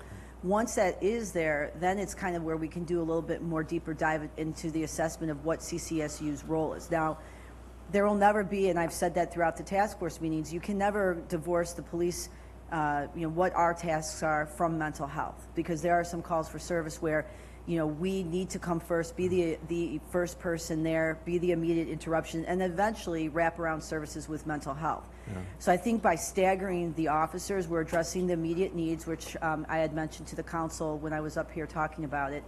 allowing time to do that assessment, allowing time to see where CESA goes, allowing to see what we need to do with CCSU, and then having those additional conversations to I guess, address your concerns. What are the things in the police department that we don't need to be doing? How does CESA work? Does it work? Are we still, but it gives us a little bit of time. So I think that will hopefully address what you're trying to accomplish, which is those deeper conversations about what we're doing with staffing, what that looks like. Just the quick follow-up too. The 5 for this year, if I'm not mistaken, is for the most part going to patrol. Was Correct. that my understanding? Correct. Is the 6 for 2024, has that been determined yet? Or is that most likely to continue to kind of So one beef of the up? things is looking at, and I had mentioned in the budget, and also we talked about it during the task force meetings, was a majority of those officers will go to patrol, but also focusing on our cold case unit. So we had talked specifically about That's right, I creating remember a that. unit to address some of the cold cases that we have, so there's some closure for victims' families. So, but that's an assessment that will take a little bit of time to get that running, see what we need, how would it work. So the immediate concerns are addressed, and then it allows the time for the conversation. It allows us some time to see what CESA is doing. It allows to see, is it in place? And, are there providers who can provide those services? Because a mobile crisis team, if they're on a call and another call comes in, then it defers back to the police department. So we have to work through that and see how it actually works, practical application of it. And I guess I would go back to, maybe I'd ask you to confirm this as well, Councilwoman Powell. I think when the task force was looking at it, one of the reasons for the recommendation, I think, was based around a lot of the high overtime model that the patrol officers were seeing.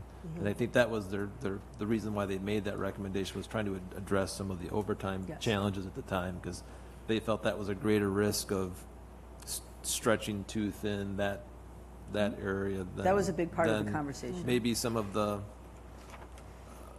other schools of thoughts, I guess. That was the biggest area I thought they were focused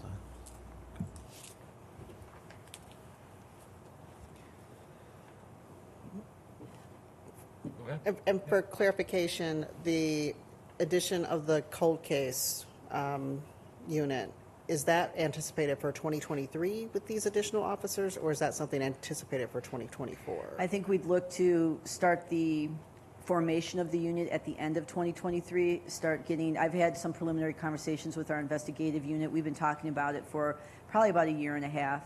So I think towards the end of 2023, as we move into 2024, start putting down the framework, the foundation, see what it looks like. There's going to be a lot of administrative work that needs to go into, how we're going to work the case, who's going to be involved. There's a lot of work that goes into cold cases.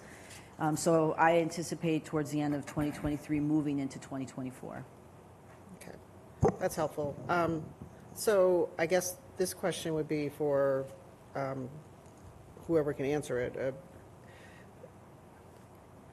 If we've already committed the 5 for next year, and we're looking at potentially 6 for 2024, I mean, wouldn't we just change the authorized complement at that time, like when we authorize them in the budget? Do we have to do it now?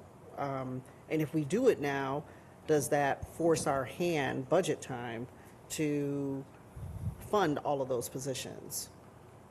I guess that's what I'm confused. I can answer that.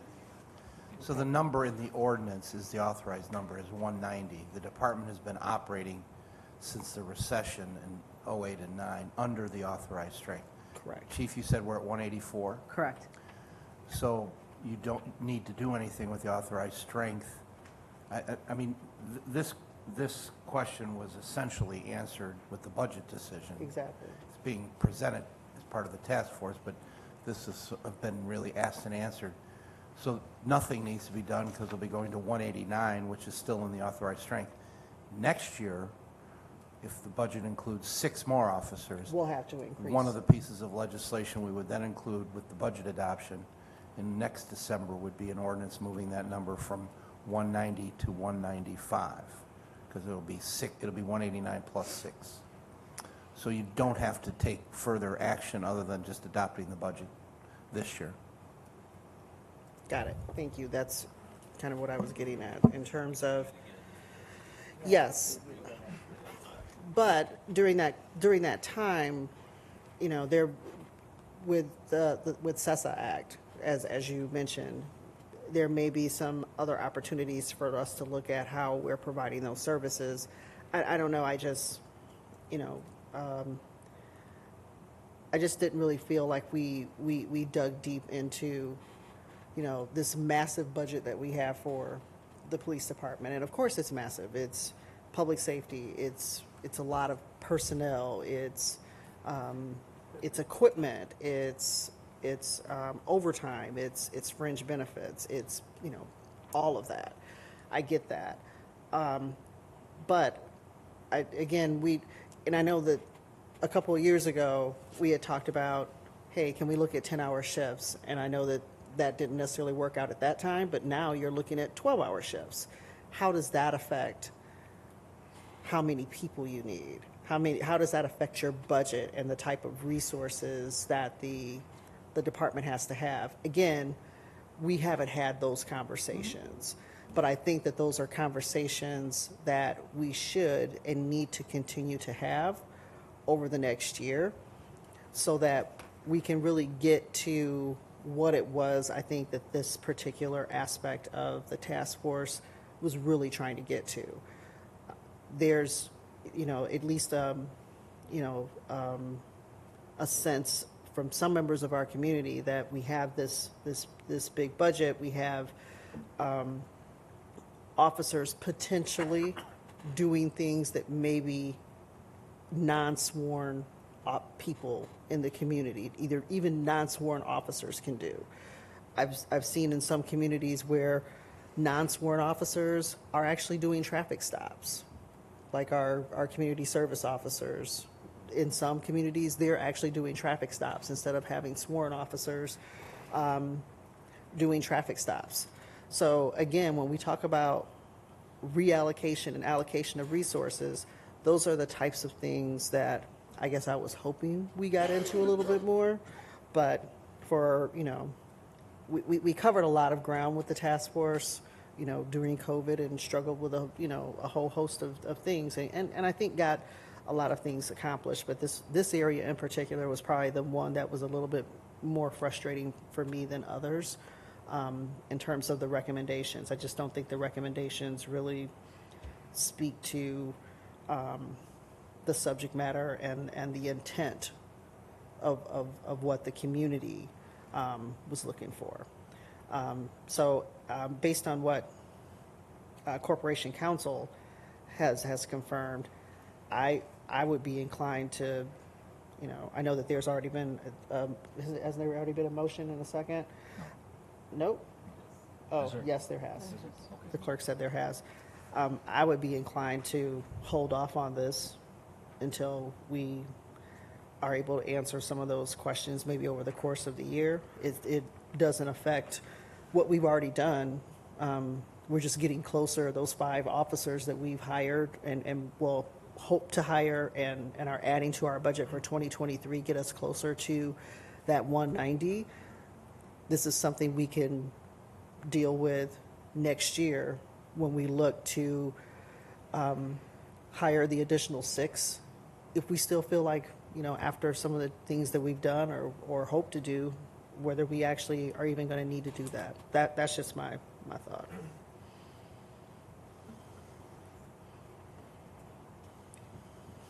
Mr. Martinez. Thank you, Mayor. Just to the comments that were made right now about having police officers do stops that don't have, what was that again? I'm sorry. Do stops that don't have weapon. Is that what you said? There are communities in America that are using non-sworn officers to make traffic stops. Like the example would be our community service officers. Mm-hmm. They're doing that for a number of reasons, primarily to kind of de-escalate a lot of those interactions. So I just bring that up as an example. Okay. No, I just wanted you to elaborate on that because The way I've always understood is when you do a traffic stop, that's like the most dangerous time because you don't even know what you're dealing with. Chief, can you say something in regards to that, please? Yes, so I don't recall the exact city that was doing that because I don't know if it was Councilwoman Powell, but another person had asked me about or had mentioned that to me. I think that's a bad idea. I can tell you that, having a trained officer, it's not about the role that you play. If you're a community service officer or if you're an officer, your role or your title doesn't have anything necessarily to do with how you're going to perform in your job function. So for us, our strategy in the department is de-escalation, de-escalation, de-escalation. All our officers are trained in crisis intervention. That's the genesis of creating our collaborative crisis services unit, our emergency services detail. It's all focused around this integrating communications, assessment, tactics, de-escalating. When there is always the unknown that could happen on a traffic stop, always, always. And so I would never feel comfortable, nor would I feel safe putting people to stop vehicles and not knowing what could happen in that traffic stop without any type of protection. I don't think that's a good idea. I think that that's a path that when you start, saying, well, because they don't have guns, so that they're going to be better or more effective on traffic stops. That's a stretch. Again, I think it has to do with the person. You could have, and it's the training, it's the knowledge, it's, knowing the traffic laws, it's being certified by the state. I don't know in that state what the laws are that allow, a civilian person to do that. In the state of Illinois, you have to be a sworn police officer to conduct a traffic stop. So the core of what I think you're getting at, which we agree on, it's, when the traffic stops are conducted, it needs to be a professional, safe, so that person goes home safely, the officer goes home safely. That's the core of training. That's the core of our philosophy. And, obviously, body cameras, that's another thing. I can tell you in the state of Illinois, because we explored this, our community service officers can't wear body cameras. So the law only allows for sworn police officers to wear body cameras. So now you're removing that component, at least in the state of Illinois. So I know it was a different state. I can't remember if it was you that I talked with, but so that would be my opinion on that, just a very off-the-cuff kind of opinion, just based on what I know. I would not be in favor of that. And that's probably not the... Wait, okay, go ahead. Please.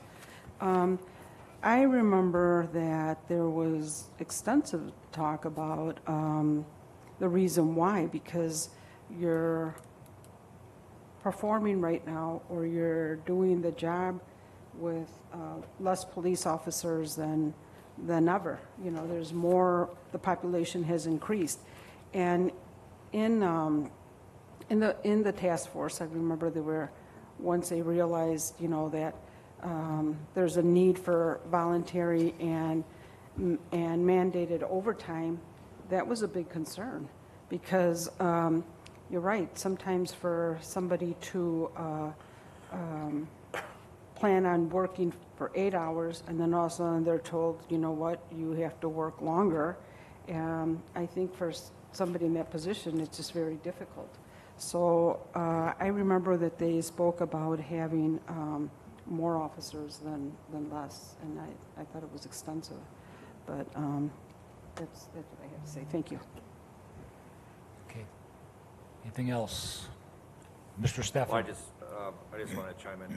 Chief, I think I was the one that you were having that conversation. Okay, I was because I also wanted to explore the allocation of resources, but I've come to realize in digging into the situation with everything that you've talked about and others have talked about, comp time and overtime and all that we need to get through this bubble. So I certainly intend to continue to have those conversations about allocation, and you and I have had those talks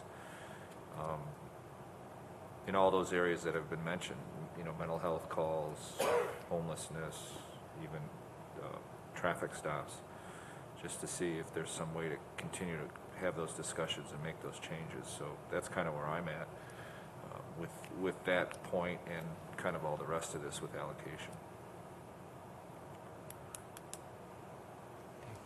That's all.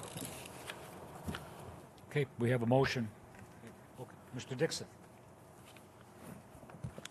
Thank you. Thank you, Chief, for coming out and speaking on this agenda item this evening. A few questions for you. It's my understanding that at the, I guess, the current rate of retirement of just, officers moving on, things of that nature, that a certain number of these positions, although we're adding to the number in the police department, that we're also expected to lose a certain number of police officers. So it's not, it may not be a complete wash, but can you maybe talk to that a little bit? Sure. So as of today, the department is at 184.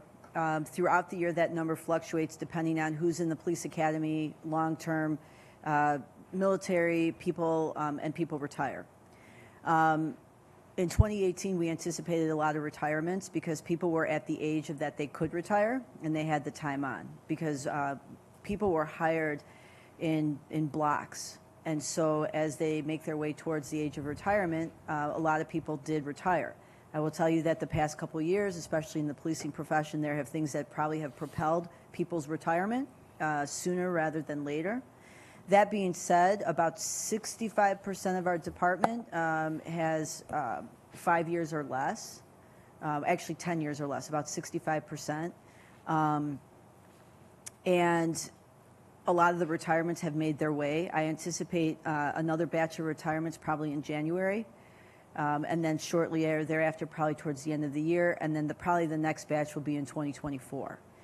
At that point, there's really, because it's such a young department, you're going to kind of be on a lull for a while. Mm-hmm. So the retirements happen because just they happen naturally and when people get hired, and depending on if they can. Some people, they say, well, I'll retire next year, but then they stay another year because their financial situation changes, their family situation. So eventually the retirements will level off. So the past 3 or 4 years, it was anticipated. You can tell by where people were, time on, that we were going to have a lot of retirements. And then we have ones that are happening because people go on to become police chiefs. And, they're furthering their careers, so, which is all good stuff. But at some point, it will level out. You're going to have such a young police department that no one can retire for the next 35 years. So, it's going to be a little bit of a lull. So one of the things, because of our authorized strength is 184, and while we're at 184, we've had a lot of transitions going on, but I'll have conversations with the city manager and say, hey, to get an officer hired, to get them through the police academy, to get them through field training, you're talking 9 or 10, 11 months before you actually have an officer. And so throughout the years, I'll ask for authorization to overhire so that when we know the retirement's coming, we have someone already in place. And that's been our strategy for the past several years, to continue to not have, there are some departments have 30, 40 open positions. We don't have that here. And that's planning, that's making sure that I'm telling, the city manager and talking with the chief financial officer about, hey, it takes a little bit of time to get people in place, and we don't want this lull because you don't want to be down 10 or 15 officers. So, but I will say in the next couple of years, there will be some retirements, and then you'll kind of see it level out. Okay. And I asked that question because, we already approved essentially the 5 positions. But knowing that there are going to be people leaving in January, as you pointed out, and then later on in the year, how many is that offhand, do you recall? So I will be swearing in 8 officers in 2 weeks, anticipating, I know offhand for sure there's 2 retirements that are happening in January. Okay. I anticipate maybe a couple more, I don't know yet, so at the most maybe 4. But I am swearing in 8 new officers. in 2 weeks. And again, it's that planning that takes place to make sure that we're always kind of a couple steps ahead. Okay, and those 8 officers are already a part of that Yes. 184 that you spoke of? The 8 officers are not, but they're going to be replacements for the retirements plus the 5 additional officers. So that's that, and we have 9 officers now in field training who will eventually be coming out at the end of January. So it's a lot of moving parts, but the goal is to make sure that we're fully staffed and that there's people that are coming up to ensure that when retirements do happen, we're not sitting for 9 or 10 months waiting for people to go through the academy. So, and I appreciate the city manager's support on that to have that happen, because that doesn't happen in a lot of places. When I have conversations with police chiefs and I say, my city manager lets me overhire, they say, he lets you do what? And so that's a huge plus to the city to make sure that we're fully staffed. Okay, and the reason why I asked that question is because to a certain degree it is going to be a wash, replacing people that are leaving, moving on, not here because they're off to military duty, right? While we continue to invest in social services and community programming, in addition to making sure that we're not burning out our officers, which was the concern of the task force, which is why they made the recommendation, right? The Safety Act. A few meetings ago with State's Attorney Jamie Mosser, you did a presentation together talking about what the changes, proposed changes, or, well, changes that already have been approved and then some potential changes, how that would affect our city. And so one of the examples that you essentially gave was, we'll be doing a lot of catch and releases. Not catch as in we're arresting and putting people all the way through the process, but sometimes we're not going to be able to arrest anymore, and we just have to say, hey, you got to leave this property, things of that nature. So it has me thinking when you're talking about these positions and thinking forward once everything goes into effect in January 1st and beyond, knowing that some of the processes are going to change and that you're not going to require officers to do as much processing as they currently have to do, is that a consideration when it comes to hiring these additional positions? Because to me, it sounds like, I would think logically that you wouldn't need to hire as many when there's less work to do because of the changes in the Safety Act. But you tell me, your thought process as it relates to that. Sure. So the trailer bill, the third trailer bill was signed into law yesterday by the governor. That being said, it corrected some of the language for the Class B and C misdemeanors, where when I was here with State's Attorney Mosser, we talked about the inability to arrest someone if they wouldn't leave the property. That has been changed, where if the officer does ask and they don't do it, that person can be arrested. It's still citing for Class B and C misdemeanors, so if that person, if we show up, it's a trespassing, they take the citation and they leave, then that's all we would do. So to your question, one of the things with bond call, so, bond call is going to be more, it's going to be a lengthy process, which is why in the budget I asked for auxiliary officers, because a bond call process could essentially take 5 or 6, 7 hours. And currently now our day shift patrol officers do bond call, and an officer is out of service for 4 or 5 hours. And bond call is going to be every day, essentially. Correct. Yeah, it depends if we arrest somebody, we have to take the bond call. There might be days where there isn't any bond call. So having those auxiliary officers to take that responsibility keeps that officer on, in service on the street. When we talk about staffing numbers, there's so many layers to it that, even if we are now citing and releasing for Class B and C misdemeanors, but in essence we can arrest if they don't leave, it doesn't stop the other calls for service that will happen. And I will tell you, routinely, we do and have seen an increase in our mental health calls, emotionally distressed persons. The memo that you guys received for the truck that was just up here that Deputy Chief Schuessler was talking about, there's some calls in there, and it gives you some examples that those calls take 3, 4, 5 hours. We peacefully resolve them because we slow things down. We use different tactics because the goal is for people to go home safe, the officer and the person. Investing that time, you can deplete a whole entire patrol shift. And I will tell you, there are routinely sometimes where, I think the last time I was here talking about the officers, it was a Sunday, and I was sitting in police and fire interviews, and we had a barricaded subject. This was a Sunday morning, and it took our whole day shift to go and resolve this for 3 or 4 hours. So the calls, and when you talk about numbers, it's also the type of calls that we go on. In the past 4 or 5 years, the amount of emotionally distressed persons and those type of calls that we've seen, I've never seen it like that in my career. And we respond by doing things differently, safely, but it takes time, it takes resources. So it's not always just about the number of arrests we make, because some of those calls don't even end up in arrest. The person goes and receives mental health care.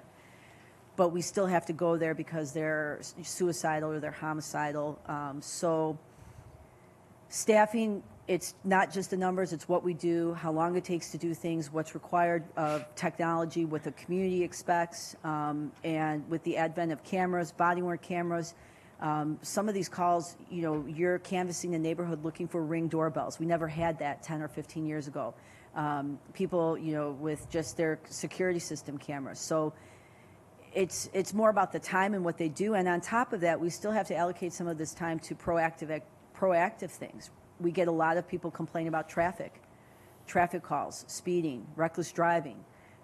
We all know what the 4th of July looks like when people are calling about fireworks, right? So having more officers to do some of that proactivity and addressing the concerns of the community, whether it's traffic, whether it's we're having a rash of burglaries, whether it's doing having a pool of people that are not just responding, and we can do some other things. I think to address in its entirety, asking for these officers for the immediate needs and then working our way through what do we need, what does CESA look like. That was part of the strategy of why I'm asking for what I'm asking for, because these questions are obviously going to be asked. What are you going to do with the people? The calls are down, this is down. So it gives us time to give some relief to the officers, but it also gives us time to say, this is where we think we need to be and this is why. Have those further conversations with the task force members, with the community, and gives us a little bit of breathing room to make those decisions. Okay. I got to say, 2 years ago, I would never think that we'd be here hiring, more officers. But I think back to your presentation and your explanation about the first 5 officers and the importance of them and what they mean not only to our current officers, but to the community health-wise, and making sure that we have people who are, with it, not worn out when they're out there on the street. It's a public safety issue in another realm, right? And another thing I never thought, when I brought the task force forward to be considered for city council, I never imagined that the task force will come back and say, give us more officers. I never imagined that either. So I'm surprised about that, both of these things. I'm going to trust your judgment on this, and I'm going to support you. Thank you. On this, because I know it's thought through. And I do have some hesitations because I want to see us pour more into the social services end of it, the preventive measures when it comes to the youth services and things of that nature that I care a lot about, and I don't see us stopping doing that. I think a lot of this stuff goes hand in hand, and you always don't get everything that you want. Sometimes you have to be able to work together and figure some stuff out to get to where you really need to be to make sure that you have a healthy community. So that's where I'm at on this tonight. So thank you for your time. Thank you. Anything else? Ms. Martinez. One thing that just came up right now, Chief, when you talk about training, that it takes about 8 to 10 months to train somebody.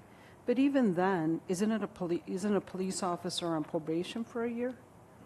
Yeah, so the officer, when they get hired, they're on probation for 18 months total. 18 months. By the time they get hired, they go to the police academy, they do an in-house academy, then they're in 4 months of field training. You're looking at, 8, 9 months, and then it's usually about another year that they're on probation. And even then, it's happened where some officers decide, I'm sorry, this isn't what I want to do. Or it doesn't mean just because they went through all that training and all that happened, that they're a for sure, Yeah, and our training program is very rigorous.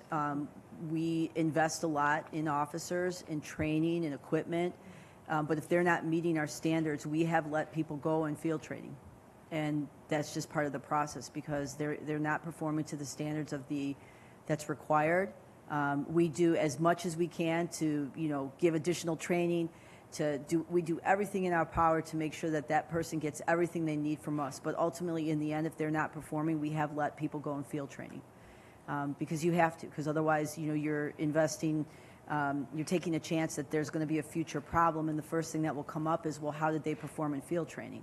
Mm-hmm. So it's a hard program. It's rigorous. It's meant to be like that. And 18 months as a police officer, we're always training, in-service training. There's tons of monthly training because there's just so much to learn and so much to know. So. It takes an officer 5 or 6 years to probably feel comfortable where they can make decisions and have some confidence. Sometimes it comes quicker, sometimes it comes later, but 18 months is just a start. It's such a small amount of time. Yeah, I just wanted to make sure that you put that out there because when people think that you are just training for 8 to 10 months, it's like, no, it's continuous. More, and you say you hire these people, but how many really stay? That's the other question. Thank you. Anything else? Okay, Ms. Rauschenberger? Okay. The motion is to approve item 1. Yep, yeah. Just item 1. Just the 5. Okay.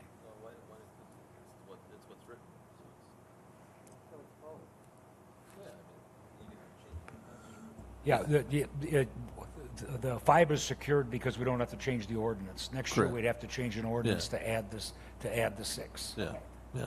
So it becomes a theoretical, we'd that's like that next year. Yeah, so it's really just a 5 year. Okay. Clerk, please call the roll. Councilmembers Dixon? Yes. Good? Yes. Martinez? Yes. Powell? Yes. Rauschenberger? Yes. Shaw? Yes. Steffen? Yes. Thorne? Yes. Mayor Captain? Yes, motion's approved 9-0. Item 2 is the Elgin Police Department should research the cost and effectiveness of technological tools such as smart stations that would allow community members to report concerns and connect with non-emergency services. Move for approval. Second. Moved and second for approval. Any discussion?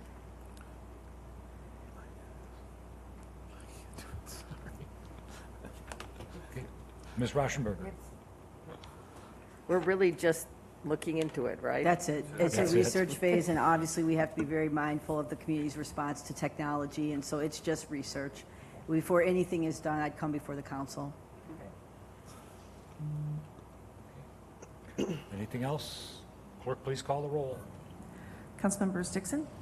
Yes. Good? Yes. Martinez? Yes. Powell? Yes. Rauschenberger? Yes. Shaw? No. Steffen? Yes. Thorne? Yes. Mayor Captain? Yes, motion's approved 8-1. 3 is the City of Elgin and the Elgin Police Department should increase the support for multilingual resources for community engagement, especially simultaneous interpretation at events. Move for approval. Second. Moved and second for approval. Any discussion? Ms. Powell? I guess a question I have for staff is, we had already approved adding a bilingual interpreter in the budget just for the city as a whole. if we add that person, do we necessarily need, can that person perform this function over at the police department? Or does this contemplate a whole different potential staff need over at the police department? Yes, so when this conversation came up, it was about the police department and having those resources for support for multilingual, but we host Spanish citizen academies, we put things out in Spanish. We're already doing a lot of this, but it was more about the accessibility throughout the whole city, which is why in the memo, we'll work with city staff on City Hall side to make sure that the needs are being met on both ends. So, we do this. We can always do more, obviously, but anything with the city, we would have conversations with them too to make sure that we're fulfilling the needs that the task force, I think, what they were trying to accomplish. And I will compliment you because I think you do a lot in that area already, especially on the Spanish language side, but I wasn't as clear in terms of our ability to do that with our Laotian population.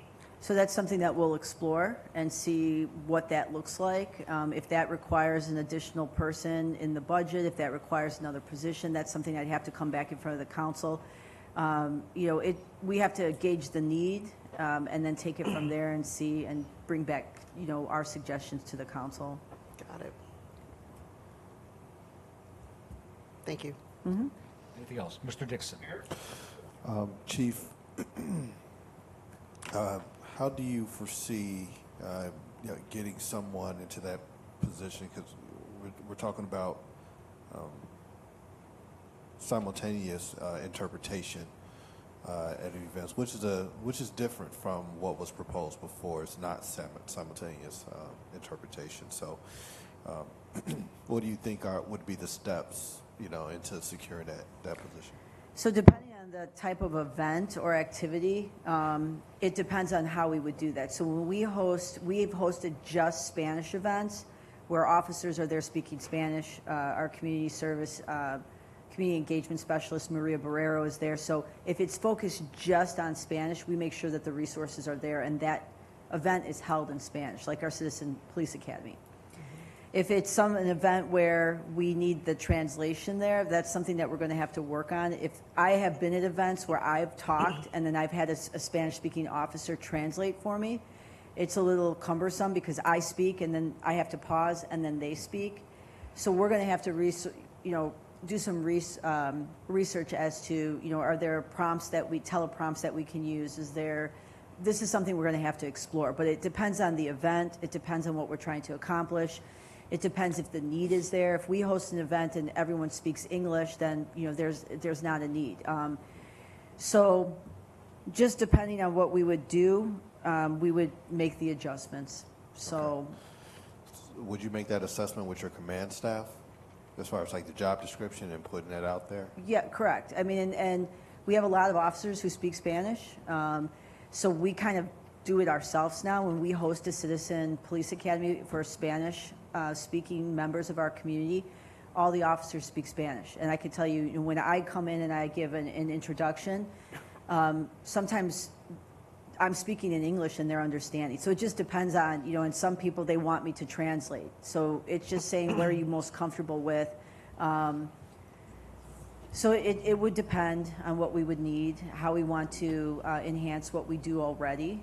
But this is something that, depending on our events, what we're going to add, how we're going to do it, we would make sure that we're focusing on making sure that people are able to attend and participate and the resources are there for them. Because that's the end goal, is to make sure that everyone feels included and that they can participate. Okay. So we approved a Spanish translation position. For the city. For the city. Correct. On the city side, City Hall side, a year some change ago, essentially, or almost a year ago.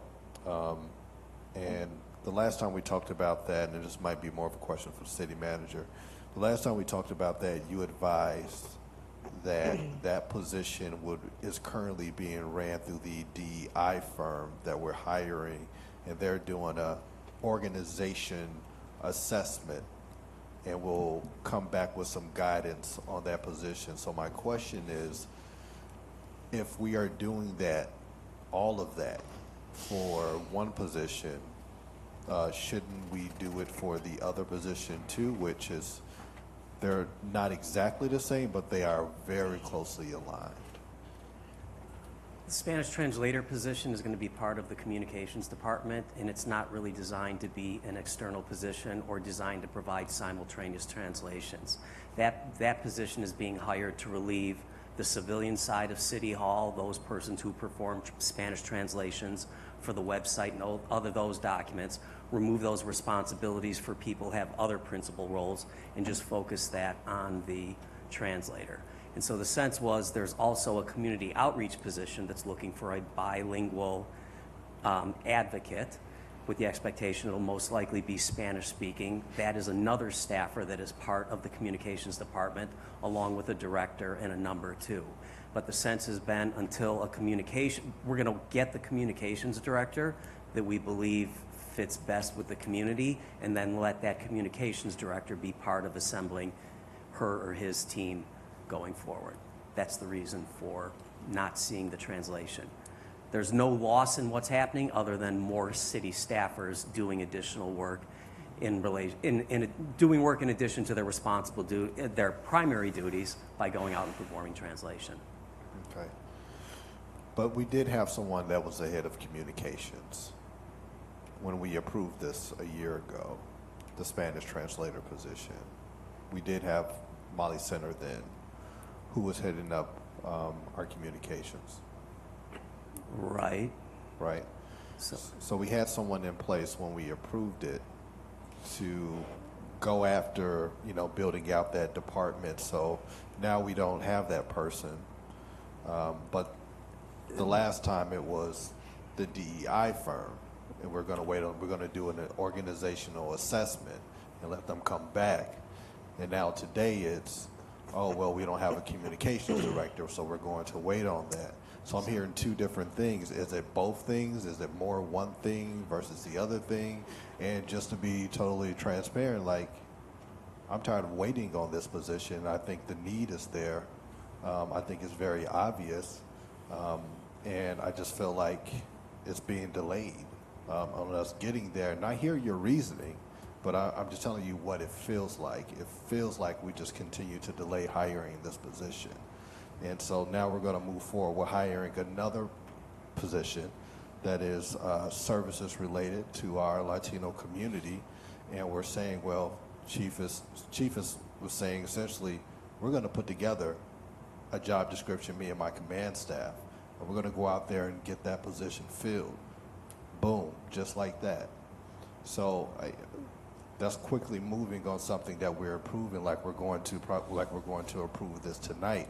I don't understand how we are still now at this point a year later and have not, and at the time when we did approve it, we did have somebody in place that could have made that decision, but a year later today we're still not moving forward, and now adding on another position in that same realm. The expectation with the creation of the communications department was that there would be different leadership at the helm, so that's why a decision was made to hire at that time. And again, I will emphasize, there is no loss in what is being provided by the organization now in terms of translation services. The hiring of this position will relieve current persons in the organization who are currently performing that function so that they can focus on their primary responsibilities. It is my belief that with that person being part of a larger department, and because there is no diminishment in services at this time, that we can afford to wait and give that person who's in charge of the communications department the opportunity to identify a person who he or she wants to work with. Okay. There's no purposeful delay. Okay, so just so that I have an understanding, okay? Then we're not waiting on the DEI firm anymore to do that organizational-wide assessment. We're just waiting to get our communications director in place and to allow them to build out the team. No, nothing has changed with the DEI organizational assessment. That's still being conducted, and workshops will be beginning throughout the organization beginning in January.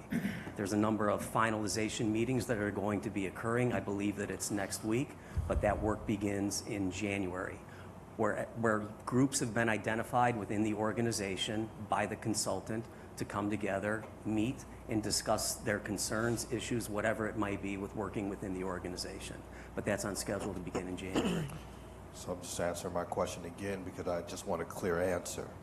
Is it both things, or is it just the one thing being the director position? I'm not getting that following you, filled? sir. I'm sorry. Okay. I'm just, You gave 2 reasons as to why we haven't filled the Spanish translator position. A couple of weeks ago, you gave the reason of the DEI firm. I don't believe that I said the DEI firm had anything to do with Spanish translation because I know that it doesn't. The Okay. DEI firm is assisting the city in identifying what will be needed for the diversity, equity, and inclusion officer. It has nothing to do with Spanish translation. Well, that was what was told to me. It was the DEI firm doing the organizational assessment, and that was a part of the delay of bringing that forward. But today you're saying that's not the case. It has nothing to do with the DEI. firm is doing an organizational assessment. It will use the information that's derived in that organizational assessment to inform what the organization needs with a DEI officer. So it is both. Okay. Gotcha. Okay. That's all. Thank you. Okay. Anything else? Mayor, Mr. Good? yeah, sorry, I know this is already gone up. I just wanted to improve this a little bit. It's not a perfect fit for this topic, but for the police department to continue their outreach to the neurodivergent community, really done a outreach event. We're having a little trouble understanding you, Mr. Good. Yeah, is he on speaker? I'll reach out offline. Okay.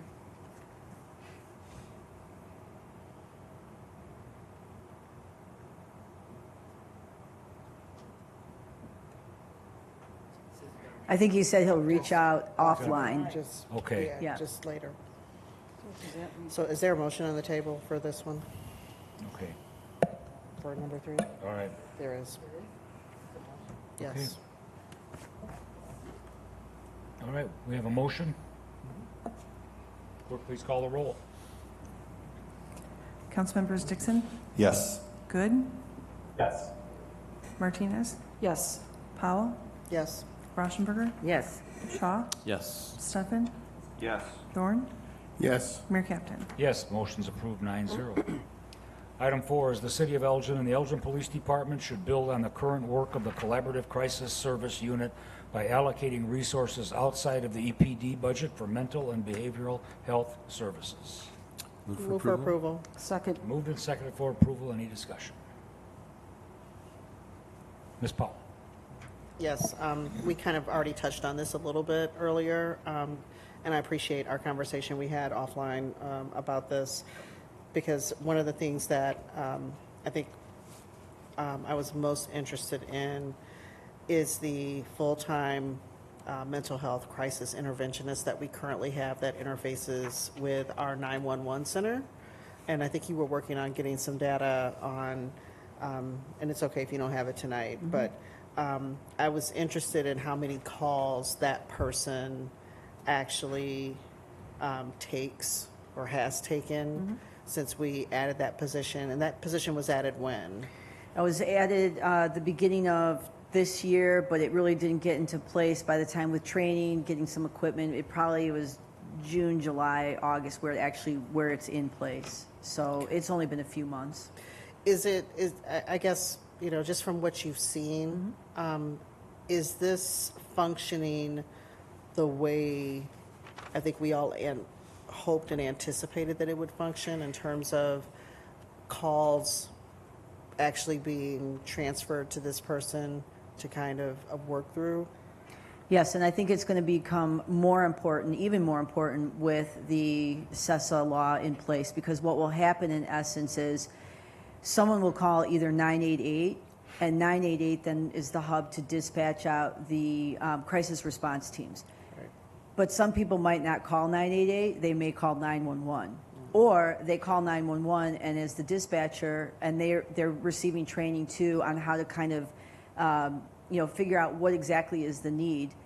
That person, that full-time person, can then take those calls and push to the crisis response teams. So it's going to become even more important to have that infrastructure in place once this law takes in effect and it's actually working. So there's a lot of training that goes into it. We had to buy certain equipment. They're actually housed in our CCSU unit. They're in an enclosed area where it's sound. We had to install soundproofing because they're taking calls. They're confidential calls. We've had to install a computer system that's attached to our CAD system. So there's a lot of things that we had to put in place. So we're set for when this actually works with CESA. We're in a good position to be able to have those calls transferred to a social worker, mental health person who can make that kind of triage and push out to wherever we need. So I think you'll see the benefit in the next year or so. Great. And what are the hours? I think because it only goes through, what is it? Is it 10 o'clock or what? Yeah, so the hours are primarily during the afternoon, and we look at those hours based on our calls for service, where we get the vast majority of calls for emotionally distressed persons. Now, that could change. So we only have one full-time person who does that. When she's not taking calls, she's also doing case management, case follow-up for the calls that we do get. So she's also assisting the 3 part-time mental health professionals. And again, because they're only working so many hours, there have been times where there's no one working, but they're on call. So they've come out to some scenes too. So they work their schedule where we get the most amount of coverage, but obviously being mindful of their hours and their schedules. Right. So is there an intention at some point to get to the point where we have 24-hour coverage in that area? That would be the goal, but that, again, I think we have to see how this works with, and how are people calling 988? Are they calling 911?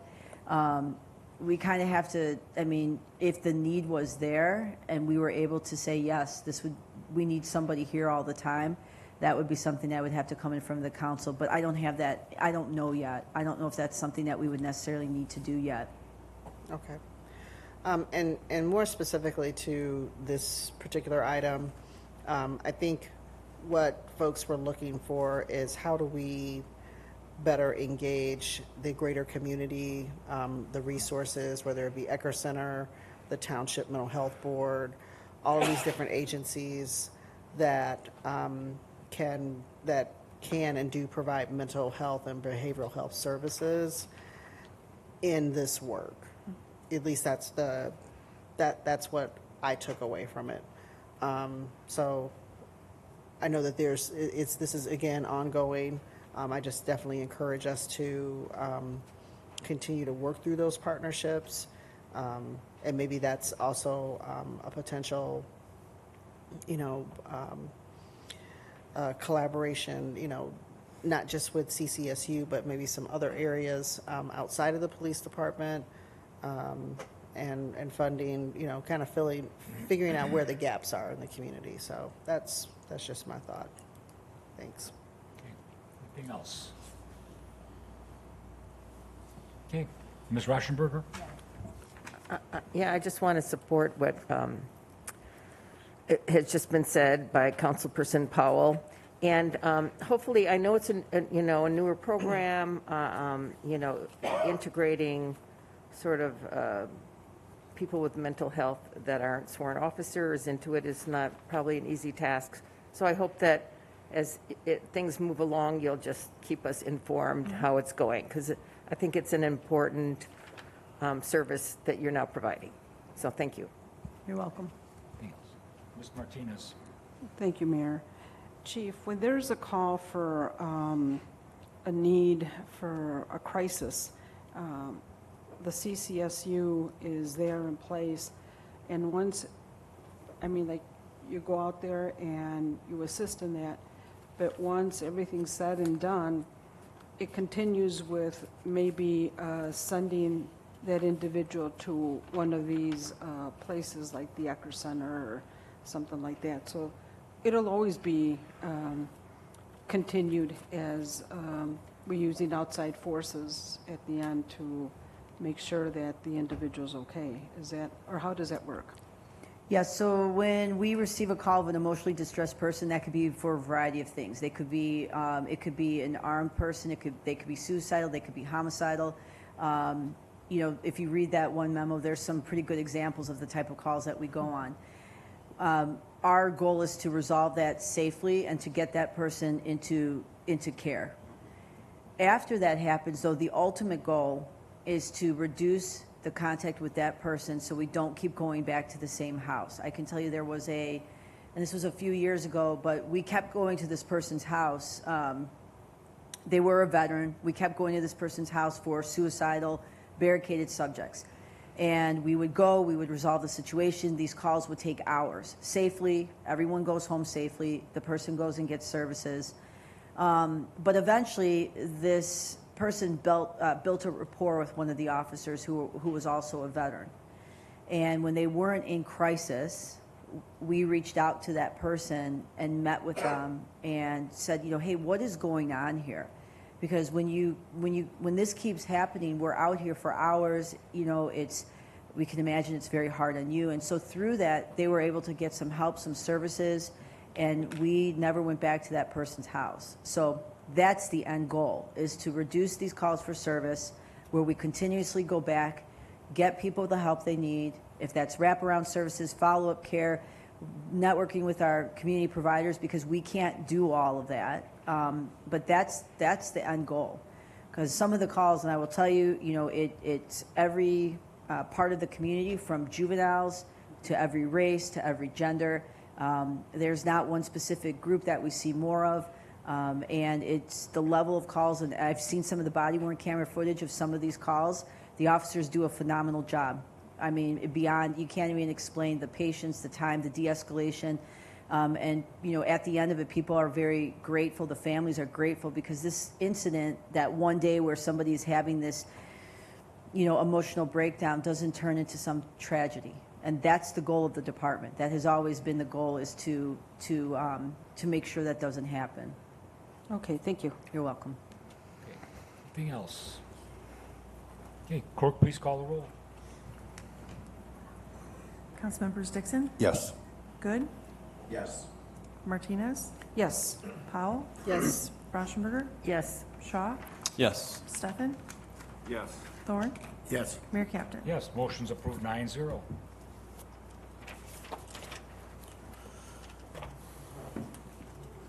The last item, H, is the repeal of Chapter 2.20 of the Elgin Municipal Code, requiring residency within the city of Elgin as a condition of employment.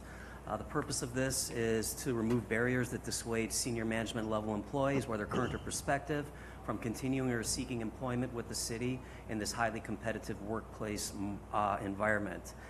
Right now, about 21 employees are subject to the current residency requirement, and during the November 16th, 2022 Committee of the Whole meeting, the City Council approved 6 recommendations from the Task Force on Policing Subcommittee on Training, particularly the Subcommittee on Recruitment, Hiring, Retention, and Promotion. One of the 6 recommendations was that the city create a salary incentive in conjunction with police contract negotiations for residency within the city and/or off-duty engagement or volunteerism. At that time, Mayor Captain stated that his recommendation would be that this should be applicable to all city employees, and he directed staff to place this matter on the Committee of the Whole agenda this evening. In response to the approval of the task force recommendations, city began initial work on potential incentive programs for residents. Preliminary analysis shows that there are some Illinois communities that have adopted residency incentives for police officers that include an immediate $10,000 bonus and a $7,000 annual payment thereafter. That's a representative example of some of the things that are out there that are occurring.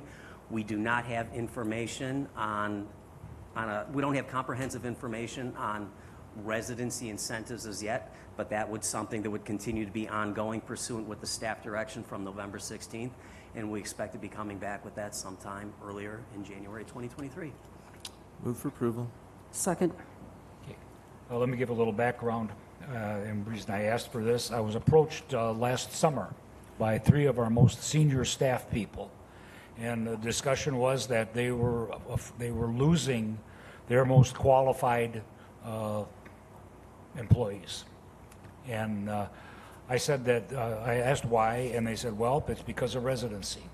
People are leaving, and they start to look to move on. They look to hire people that have experience, and the residency becomes an issue.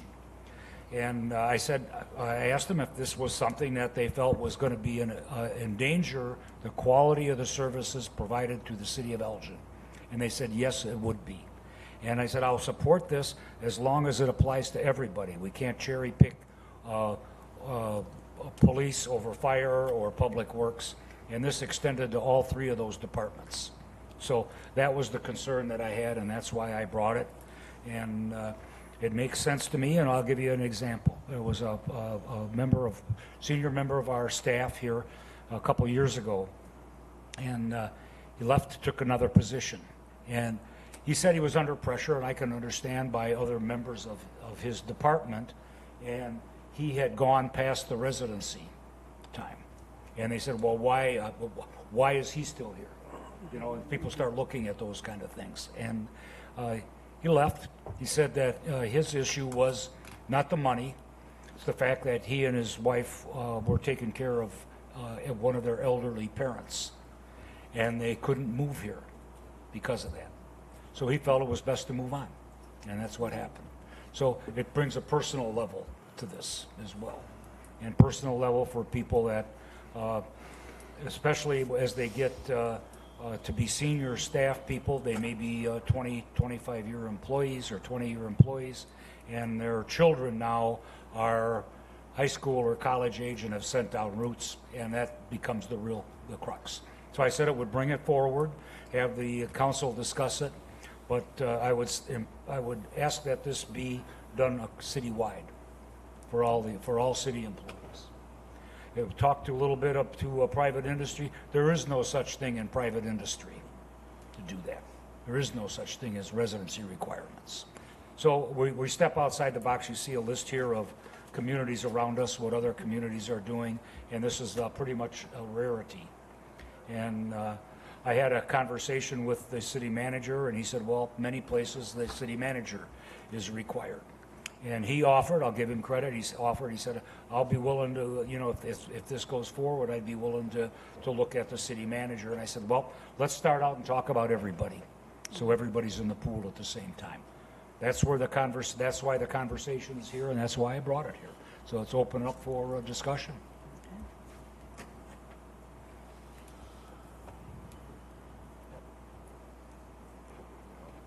Ms. Powell.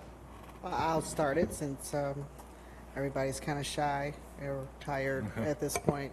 You know, over the years, I know we've had this discussion a lot, and I, you know, have gone from definitely being a strong advocate of residency to maybe softening my stance on this a little bit, just basically in terms of looking at our, you know, just the current economy and the job market that we have right now, and how competitive that is trying to get people and attract folks.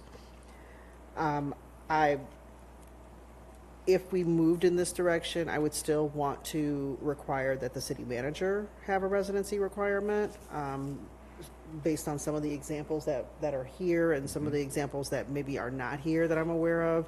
They're in communities of our size. Typically, the city manager or village administrator, whatever that position is in that community, still has a residency requirement. I think more specifically when you start talking about the residency requirements for department heads, we've removed a lot of the department heads over the years. The ones that are still included in the current residency requirement, just for the public's information, are... where's my list? It currently includes the city manager, the fire chief, police chief, assistant city manager, community development director, public services director, parks and rec director, police deputy chief, assistant fire chiefs, and the city clerk.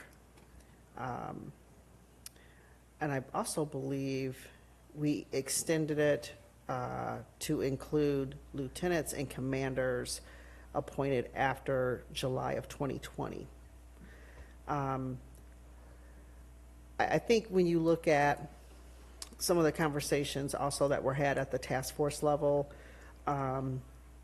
there was definitely some people that were very much interested in requiring officers to live in our community. I don't want to minimize that. There's also folks that said maybe instead of requiring folks to live here, it may be better to try to incentivize people living here. So that's why you saw with one of the recommendations that was approved earlier this year that gave extra points to people who lived in this community when they take their police test. So there's incentive points for folks at the time of testing, and I think there was also, as this memo points out, a possibility of providing some type of financial incentive for police officers in particular that move into the community or live in the community. Based on some conversations I've had with staff, obviously, that's a very general and broad recommendation that came from the task force. If we did move in that direction, there would be a lot to work out in terms of what that looked like. So, I mean, I just throw that out there. Obviously, it's not anything we'd have to, try to figure out tonight. But I guess I say all of that to say I'm open to amending this, but not changing the fact that our city manager should live in the community. I'm just interested in what the rest of my colleagues have to say.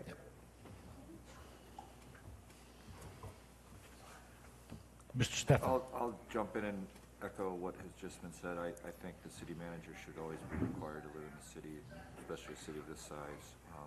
And it's nothing against Rick, because I think he's pretty ensconced here.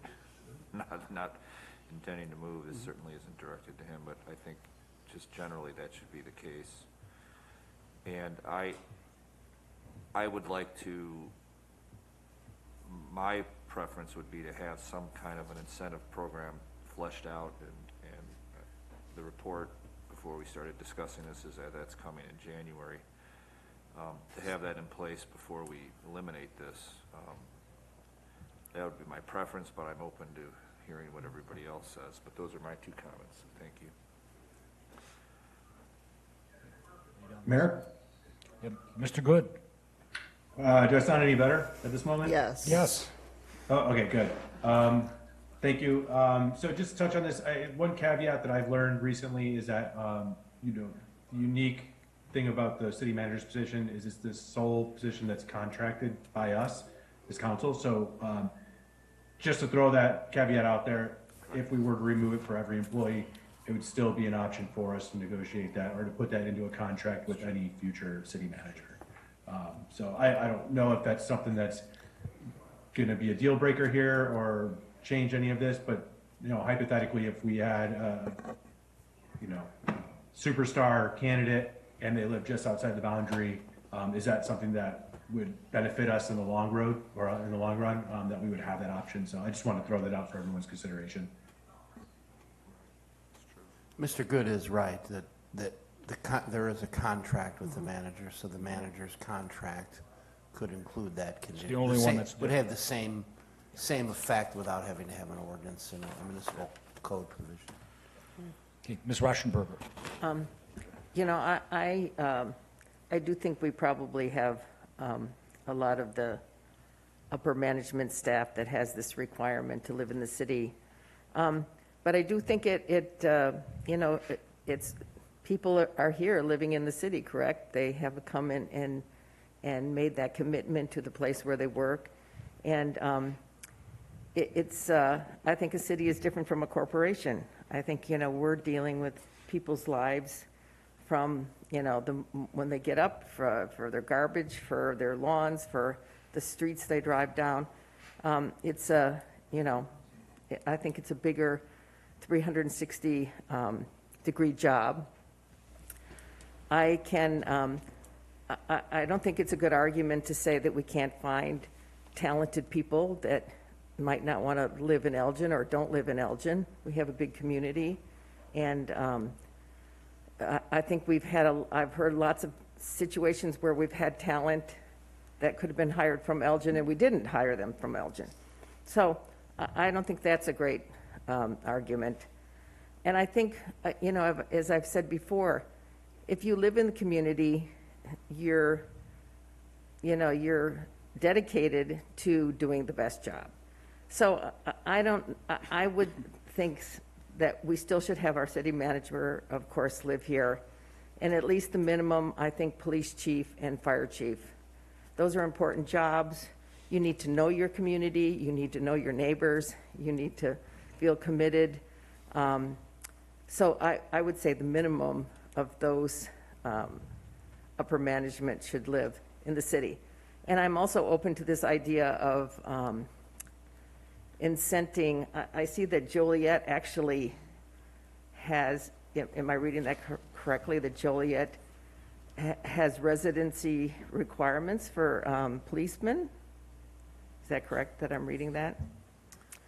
But I understand. They did do that a number of years ago in a part of a very elaborate agreement that included the most favorable health care for the police officers, where they paid. Okay, so they're taking care of their police force, and the police force are taking care of their fellow citizens. Sometimes those are thoughtful things to do. So I don't think we're at this point where we're going to suggest that our new policemen move into the city. But I do think a bonus, some sort of incentive that I would like to have, staff bring forward to us that incents people not only that live in Elgin, but that become policemen here, live here. I think, again, that's a very important group of people that I don't want them to think that, oh, I'm just coming to Elgin to manage the people that live there. I want them to think that they're my neighbors. So that's my feelings. Anybody else? I think one of the issues is that the way our system has been working is we've promoted from within. So it's people that are not just coming from outside to work here. They are people that have dedicated 20 years of their working life to being in this position here, a position of management level. And that's what we're looking at really here. I think the issue of new employees, if you want to provide an incentive, I'd be happy to talk about that, but I also think it should apply to everybody. I don't think we should select one side over another, whether a fireman's more important than a policeman or a policeman's more important than a public works employee. I think that there would be some benefit there. If we have people that decide they'd like to stay in Elgin and live in Elgin for a small pay increase, I think that's probably a good thing. We get the money back in tax. However, you'd have to look at and crunch the numbers. We have quite a large number of employees. And, I've been working with public employees for 50 years, including myself. And I don't think I've ever heard anyone at any level say, I don't work as hard because I don't live in the city. They all work hard for their job, and they all do the job that they feel is important to them. I've never heard anybody say that. Just to make my comment, I work within U46, and there is a different attitude from teachers that come from white communities that are far away, as opposed to teachers or other personnel that live within this. I mean, I'm there. I've also been there every day for 15 years. I know there's a different attitude if this is your community. So that's all I can say. That's my experience. I think you should take it up with Mr. Sanders to tell him that you're paying people a lot of money and they're not doing the job for you. But anyway. I don't think it's a job. I think it's attitude. Yeah. And I think that's very subtle and cultural. And, again, we talk about equity and diversity. You got to be amongst the equity and diversity in a community that you're serving. That's all I can say. Okay. Ms. Paul, you had your finger up. Just quickly, Okay. just to echo some of what Councilwoman Rauschenberger said, I think initially, and even still, I do believe in folks living here. So I just want to make that clear. I do believe, especially the folks in frontline positions, our public services and public safety personnel, in particular our police officers that have the ability to use deadly force on people. I think it's different. It is different when you live in a community that is as ethnically and economically diverse as Elgin, because that is the community that you're serving. So when you are accustomed and you have neighbors and friends that reflect what our community looks like, it's different than if you live, I'll just say Huntley or Hampshire or somewhere that's not as economically and ethnically diverse. If you're not around diversity at home and you didn't grow up with that, coming here and doing your job, you may have biases that you might not even realize that you have. And I know that we have training and all of that stuff to try to minimize that, but I think it does make a difference. And the other reason I've always been in favor of the residency is we pay our employees very well. I would love for that income to stay in our community, for folks to buy houses and go to school, send their kids to school in our communities, because it improves our community. One of the things that we haven't talked about, but I know that there was a discussion at some point in time, and I don't know if Chief Lally is still here, but the impact of having officers that live here in town being able to take their squad cars home, just that whole visual, that whole element of making that neighborhood feel safer because they have a police officer that lives in their neighborhood, they've got a squad car that's parked in their neighborhood. Right now, and I'm not completely positive about this, but I believe that if you are an officer, especially in command staff, and you don't live here in the community, you can still drive your vehicle home. Is that correct? Work vehicles, correct. In the squad, the patrol cars for officers, that's an informal incentive, if you will, for police officers to live within the community. Patrol officers have that ability to do a take-home car. Now, we don't have enough take-home cars. Yes. If everybody was going to do that, but Right. that is one of the ways that we've been informally encouraging residency within the city. for And I police think that officers. that's important. I like that. But right now, our command staff that, may or may not live in town have the ability to take their vehicles home. And those vehicles could be going as far out as, who knows, Huntley, Hampshire, St. Charles, I don't know. In fairness, they're typically unmarked, and the purpose for that is with the recognition that the third floor command staff is on call all the time, and that's for the ability to respond to any need. Understood. But I guess, again, and I said I will support this with the caveat that I still want the city manager living in town.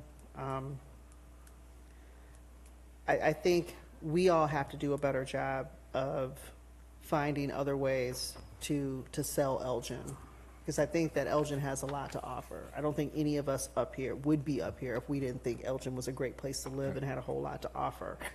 We need to do a better job of, when people are being recruited to come here, especially our police officers, our firefighters, selling Elgin.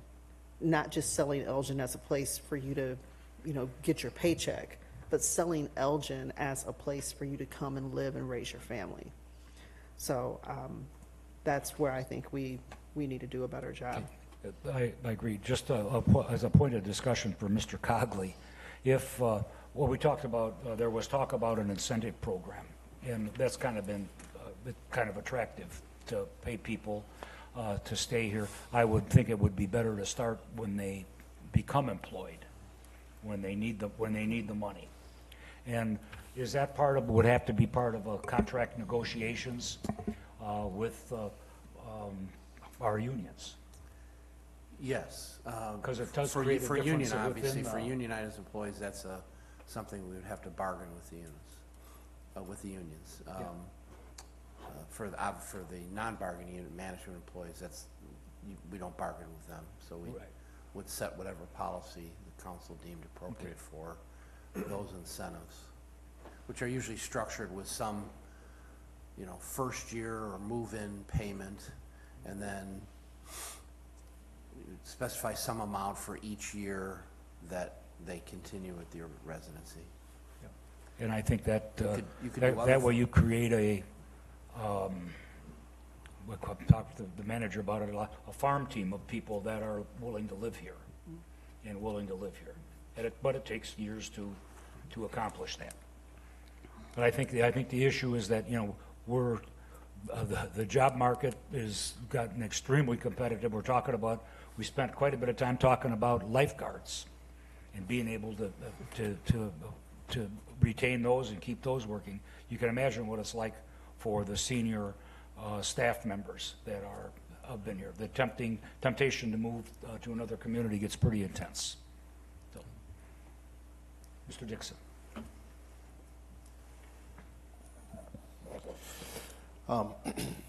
So this was a tough one. I will say that generally speaking, I'm okay with this. There are some positions that I think should remain in the city. I think probably in addition to the city manager's role. 2 years ago, we changed the ordinance as it mentioned in the memo, changing the requirements for some of our policing staff. And 2 years later now, we would be reversing that essentially without that recommendation having come from the task force. So, and then I think, different variations of what some people like and what some people don't like up here tonight.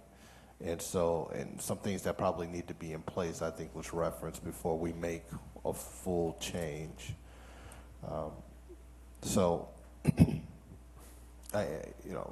To the majority of this proposal, though, it is a very tight job market.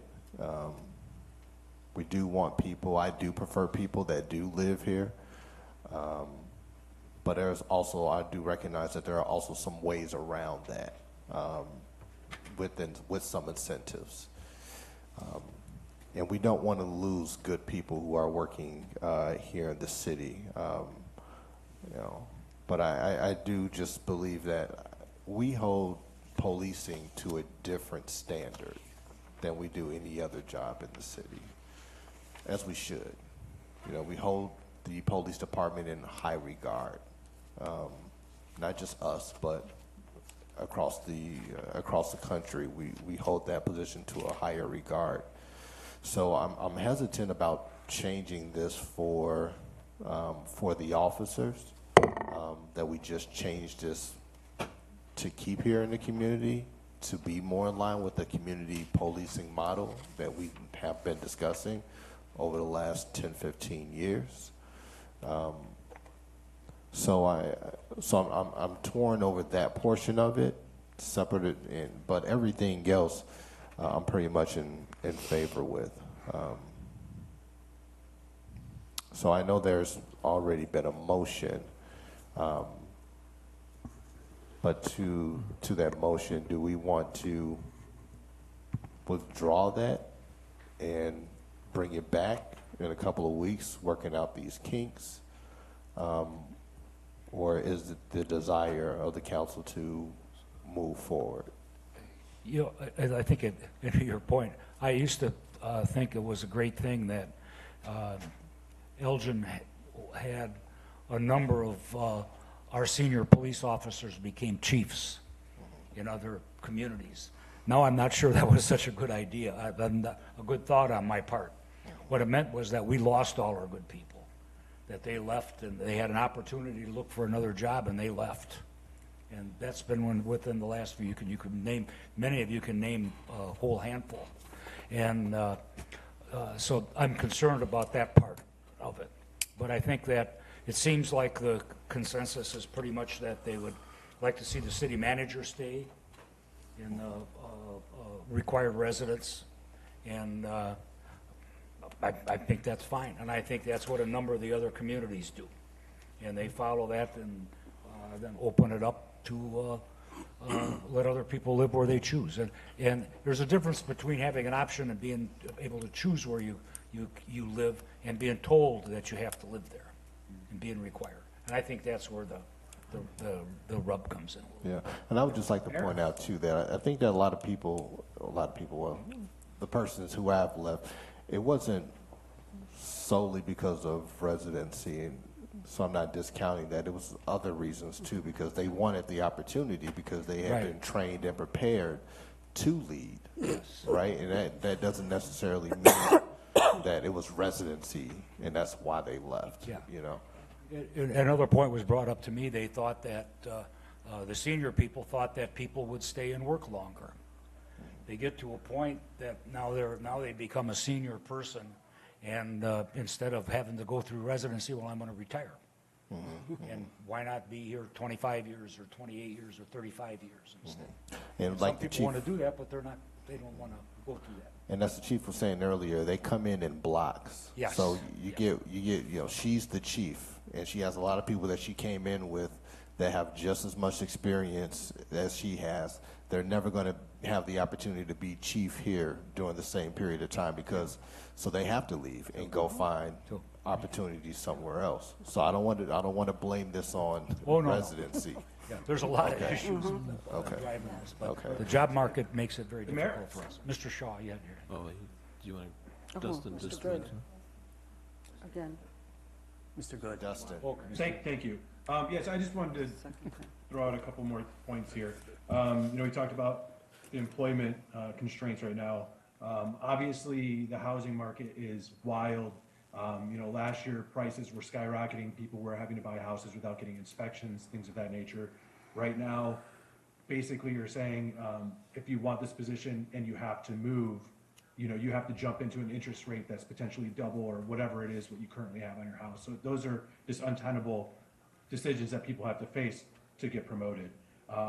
Furthermore, this was a tough one. I dove into as much data and research as I could on this, and everything that I saw, nothing bared out that communities are safer with residency requirements, because that was my main concern when it comes to residency for police officers specifically. And furthermore, if you think about it, if you did mandate it with the notion that people are going to become more acclimated to our community, that's not necessarily true, because they could essentially move out to the southwest side of Elgin, be in a different school district, and live in a completely different experience than, say, I do in the downtown. So for emergency response issues, if that were to be a concern, communities will use a radius typically rather than using a boundary. So I do think those are some things that we need to consider as well. Forcing somebody to move right now in this climate is a very costly thing to put on somebody. Mr. Thorne. Thank you. Well, a couple things real quick, because it's sure getting late. A couple weeks ago when we talked on task force recommendations and they had the residency for police, I just wanted to clear something up. I voted for I did not vote that we needed residency for the police. However, Mr. Fuller from the Daily Herald wrote in the Daily Herald that I was the lone vote for that, and that wasn't the case. I voted against the Citizens Review Board. So I just wanted to clear that up. As far as this goes, I look at all the comparisons for the other cities. I kind of see some sides of value when you do live here and your kids go to school here. But like Mr. Good says, You could live here and your kids go to a different school. And I think it's more important to have the right person, and especially now with the job market or the housing market, I'm going to support this the way it's written, although I'm certainly one to say that I would like the city manager to have to stay living in Elgin, especially ours. So the motion was to, just as written, and is there more consensus, just looking up and down the dais here, to have the city manager remain as being required, because it's a contract for us? Is that? What we could do is that you could do it either, I'm sorry, Councilwoman Yeah, I was Martinez, just I gonna- don't want to interrupt you. Sorry. Yeah, I haven't spoken either, but I think like with the city manager, that's something that should be worked in his contract. Doesn't have to be an ordinance, you know. And most of the higher staff anyway, they spend more than 12 hours here. They know their community. But these are just my thoughts, my feelings on residency. I'm not in support of residency requirements for staffing positions at any level. I think if circumstances are present that we need a staff member within city limits, again, I think we can address that in contract agreements. I don't think it should be an ordinance. The change in police residency in 2020, I felt were punitive and possibly vindictive when it came before us. As a council member, I feel it's my responsibility to empower staff to recruit and hire the best and the most qualified candidates, not to deter candidates from even applying. I strongly feel that actions and conversations that we have here with this council have had and they will have a negative impact on the quality of candidates we attract. When they're talking about officers have to live here, I've seen where in the past there's officers that lived in town and they were not necessarily good officers. They were let go. I think what makes a good employee anywhere at any level is work ethic. I also worked for U46 at one time, and as a bus driver, you know, we would start like at 5 in the morning and we get done late. Yeah, there's some hours in between, but I know of people that lived in Wisconsin, lived in McHenry, lived far away, and what amazed me about them is they love working for U46.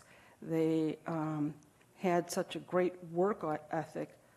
A great majority of them had great attendance.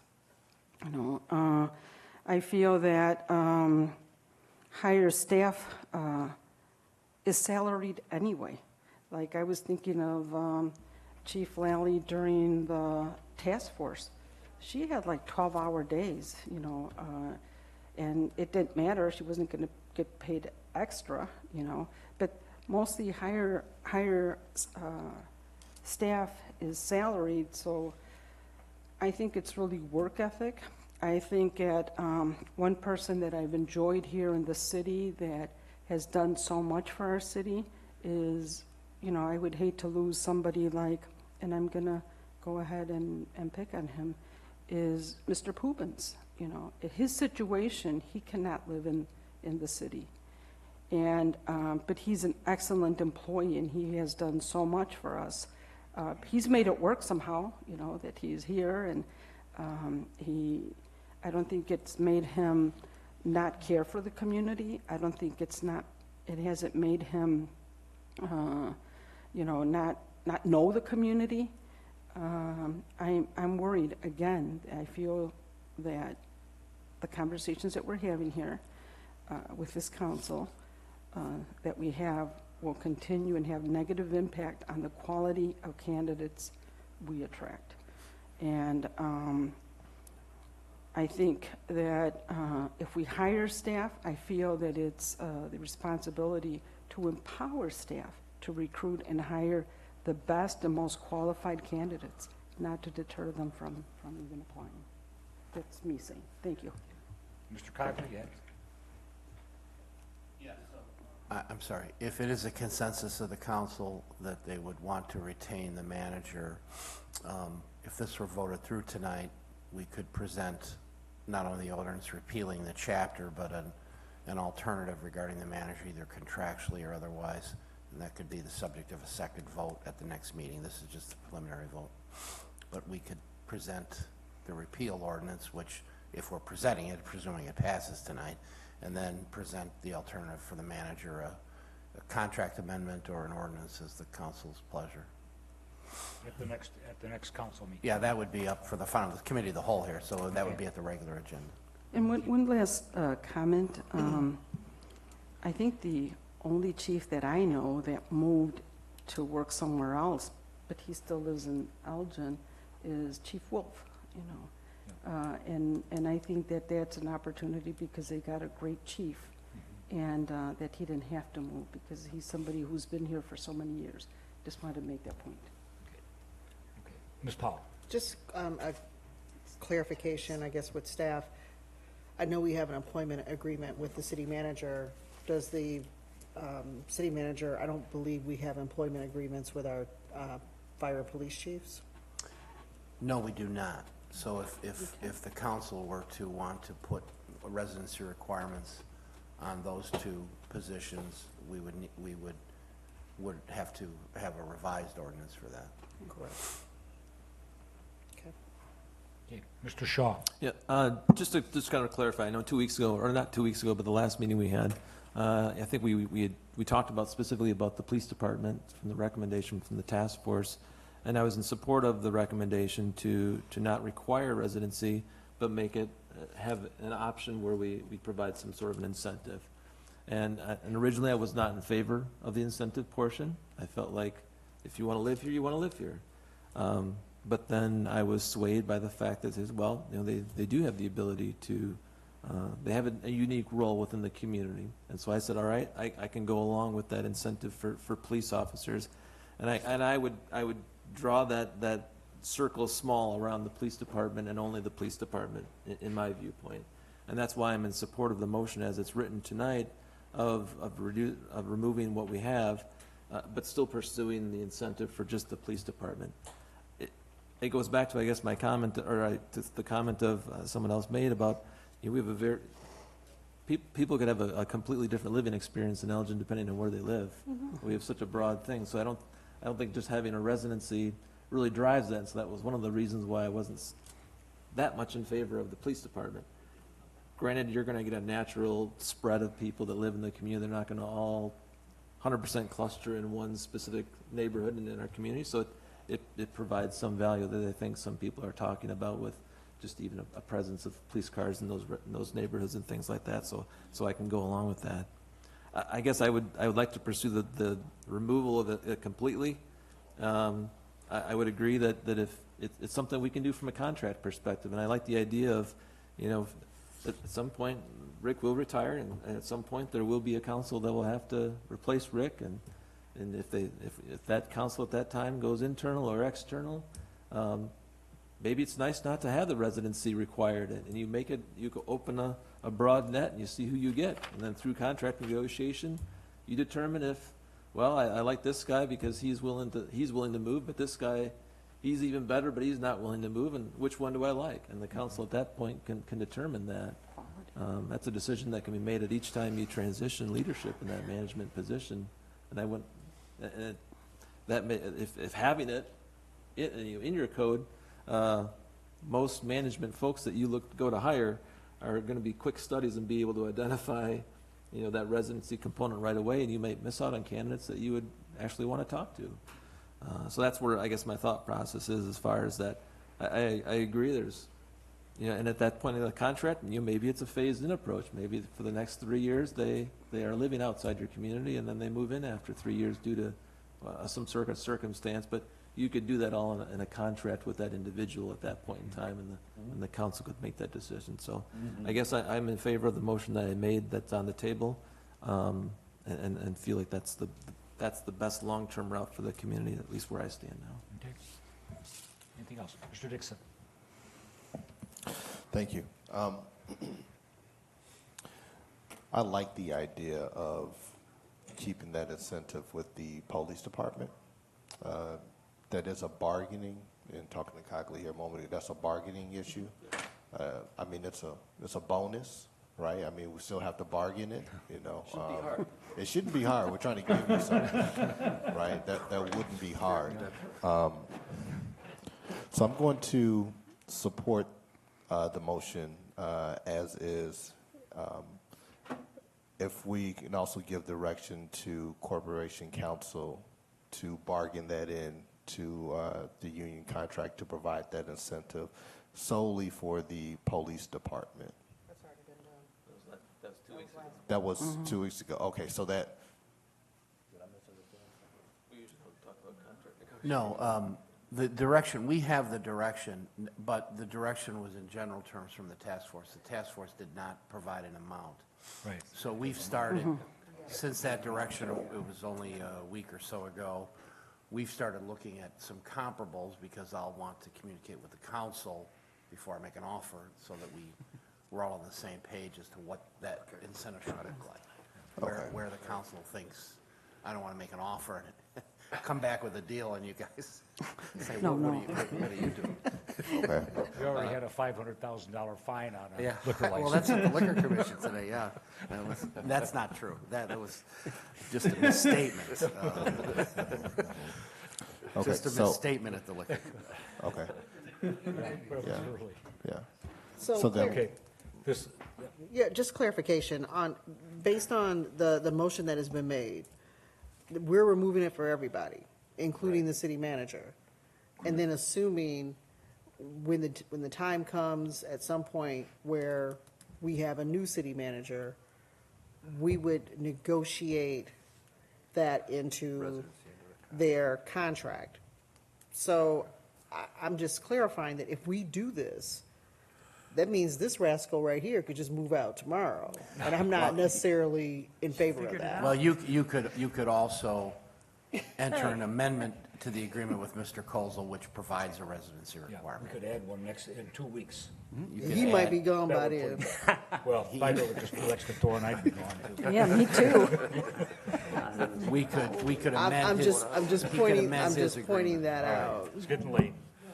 Okay, we have a motion, and that would be to repeal Chapter 2.2 of the municipal code as written on the item. But again, and if it's the intent to actually include that in our current manager's contract, then I would prefer that that be part of the motion. Because I think that will, to me, affect how I want to vote on this. Procedure, I suggest, why don't the council, because I think the person making the motion may not want to amend it, so call that question, and then the floor would be open, Councilman Powell, to ask for an amendment to the manager's contract. I made the motion. You just want to amend Rick's current contract, correct? Yeah, I'll amend the motion to include an amendment to our current city manager's contract to include residency. The second agree with that?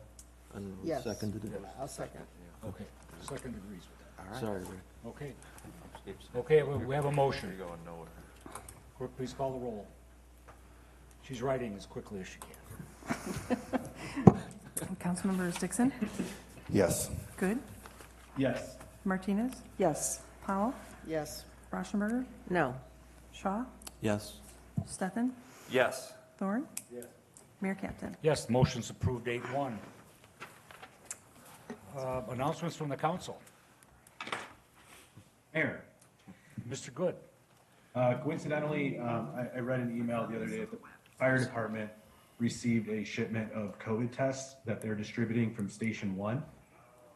So just wanted to get that out there. It's from 8:30 to 4 o'clock until supplies run out.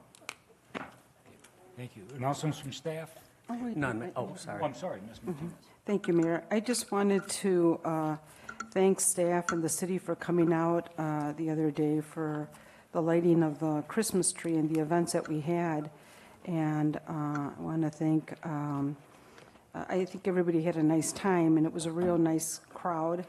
And I want to thank the mayor and Councilman Dixon for coming out and helping me magically turn on that tree.